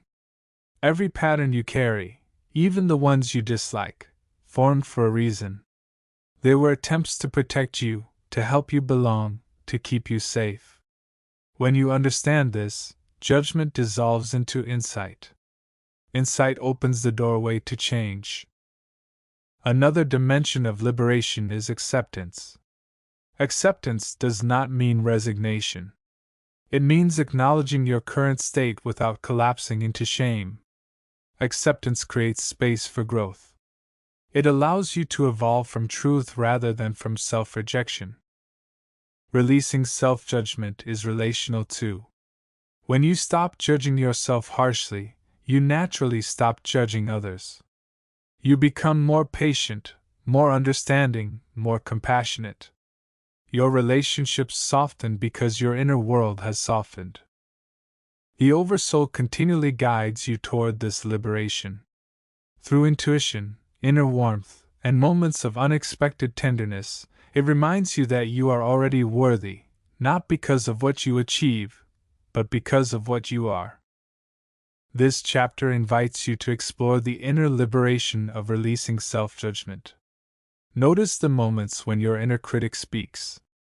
Notice how your body responds. Notice the relief that arises when you meet yourself with gentleness instead of harshness. Liberation begins with kindness. When you cultivate this freedom, your life becomes more spacious, your growth becomes more natural, and your connection to your Oversoul becomes more intimate. You move through the world with quiet compassion, free from the weight of your own judgment. Chapter 88: The Quiet Maturity of Responding Rather than Reacting. Reacting is automatic. It is the mind's attempt to protect you through speed, quick judgments, quick emotions, quick defenses. Responding is conscious. It arises from presence, clarity, and alignment. The shift from reacting to responding is one of the most profound signs of inner maturity. Responding begins with pause. The pause is not avoidance. It is spaciousness. It interrupts the momentum of habit and creates room for awareness. In the pause, you reconnect with your breath, your body, your center. This reconnection changes everything. The second movement is clarity. When you pause, you can see the situation more accurately, not through the lens of old wounds or assumptions, but through the present moment. Clarity reveals what is actually happening rather than what you fear is happening. Responding also involves choice. You choose your words, your tone, your actions. You choose whether to engage or step back. You choose whether to speak from truth or from reactivity. Choice transforms conflict into communication and confusion into understanding. Another dimension of responding is emotional regulation. You allow your emotions to move without letting them take over. You feel anger without becoming anger. You feel fear without collapsing into fear. Regulation is not suppression. It is presence with your emotions. Responding is relational too. When you respond rather than react, you create space for others to feel safe. You de-escalate tension. You invite honesty. You model presence. Relationships deepen because you are no longer adding fuel to the fire of misunderstanding. The Oversoul continually supports this maturity. Through intuition, inner steadiness, and subtle guidance, it helps you recognize the difference between reaction and response. When you follow this guidance, your interactions become more aligned. This chapter invites you to explore the quiet maturity of responding rather than reacting. Notice the moments when you feel the impulse to react. Notice how your experience shifts when you pause, breathe, and choose your response. Maturity is not control. It is consciousness. When you cultivate this way of being, your life becomes more harmonious, your relationships become more grounded, and your connection to your Oversoul becomes more continuous. You move through the world with quiet wisdom, responding from truth rather than reacting from habit. Chapter 89: The Inner Softness That Allows Life to Touch You. There is a kind of strength that does not harden you, but softens you. It is the strength of allowing life to touch you, fully, honestly, without shutting down or armoring yourself against experience. This softness is not fragility. It is openness. It is the willingness to feel without collapsing, to receive without grasping, to meet life without resistance. Softness begins with safety. When you feel safe within yourself, safe to feel, safe to express, safe to be, you no longer need to defend against your own experience. Safety is not created by controlling life. It is created by trusting your capacity to meet life as it comes. The second movement is receptivity. Receptivity is the gentle willingness to let moments land, the beauty, the sorrow, the tenderness, the truth. When you are receptive, you stop rushing past your own life. You allow yourself to be moved, shaped, and deepened by what you encounter. Softness also involves courage. It takes courage to remain open when you have been hurt, to feel when numbness would be easier, to stay present when your instinct is to withdraw. Courage transforms softness from vulnerability into power. Another dimension of softness is fluidity. When you soften, your emotions move more freely. You stop holding them in rigid patterns. You allow them to rise, crest, and release. Fluidity is not instability. It is emotional intelligence in motion. Softness is relational too. When you soften, others soften around you. Your presence becomes more approachable, more compassionate, more attuned. You create a field of safety that invites authenticity. Softness becomes a quiet form of leadership. The Oversoul continually guides you toward this softness. Through moments of tenderness, resonance, and inner warmth, it reminds you that openness is not a risk, it is a return to your natural state. This chapter invites you to explore the inner softness that allows life to touch you. Notice the moments when you harden. Notice the relief that arises when you soften. Softness is not surrender. It is alignment with the deeper truth of your being. When you cultivate this softness, your life becomes more vivid, your relationships become more intimate, and your connection to your Oversoul becomes more direct. You move through the world with quiet openness, touched by life, and touching life in return. Chapter 90: The Quiet Radiance of Living from Inner Wholeness. Wholeness is not perfection. It is integration, the recognition that every part of you belongs, that nothing within you needs to be exiled, hidden, or denied. Living from inner wholeness means moving through the world with all of yourself present, your clarity, your vulnerability, your strength, your tenderness, your intuition, your humanity. Wholeness begins with inclusion. You include the parts of yourself you once rejected, the fearful parts, the uncertain parts, the tender parts. Inclusion dissolves inner fragmentation. It brings your being into coherence. The second movement is integration. Integration is the process of allowing your inner parts to work together rather than against each other. Your mind supports your heart. Your intuition guides your actions. Your body anchors your presence. Integration creates inner harmony. Living from wholeness also involves authenticity. When you are whole within yourself, you no longer need to perform or pretend. You show up as you are, not polished, not perfected, but real. Authenticity is the natural expression of wholeness. Another dimension of wholeness is stability. When you are internally unified, you become less reactive, less shaken by external events, less dependent on others for validation. Stability is not rigidity. It is groundedness, the quiet confidence that arises from being at home within yourself. Wholeness is relational too. When you live from wholeness, your relationships become more balanced. You no longer seek others to complete you. You meet them from fullness rather than need. This creates connection rooted in freedom rather than dependency. The Oversoul continually guides you toward wholeness. Through intuition, synchronicity, and inner resonance, it invites you to reclaim the parts of yourself you have forgotten or abandoned.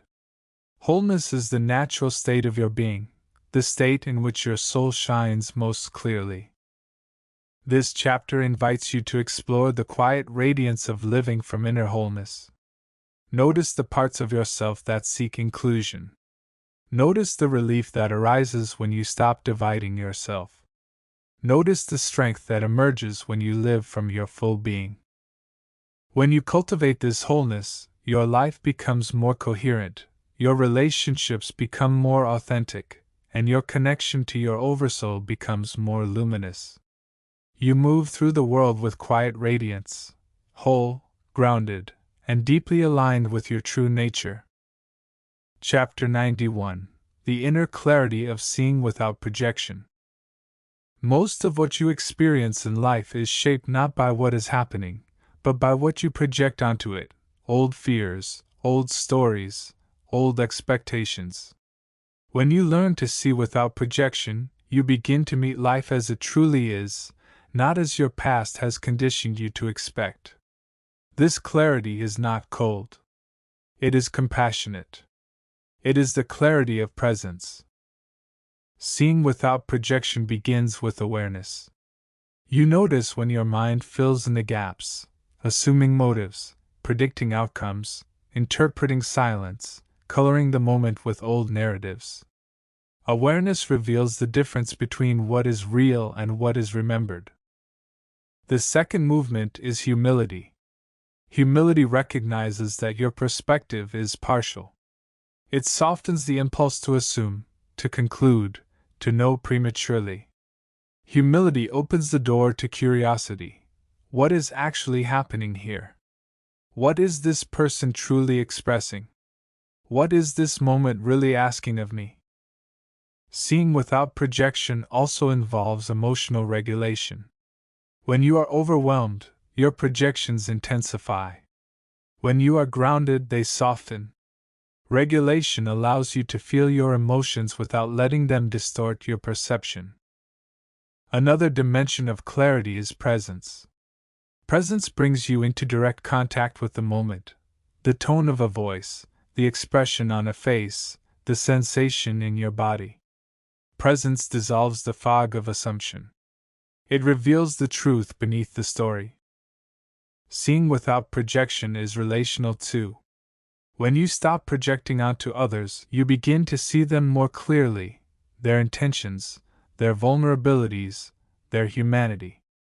This clarity deepens connection. It replaces misunderstanding with understanding. The Oversoul continually guides you toward this clarity. Through intuition, resonance, and subtle inner signals, it helps you recognize when you are seeing clearly and when you are seeing through the lens of the past. This chapter invites you to explore the inner clarity of seeing without projection. Notice the moments when your mind fills in the story. Notice how your experience shifts when you pause, breathe, and return to presence. Clarity is not something you force. It is something you allow. When you cultivate this clarity, your life becomes more peaceful, your relationships become more authentic, and your connection to your Oversoul becomes more direct. You move through the world with quiet truth, seeing what is, not what was. Chapter 92: The Quiet Strength of Walking Your Path with Grace. Your path is uniquely yours, shaped by your essence, your timing, your lessons, and the deeper intelligence guiding your evolution. Walking your path with grace means moving through your life with steadiness, humility, and trust, even when the terrain becomes uncertain. Grace is not perfection. It is presence in motion. Walking with grace begins with acceptance. You accept the path you are on, not as a limitation, but as a meaningful unfolding. Acceptance dissolves resistance. It allows you to meet your life with openness rather than struggle. The second movement is steadiness. Steadiness is not rigidity. It is the quiet commitment to keep showing up, to your truth, to your growth, to your becoming. Steadiness transforms challenges into stepping stones and uncertainty into opportunity. Walking with grace also involves humility. Humility recognizes that you do not control every outcome. It softens the ego's insistence on certainty. It allows you to move with life rather than against it. Humility is the foundation of grace. Another dimension of grace is compassion. You treat yourself gently when you stumble. You treat others gently when they do. Compassion turns the path into a place of learning rather than judgment. It allows you to grow without harshness. Grace is relational too. When you walk your path with grace, you naturally create space for others to walk theirs. You stop comparing. You stop competing. You stop measuring your journey against someone else's. Grace honors the individuality of every soul. The Oversoul continually supports your path. Through intuition, synchronicity, and inner resonance, it guides your steps. When you walk with grace, you align with this guidance. You move not from fear, but from trust. This chapter invites you to explore the quiet strength of walking your path with grace. Notice the moments when you resist your journey. Notice the relief that arises when you soften into acceptance. Notice how your path unfolds when you move with steadiness, humility, and compassion. When you cultivate this grace, your life becomes more fluid, your choices become more aligned, and your connection to your Oversoul becomes more intimate. You move through the world with quiet strength, walking your path not with force, but with grace. Chapter 93: The Inner Ease of Letting Life Be What It Is. There is a profound ease that arises when you stop insisting that life be different from what it is. This ease is not resignation. It is clarity, the recognition that fighting reality drains your energy, narrows your perception, and disconnects you from the deeper intelligence guiding your path. Letting life be what it is does not mean passivity. It means alignment with truth. Letting life be begins with acceptance. Acceptance is not agreement.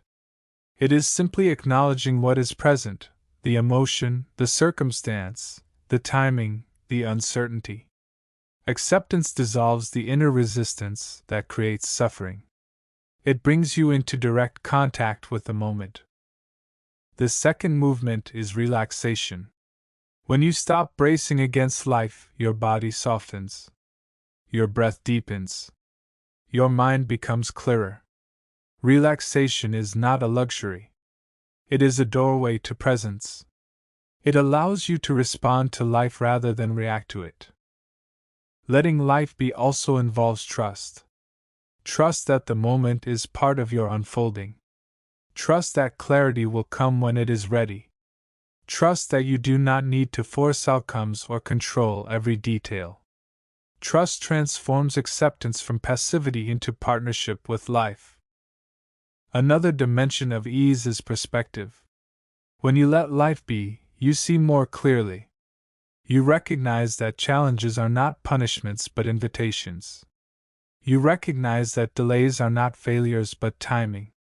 You recognize that uncertainty is not danger but possibility. Perspective widens your inner horizon. Letting life be is relational too. When you stop trying to control others, your relationships soften. You listen more deeply. You allow people to be themselves. You release the pressure of expectation. This creates connection rooted in respect rather than control. The Oversoul continually guides you toward this ease. Through intuition, synchronicity, and inner resonance, it reminds you that life is unfolding with intelligence. When you let life be, you align with this intelligence. This chapter invites you to explore the inner ease of letting life be what it is. Notice the moments when you resist the moment. Notice the relief that arises when you soften your grip. Letting life be is not giving up. It is coming home to the truth of the moment. When you cultivate this ease, your life becomes more fluid, your emotions become more manageable, and your connection to your Oversoul becomes more intimate. You move through the world with quiet openness, allowing life to unfold without resistance.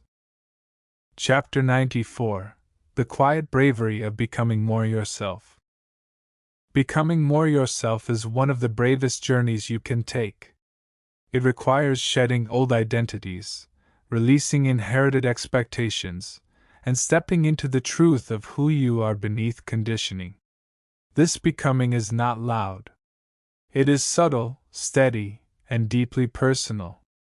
It is the unfolding of your essence. Becoming more yourself begins with honesty. You recognize the places where you have been performing, pleasing, or shrinking. You acknowledge the parts of you that feel alive and the parts that feel constrained. Honesty is the mirror that reveals your true shape. The second movement is permission.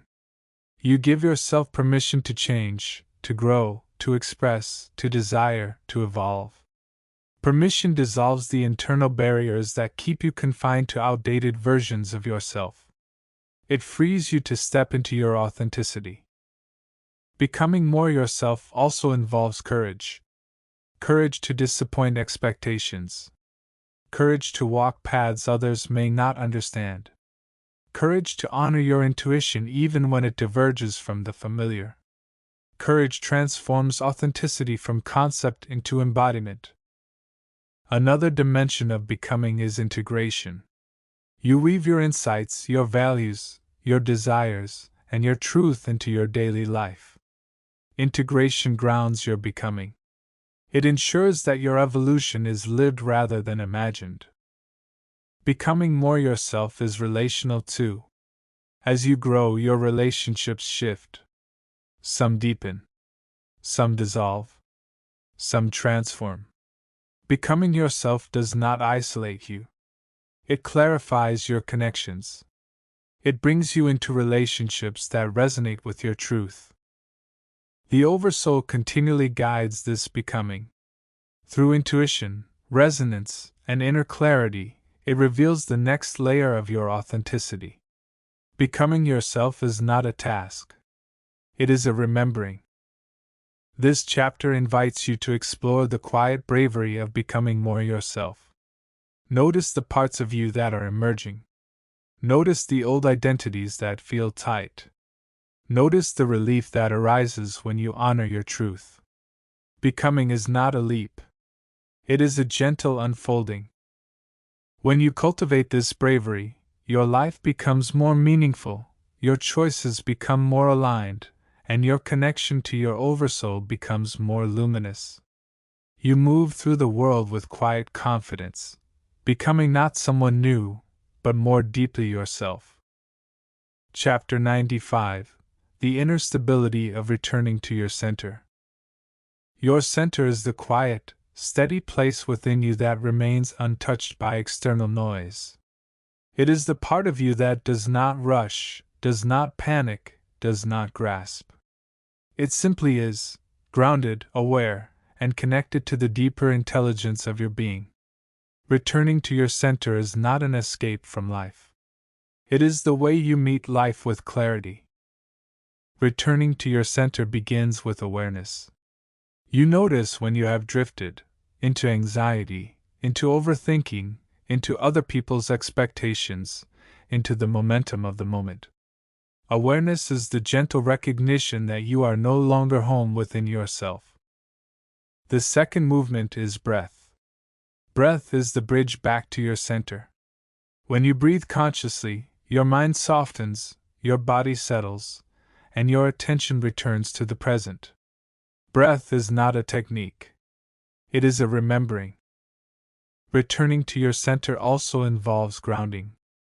Grounding brings you back into your body, your feet on the floor, your spine aligned, your presence anchored. When you are grounded, you become less reactive, less porous, less scattered. Grounding restores your inner coherence.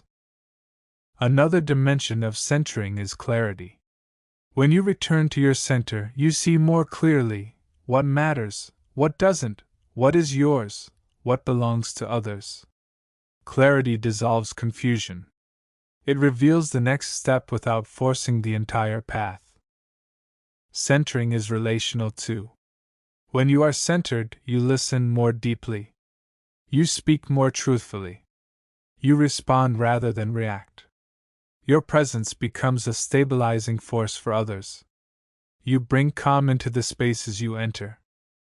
The Oversoul continually guides you back to your center. Through intuition, resonance, and subtle inner signals, it reminds you of the place within you that is always steady. Your center is the meeting point between your humanity and your deeper self. This chapter invites you to explore the inner stability of returning to your center. Notice the moments when you drift. Notice the relief that arises when you come home to yourself. Centering is not a destination. It is a practice, a gentle, ongoing return.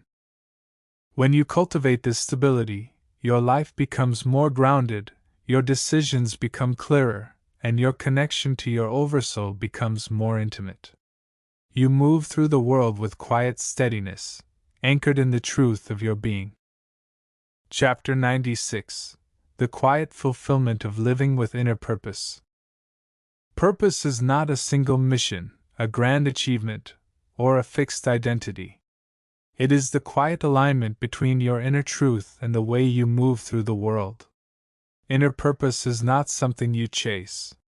It is something you uncover, gently, gradually, through presence, curiosity, and authenticity.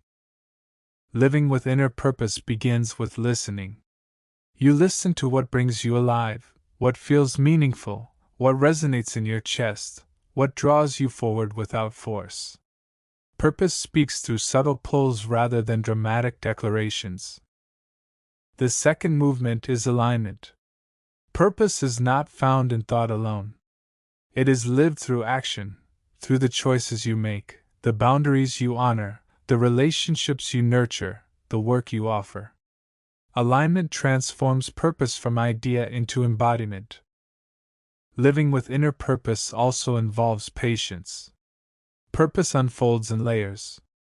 It evolves as you evolve. It reveals itself through experience, through intuition, through the quiet wisdom of your becoming. Patience allows your purpose to mature without pressure.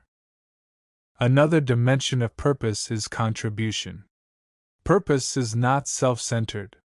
It naturally extends outward, through presence, through kindness, through creativity, through the unique way you touch the lives of others. Contribution is not performance. It is expression. Purpose is relational too. When you live from inner purpose, your relationships become more authentic. You connect with others who resonate with your truth. You release dynamics that require you to abandon yourself. Purpose clarifies your relational field. The Oversoul continually guides your purpose. Through synchronicity, intuition, and inner resonance, it reveals the path that aligns with your essence. Purpose is not something you invent. It is something you remember. This chapter invites you to explore the quiet fulfillment of living with inner purpose. Notice the moments when you feel most alive. Notice the choices that bring you closer to your truth. Notice the subtle ways your purpose reveals itself when you stop forcing it. When you cultivate this fulfillment, your life becomes more meaningful, your actions become more aligned, and your connection to your Oversoul becomes more luminous. You move through the world with quiet purpose, guided not by ambition but by truth. Chapter 97: The Inner Wisdom of Moving at the Pace of Your Soul. There is a natural pace to your evolution, a rhythm that does not follow external timelines, social expectations, or the mind's impatience. It is the pace of your soul, steady, intuitive, responsive, and deeply attuned to your inner unfolding. When you move at this pace, your life becomes more coherent, more peaceful, and more aligned. Moving at the pace of your soul begins with listening. You listen to the subtle signals within you, the quiet yes, the gentle no, the sense of readiness, the sense of pause. These signals are not dramatic. They are soft, steady, and trustworthy. Listening brings you into harmony with your deeper self. The second movement is trust. Trust that your timing is not a mistake. Trust that you are not behind. Trust that your path is unfolding exactly as it needs to. Trust dissolves the pressure to rush, to force, to compare. It allows you to move from alignment rather than urgency. Moving at your soul's pace also involves patience. Patience is not waiting for something to happen. It is the willingness to be fully present in the moment you are in. Patience creates space for insight, healing, and transformation to arise naturally. It honors the organic rhythm of your becoming. Another dimension of soul-paced living is discernment. You learn to distinguish between the mind's urgency and the soul's clarity. The mind pushes. The soul invites. The mind demands certainty. The soul offers resonance. Discernment helps you follow the deeper rhythm rather than the louder one. This way of being is relational too. When you move at your soul's pace, you stop rushing others. You allow them to unfold in their own timing. You release the pressure of expectation. Relationships become more spacious, more compassionate, more aligned. The Oversoul continually guides your pace. Through intuition, synchronicity, and inner resonance, it reveals when to move, when to pause, when to rest, and when to leap. When you follow this rhythm, your life becomes less about striving and more about unfolding. This chapter invites you to explore the inner wisdom of moving at the pace of your soul. Notice the moments when you feel rushed. Notice the relief that arises when you slow down.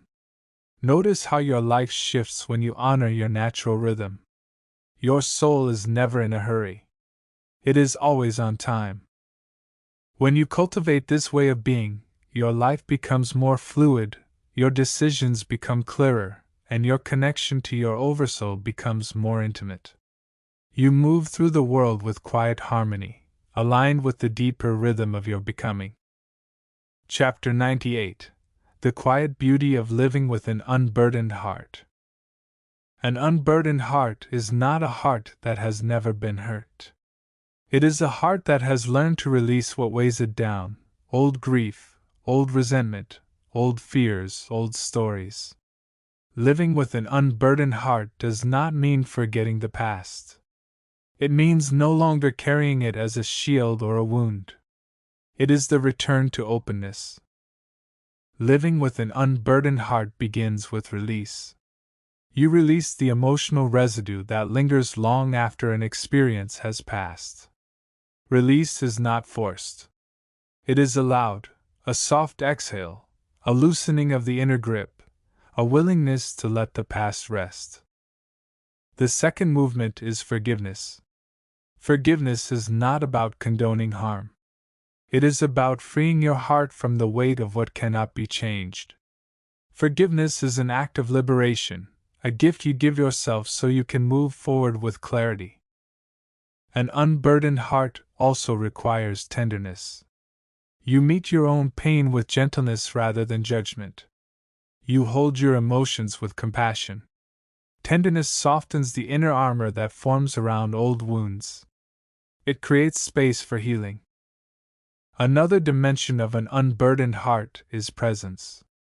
When your heart is not weighed down by the past, you become more available to the present, to beauty, to connection, to joy, to intimacy. Presence is the natural state of an unburdened heart. This way of being is relational too.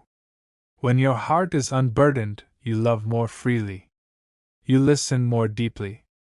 You connect without fear. You no longer project old wounds onto new relationships. You meet others with clarity rather than caution. The Oversoul continually supports the unburdening of your heart. Through intuition, synchronicity, and moments of unexpected tenderness, it guides you toward release, forgiveness, and openness. An unburdened heart is the natural expression of your deeper self. This chapter invites you to explore the quiet beauty of living with an unburdened heart.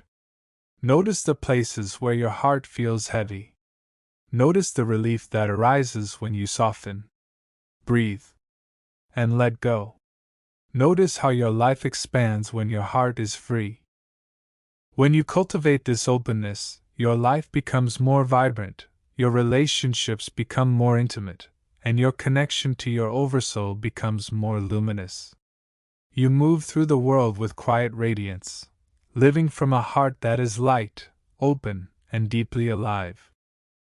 These two chapters naturally carry the tone of culmination, spacious, distilled, quietly luminous, without feeling like an ending, more like a threshold. Chapter 99: The Inner Quiet That Comes from Trusting the Mystery. There is a point on the inner path when you realize that not everything needs to be understood, solved, or explained. Some aspects of your life, your timing, your relationships, your growth, your calling, unfold through a deeper intelligence that cannot be grasped by the mind. Trusting the mystery is not ignorance. It is wisdom. Trusting the mystery begins with humility. Humility recognizes that life is larger than your plans, wiser than your expectations, and more intricate than your understanding.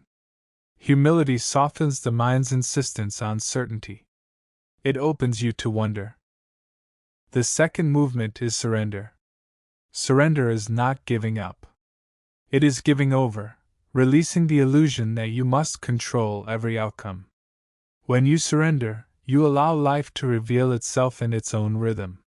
You stop forcing clarity and begin receiving it. Trusting the mystery also involves presence. When you stop projecting into the future or analyzing the past, you become available to the moment. Presence reveals the subtle guidance woven into your experience, the intuition, the resonance, the quiet pull toward what is true. Another dimension of mystery is spaciousness. When you trust the unknown, your inner world expands. You become less reactive, less fearful, less attached to specific outcomes. Spaciousness allows possibility to breathe. Trusting the mystery is relational too. When you stop trying to predict or control others, your relationships become more authentic. You meet people as they are, not as your fears imagine them to be. Mystery becomes a shared field rather than a threat. The Oversoul continually invites you into this trust. Through synchronicity, intuition, and moments of unexpected clarity, it reminds you that you are held by a deeper intelligence. Mystery is not emptiness. It is fullness you have not yet learned to see.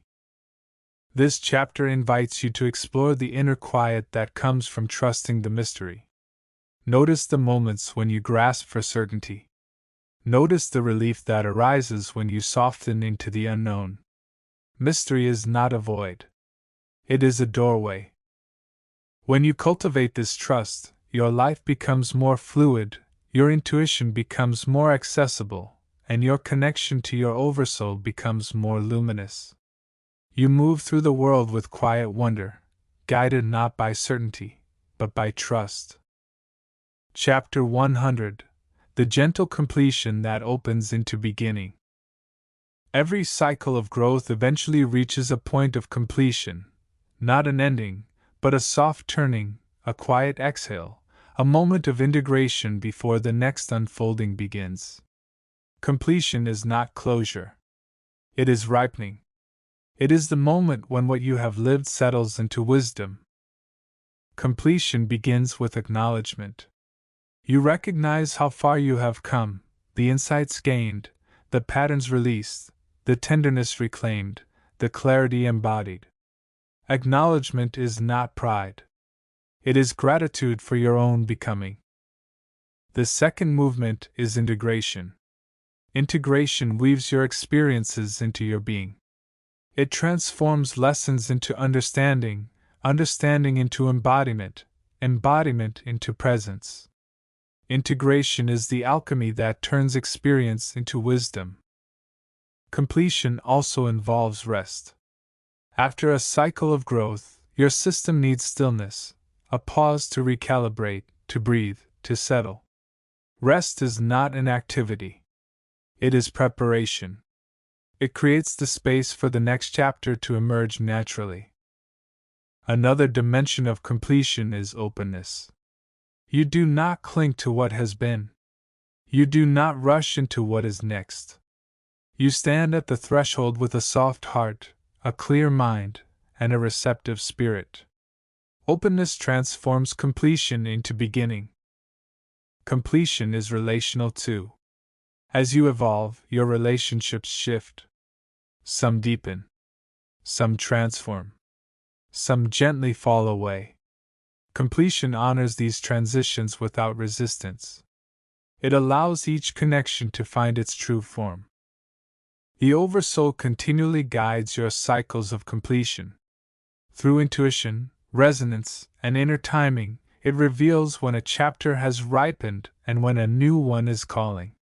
Completion is not an ending. It is alignment with the rhythm of your soul. This chapter invites you to explore the gentle completion that opens into beginning. Notice the cycles that are closing. Notice the wisdom that has settled. Notice the quiet readiness for what comes next. Completion is not a full stop.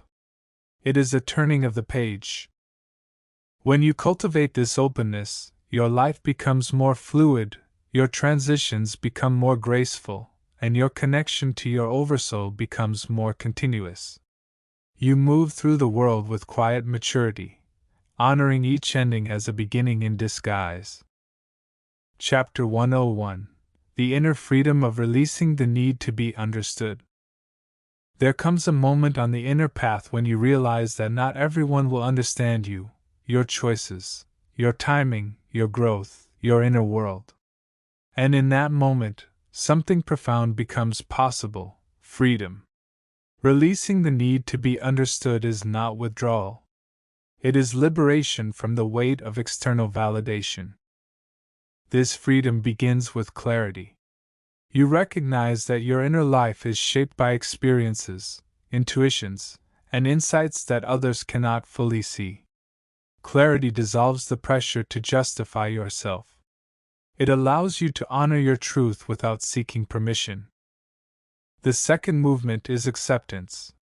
You accept that misunderstanding is part of being human. People interpret through their own filters, wounds, and histories. Acceptance softens the sting of being misread.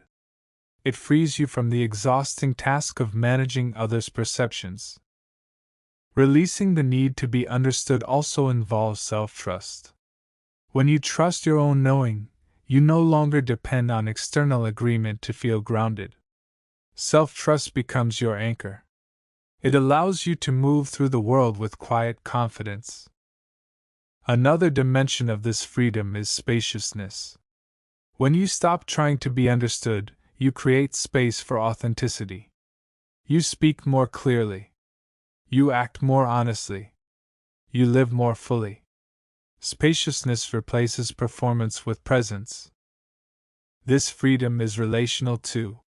When you release the need to be understood, you allow others to be themselves as well. You stop demanding that they see the world as you do. You create relationships rooted in respect rather than conformity. The Oversoul continually guides you toward this liberation. Through intuition, resonance, and inner clarity, it reminds you that your path is yours alone, and that understanding is not a prerequisite for alignment. This chapter invites you to explore the inner freedom of releasing the need to be understood. Notice the moments when you tighten around others' perceptions. Notice the relief that arises when you let go. Freedom is not found in being understood. It is found in being true. When you cultivate this freedom, your life becomes lighter, your relationships become more authentic, and your connection to your Oversoul becomes more intimate. You move through the world with quiet sovereignty, guided by your own inner knowing. Chapter 102: The Quiet Blessing of Becoming a Presence of Peace. As you deepen on the inner path, something subtle begins to happen. Your presence changes. Not because you try to be peaceful, but because peace begins to emanate from within you, naturally, quietly, without effort. Becoming a presence of peace is not a role. It is the natural expression of an integrated inner life. Becoming a presence of peace begins with inner coherence. When your thoughts, emotions, actions, and truth align, your energy becomes steady.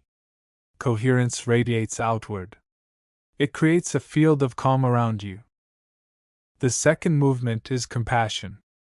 Compassion softens your edges. It allows you to meet others with understanding rather than judgment. Compassion is not pity.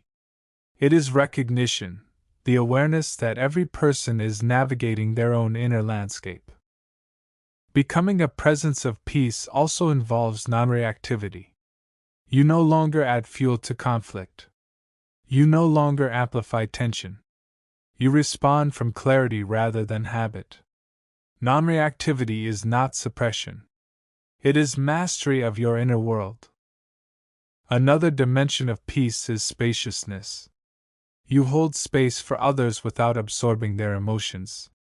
You listen without rushing to fix.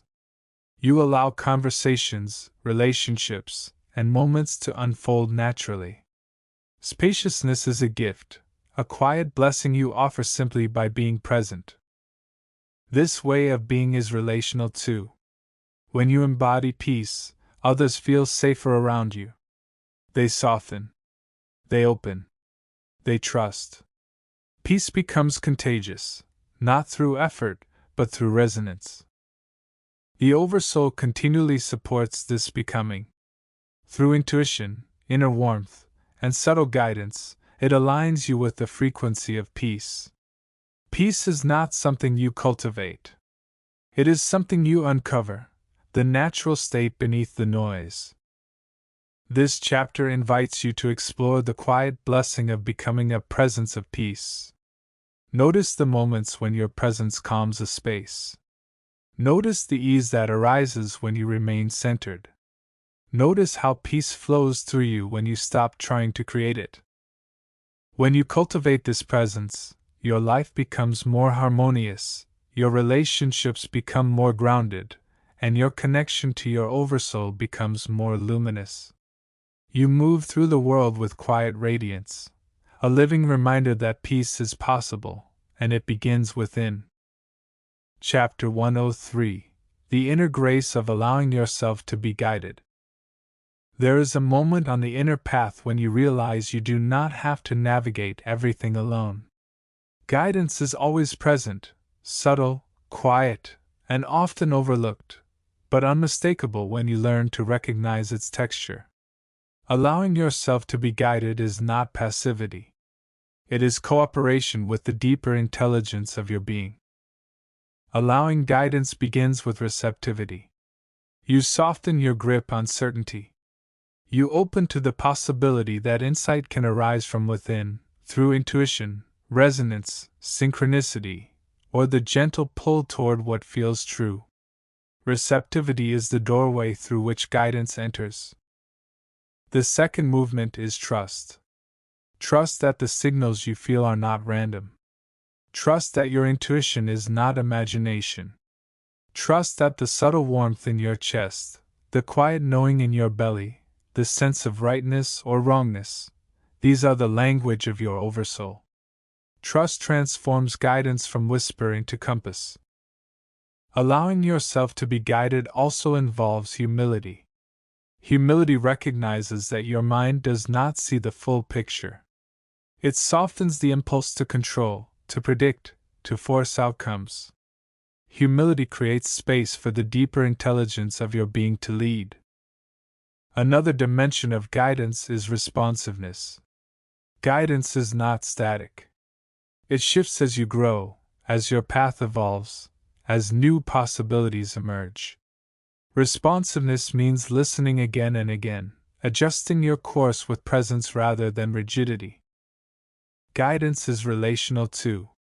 When you allow yourself to be guided, your relationships become more aligned. You feel when to speak and when to listen, when to step forward and when to step back. Guidance brings clarity to connection. The Oversoul continually offers guidance, not through commands, but through resonance. When something is right, it feels spacious. When something is wrong, it feels tight. When something is aligned, it feels quietly inevitable. Guidance is the natural language of your deeper self. This chapter invites you to explore the inner grace of allowing yourself to be guided. Notice the subtle signals that arise in your body. Notice the moments when clarity appears without effort. Notice how your life shifts when you follow the quiet pull of truth. When you cultivate this grace, your life becomes more fluid, your decisions become more aligned, and your connection to your Oversoul becomes more intimate. You move through the world with quiet confidence, guided not by fear, but by inner truth. Chapter 104: The Quiet Radiance of Living as Your True Self. There is no greater gift you can offer the world than the fullness of your true self, not the self shaped by expectation, fear, or performance, but the self that arises from your essence. Living as your true self is not an achievement. It is a remembering. It is the return to what has always been within you. Living as your true self begins with honesty. You recognize what feels authentic and what feels performative. You notice the moments when you shrink, when you exaggerate, when you hide.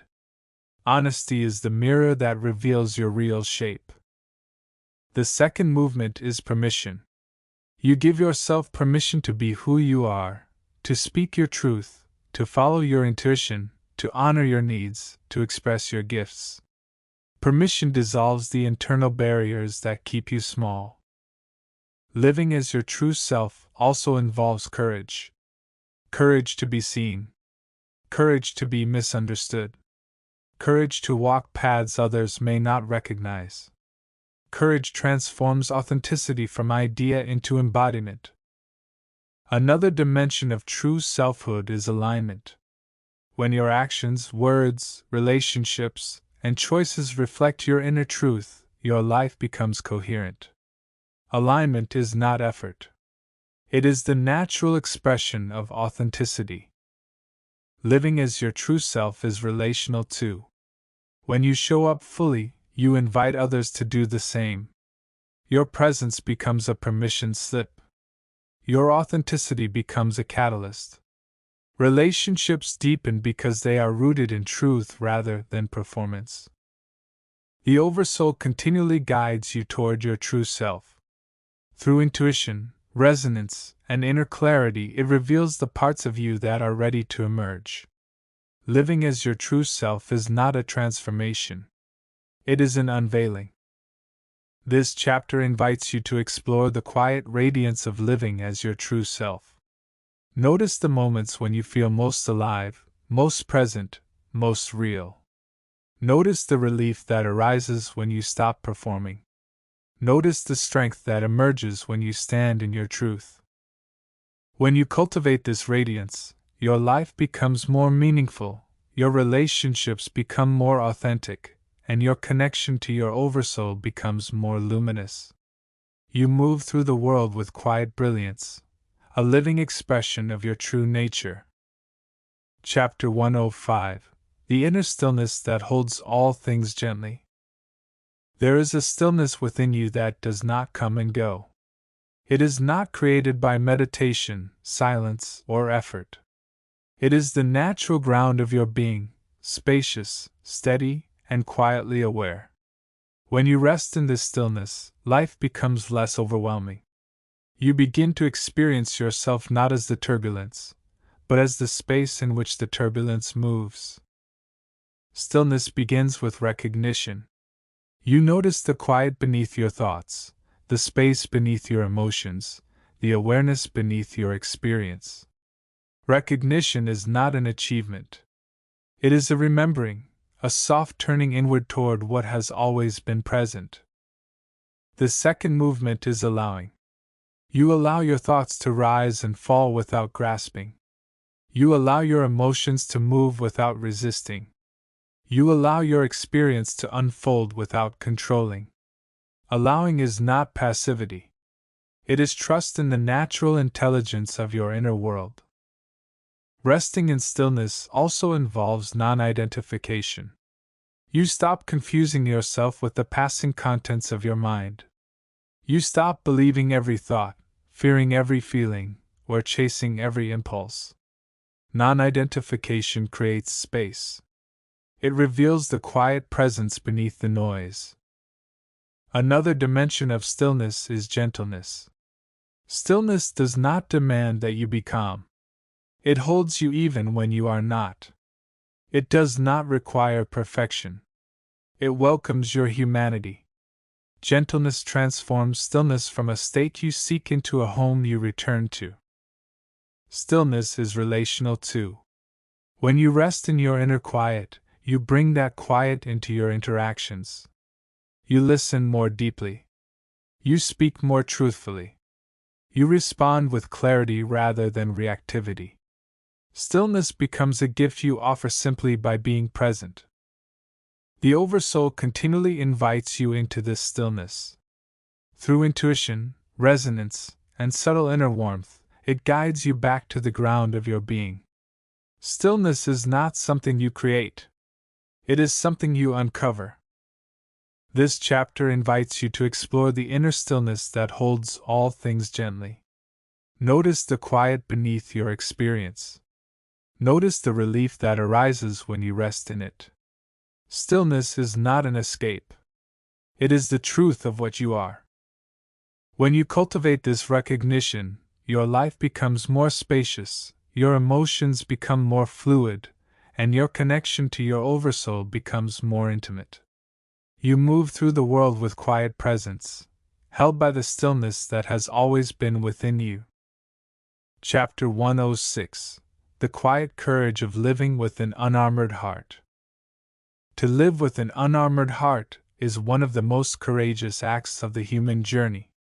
It means meeting life without the layers of defense that once protected you, the guardedness, the withdrawal, the performance, the emotional armor. An unarmored heart is not unprotected. It is undefended. It is strong in a way that does not harden.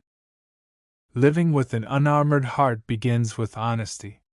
You acknowledge the places where you have closed, the moments when you have shielded yourself, the habits that formed around old wounds.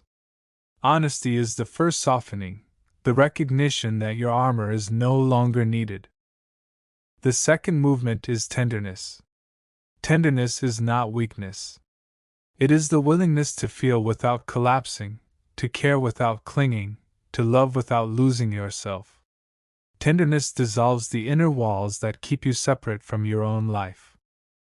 Living unarmored also involves discernment. An open heart is not a boundaryless heart.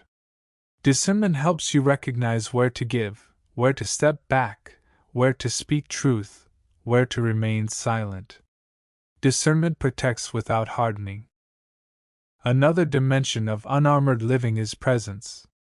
When your heart is open, you meet each moment directly, without projection, without fear, without the filter of old stories. Presence allows life to touch you and move through you without overwhelming you. This way of being is relational too. When you live with an unarmored heart, your relationships deepen. You listen more fully. You express more honestly. You connect without pretense. Your openness invites openness in others. The Oversoul continually supports this courage. Through intuition, resonance, and inner warmth, it guides you toward the places where your heart is ready to open. Living unarmored is not a leap. It is a soft unfolding. This chapter invites you to explore the quiet courage of living with an unarmored heart. Notice the moments when you close. Notice the relief that arises when you soften. Notice the strength that emerges when you allow yourself to be open. When you cultivate this courage, your life becomes more intimate, your relationships become more authentic, and your connection to your Oversoul becomes more luminous. You move through the world with quiet bravery, open, present, and deeply alive. Chapter 107: The Inner Maturity of Holding Your Experience Lightly. As you deepen on the path, you begin to realize that you do not need to grip your experiences, not the joyful ones, not the painful ones, not even the transformative ones. Holding your experience lightly does not mean dismissing it. It means allowing it to move through you without becoming your identity. Holding lightly begins with perspective. You recognize that every experience, no matter how intense, is temporary. It arises, it shapes you, and it passes. Perspective softens the impulse to cling or resist. It allows you to meet your life with openness. The second movement is spaciousness. When you hold your experience lightly, you create space around your emotions, your thoughts, your sensations. You stop collapsing into them.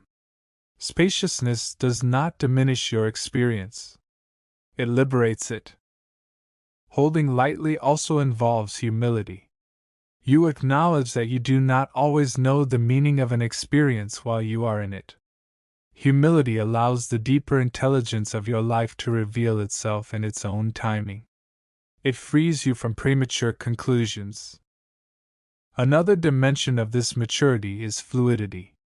You allow yourself to shift, to change, to evolve. You do not freeze yourself in old identities or cling to outdated narratives. Fluidity is not instability. It is alignment with the natural movement of your becoming. This way of being is relational too. When you hold your experience lightly, you stop projecting your inner world onto others. You listen more clearly. You communicate more honestly. You allow relationships to breathe.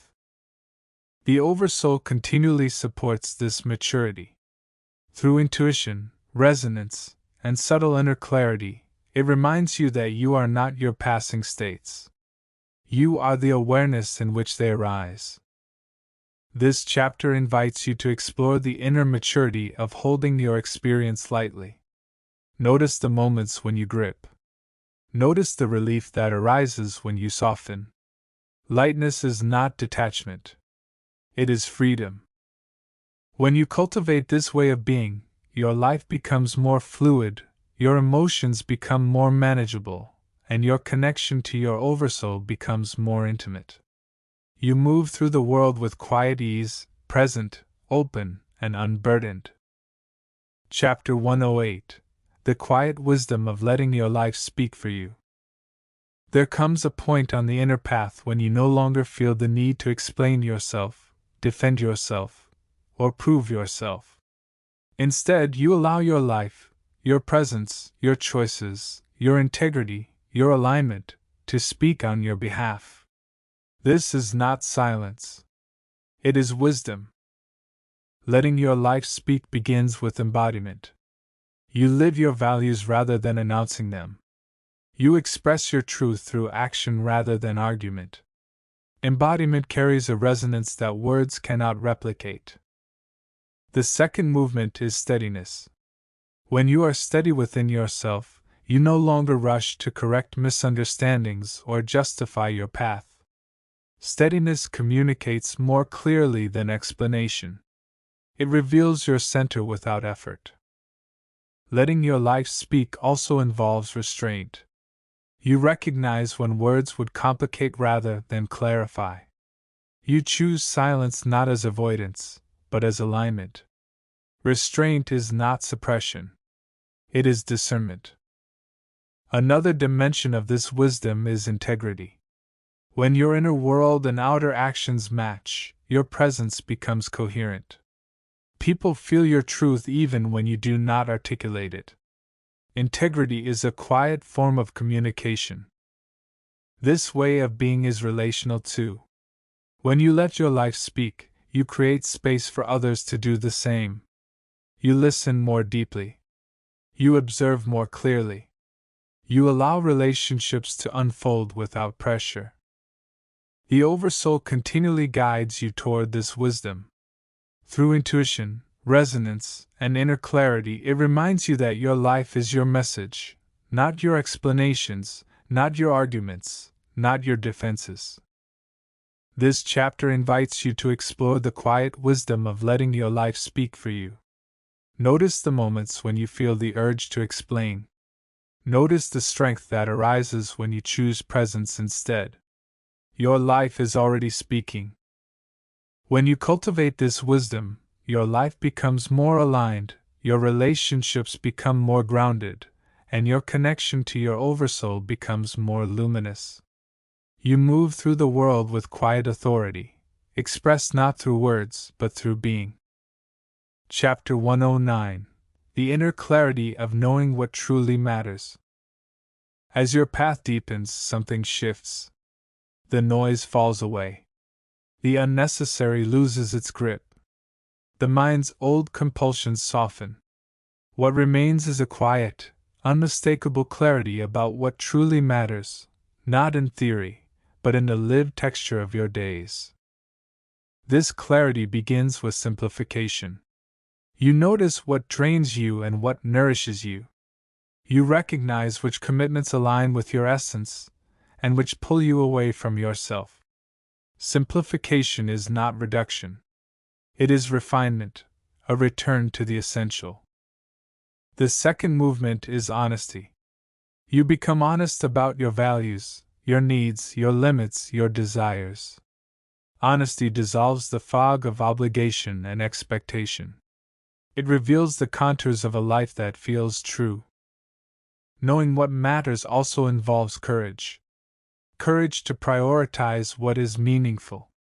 Courage to release what is not. Courage to disappoint expectations that no longer fit your becoming. Courage transforms clarity into action. Another dimension of this clarity is presence. When you know what matters, you stop scattering your attention. You inhabit your moments more fully. You give your energy to what is alive rather than what is habitual. Presence becomes a form of devotion. This clarity is relational too. When you know what matters, your relationships shift. You invest in connections that nourish your soul. You release dynamics that require self-abandonment. You create space for authenticity. The Oversoul continually guides you toward this clarity. Through resonance, intuition, and inner alignment, it reveals what is essential and what is peripheral. Clarity is not something you decide. It is something you recognize. This chapter invites you to explore the inner clarity of knowing what truly matters. Notice the moments when your energy expands. Notice the moments when it contracts. Notice the quiet truth that emerges when you listen deeply. What matters is not hidden. It is simply waiting to be acknowledged. When you cultivate this clarity, your life becomes more coherent, your choices become more aligned, and your connection to your Oversoul becomes more luminous. You move through the world with quiet purpose, guided by what is essential. Chapter 110: The Quiet Blessing of Becoming a Sanctuary for Yourself. There is a profound shift that occurs when you stop seeking safety, validation, or belonging outside yourself and begin to cultivate them within. Becoming a sanctuary for yourself does not mean isolation. It means creating an inner environment where you feel held, supported, and at home. Becoming your own sanctuary begins with self-kindness. You speak to yourself with gentleness. You meet your emotions with compassion. You treat your inner world as something precious rather than something to be managed or corrected. Kindness is the foundation of sanctuary. The second movement is self-trust. You trust your perceptions, your timing, your intuition. You trust that you can meet your life without abandoning yourself. Self-trust creates an inner stability that no external circumstance can shake. Another dimension of sanctuary is rest. You give yourself permission to pause, to breathe, to soften. You create inner space where you can return to yourself without judgment. Rest is not indulgence. It is nourishment. This way of being is relational too. When you become a sanctuary for yourself, you no longer seek completion through others. You connect from fullness rather than need. You offer presence rather than projection. Your relationships deepen because they are rooted in wholeness. The Oversoul continually supports this becoming. Through intuition, inner warmth, and subtle guidance, it reminds you that the deepest safety is found within. Sanctuary is not a place. It is a state of being. This chapter invites you to explore the quiet blessing of becoming a sanctuary for yourself. Notice the moments when you abandon yourself. Notice the relief that arises when you return. Notice the strength that emerges when you treat your inner world with reverence. When you cultivate this sanctuary, your life becomes more peaceful, your relationships become more authentic, and your connection to your Oversoul becomes more intimate. You move through the world with quiet radiance, held, grounded, and deeply at home within yourself. Chapter 111: The Inner Wisdom of Letting Yourself Be Changed by Life. There is a profound maturity that arises when you stop resisting the ways life reshapes you. Change is not something that happens to you.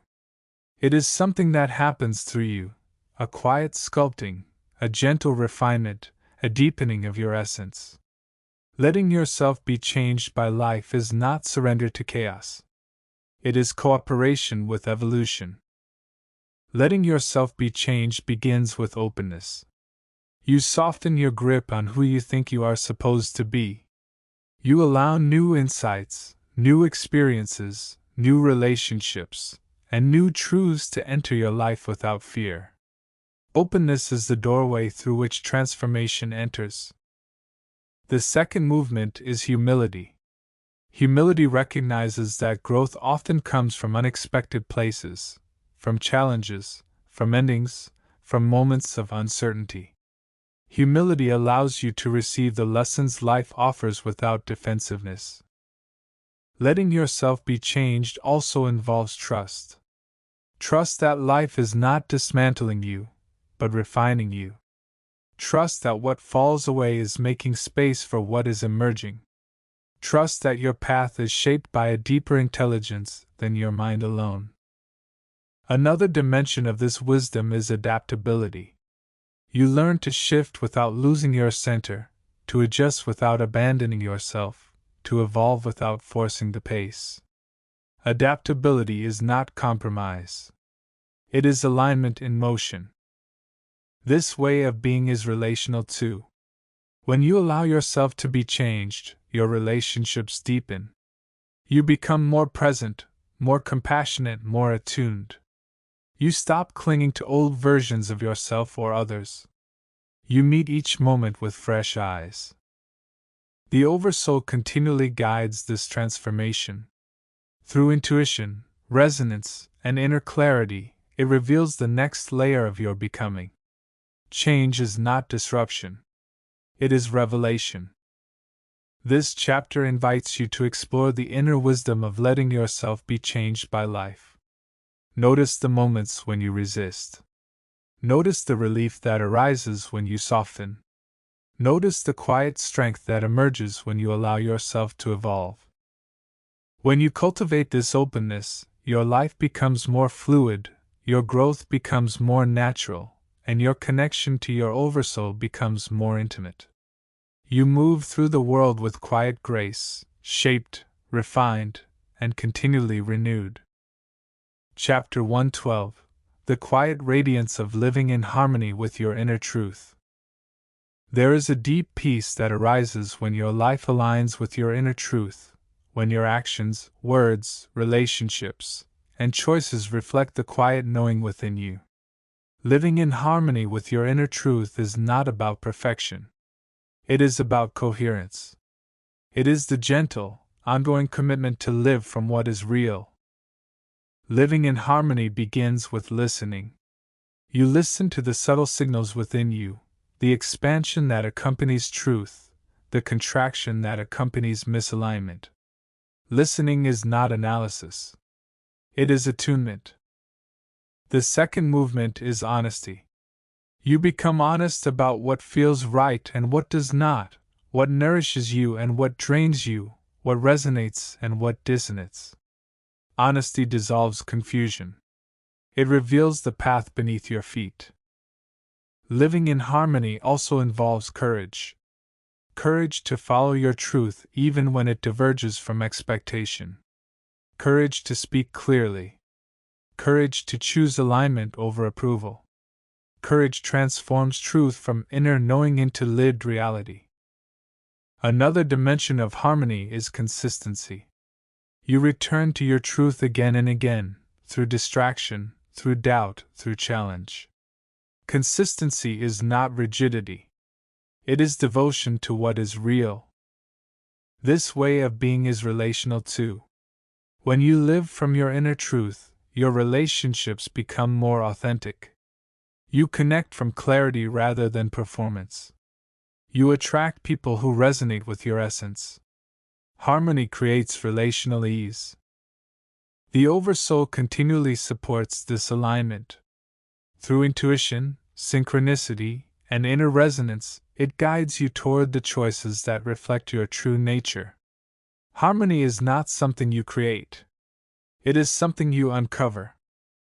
This chapter invites you to explore the quiet radiance of living in harmony with your inner truth.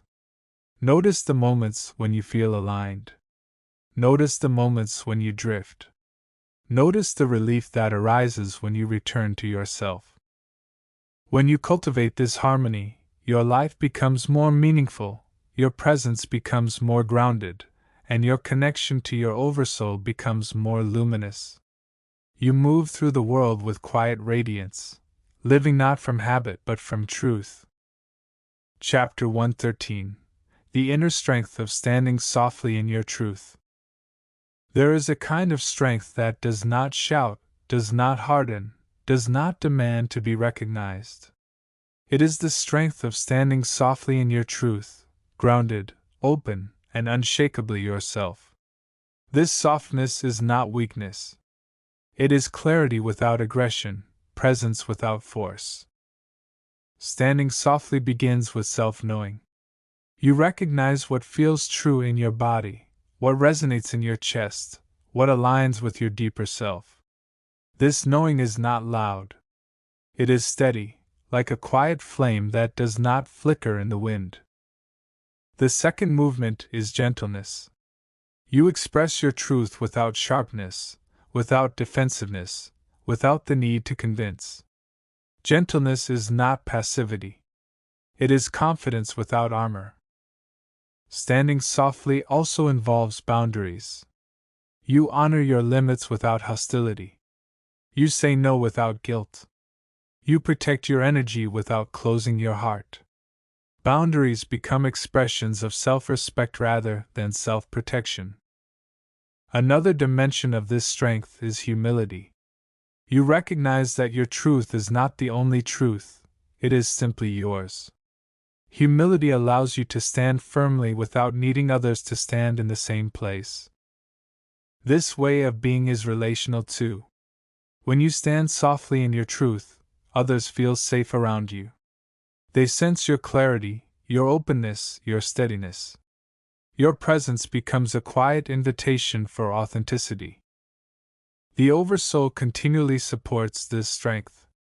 Through intuition, resonance, and inner clarity, it guides you toward the truths that are yours to live. Standing softly is not a stance. It is a state of being. This chapter invites you to explore the inner strength of standing softly in your truth. Notice the moments when you harden. Notice the relief that arises when you soften. Soft strength is the most enduring kind. When you cultivate this way of being, your life becomes more aligned, your relationships become more honest, and your connection to your Oversoul becomes more intimate. You move through the world with quiet authority, grounded, open, and true. Chapter 114: The Quiet Joy of Living with Nothing to Prove.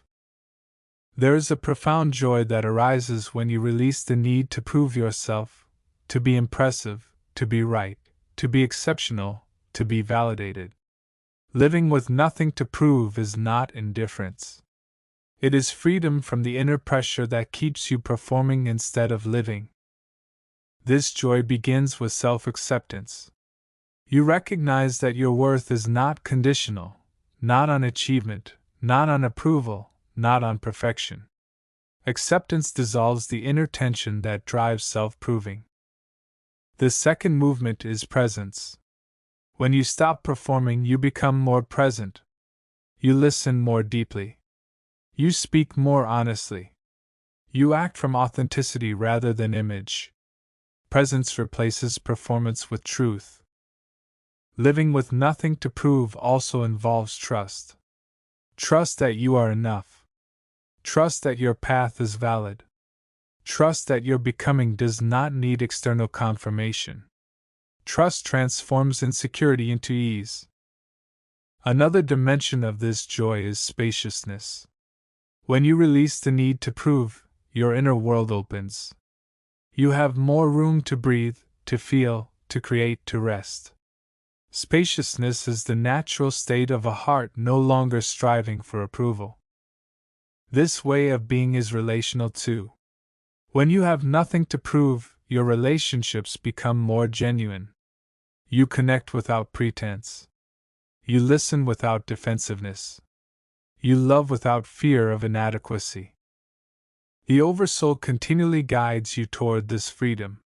Through intuition, inner warmth, and subtle clarity, it reminds you that you are already whole. There is nothing to prove because nothing is missing. This chapter invites you to explore the quiet joy of living with nothing to prove. Notice the moments when you tighten around image. Notice the relief that arises when you let go. Joy is not something you earn. It is something you uncover. When you cultivate this freedom, your life becomes lighter, your relationships become more authentic, and your connection to your Oversoul becomes more luminous. You move through the world with quiet joy, free, present, and deeply yourself. Chapter 115: The Deep Peace of Returning to Your Own Presence. There is a peace that does not depend on circumstances, outcomes, or understanding. It arises when you return to your own presence, the quiet, steady awareness beneath your thoughts, beneath your emotions, beneath the shifting landscape of your life. This presence is not something you create. It is something you remember. Returning to your presence begins with noticing. You notice the moment you drift into worry, into comparison, into the momentum of the mind. You notice the subtle tension that forms when you leave yourself. Noticing is the first doorway home. The second movement is softening. You soften your breath, your shoulders, your expectations. You soften the inner grip that tries to control what cannot be controlled. Softening is not weakness. It is the release of unnecessary effort. Returning to your presence also involves allowing. You allow your experience to be exactly as it is, the emotion, the sensation, the uncertainty. Allowing dissolves resistance. It brings you into direct contact with the moment. Another dimension of presence is intimacy. When you return to yourself, you feel the quiet aliveness within you, the subtle warmth in your chest, the gentle hum of being. Intimacy with yourself is the foundation of inner peace. This way of being is relational too. When you are present with yourself, you become more present with others. You listen more deeply. You speak more truthfully. You meet people without projection. Presence becomes a gift you offer simply by being here. The Oversoul continually calls you back to this presence. Through intuition, resonance, and inner stillness, it reminds you that peace is not found in the world. It is found in the one who is experiencing the world. This chapter invites you to return to your own presence, gently, repeatedly, without judgment. Notice the relief that arises when you come home to yourself. Presence is not a practice. It is your nature. Chapter 116: The Oversoul's Whisper, Living from the Quiet Center of Your Being. The Oversoul does not speak in words. It speaks in resonance, in the quiet sense of rightness, in the subtle pull toward truth, in the gentle warmth that arises when you are aligned. Living from the quiet center of your being is the art of listening to this whisper. Listening begins with stillness. Not the absence of sound, but the absence of inner noise. When you become still, even for a moment, you can feel the Oversoul's guidance, soft, steady, unmistakable. The second movement is trust. Trust that the whisper you feel is real. Trust that your intuition is not imagination. Trust that the deeper intelligence within you knows the way. Trust transforms guidance from possibility into path. Living from your center also involves surrender. Surrender is not defeat. It is cooperation with the deeper rhythm of your life. It is the willingness to follow the quiet pull rather than the loud demands of fear. Another dimension of Oversoul living is alignment. When your actions reflect your inner knowing, your life becomes coherent. You stop scattering your energy. You stop betraying your truth. Alignment is the natural expression of inner guidance. This way of being is relational too. When you live from your center, your relationships become more authentic. You speak from clarity rather than reactivity. You listen from presence rather than projection. You connect from essence rather than identity. The Oversoul is not separate from you. It is the deepest layer of your being, the part of you that sees clearly, knows quietly, and guides gently. Living from your center is living from your Oversoul. This chapter invites you to listen for the whisper beneath the noise. Notice the subtle signals that arise when you are aligned. Notice the quiet clarity that appears when you trust your inner knowing. The Oversoul is always speaking. You need only become quiet enough to hear. Chapter 117: The Path Ahead, Walking with Clarity, Softness, and Inner Light. The path ahead is not a destination. It is a way of walking, with clarity, with softness, with the quiet light of your own presence guiding each step. You do not need to know the entire journey. You only need to walk the next true step. Walking with clarity begins with discernment. You feel what resonates and what does not. You recognize the difference between intuition and fear, between alignment and obligation. Clarity is not certainty. It is inner truth. The second movement is softness. Softness allows you to move through life without hardening, without armoring, without closing. Softness is not fragility. It is openness to the intelligence of the moment. Walking with inner light also involves courage. Courage to follow your truth even when the path is unfamiliar. Courage to release what no longer aligns. courage to trust the deeper rhythm of your becoming. Another dimension of the path ahead is humility. You recognize that you are always learning, always unfolding, always deepening. Humility keeps your heart open. It keeps your mind flexible. It keeps your spirit receptive. This way of being is relational too. As you walk with clarity and softness, your relationships shift. You attract those who resonate with your truth. You release dynamics that require self-abandonment. You create connections rooted in presence. The Oversoul walks with you, not as a guide outside yourself, but as the quiet intelligence within you. Each step you take in alignment strengthens the connection. Each moment of presence deepens the path. This chapter invites you to walk forward with clarity, softness, and inner light. You do not need to rush. You do not need to force. You only need to remain true. Chapter 118: The Benediction of the Seeker. You have walked far.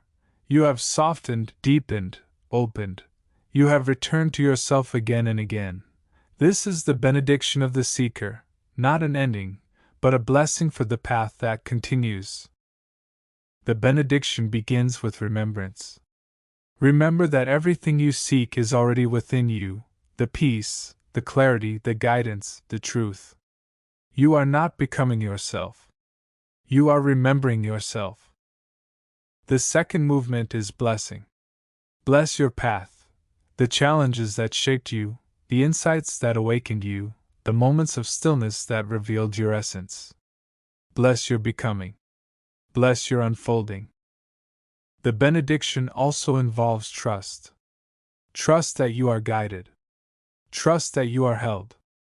Trust that your life is unfolding with intelligence. Trust that the Oversoul walks with you in every breath. Another dimension of this blessing is openness. Remain open to the mystery, open to the next chapter, open to the quiet invitations of your soul. Openness is the doorway to the infinite. This benediction is relational too. As you walk forward, may your presence be a blessing to others, not through effort, but through authenticity. May your softness soften others. May your clarity illuminate others. May your peace steady others. The Oversoul offers its final whisper: you are not separate from the light you seek. You are the light remembering itself. This chapter invites you to receive the benediction of the seeker, gently, fully, without hesitation. Let it settle into your being like a final exhale. And now, the book closes not with an ending, but with a threshold, a soft turning, a quiet beginning. You walk forward, luminous, grounded, and deeply yourself. Epilogue: the path that continues beyond the page. There comes a moment at the end of every inner journey when the words fall silent, but the movement within you continues. This book has been a companion, a mirror, a lantern held at the right height to illuminate the next few steps. But the true journey, the one unfolding in your breath, your choices, your presence, is still alive, still deepening, still calling you forward. If you listen closely, you can feel it: a quiet readiness, a subtle expansion, a sense that something within you has settled, and something else has begun to stir. This is the nature of the seeker's path. It never ends. It only widens. The teachings in these pages were never meant to be conclusions. They were thresholds, gentle openings into deeper layers of your own being. Each chapter was a doorway. Each insight a stepping stone. Each moment of recognition a soft turning toward the truth already living within you. And now, as this book closes, another threshold appears. Not as a demand, not as a task, but as an invitation. There are deeper questions waiting to be asked. There are subtler truths waiting to be felt. There are higher frequencies of presence, clarity, and inner light waiting to be embodied. The Oversoul is not finished speaking, your inner world is not finished unfolding, the path is not finished revealing itself. This book has carried you to the edge of a new landscape, one that cannot be rushed, one that will reveal itself in its own rhythm, one that asks for a different kind of listening. The next volume will not repeat what has been said here. It will open new chambers of understanding, new dimensions of presence, new ways of living from the quiet center of your being. If this book was the remembering, the next will be the embodiment. If this book was the softening, the next will be the deepening. If this book was the awakening, the next will be the integration.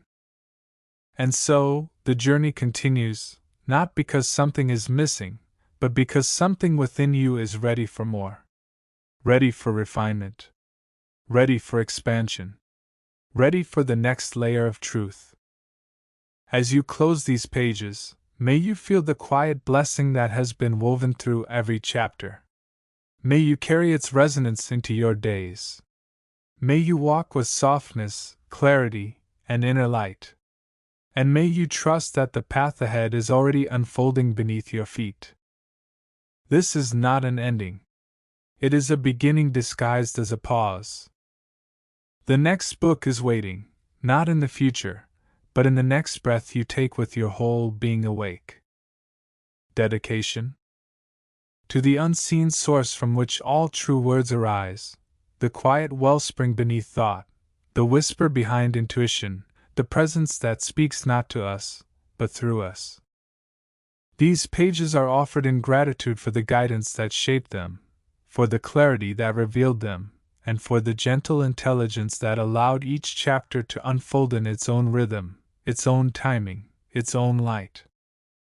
Though my hands wrote the lines, the wisdom did not originate in me.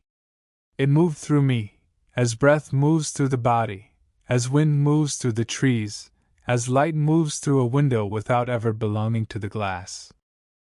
May this book stand as a testament to the quiet partnership between the seeker and the unseen, between the human and the Oversoul, between the one who listens and the one who speaks in silence.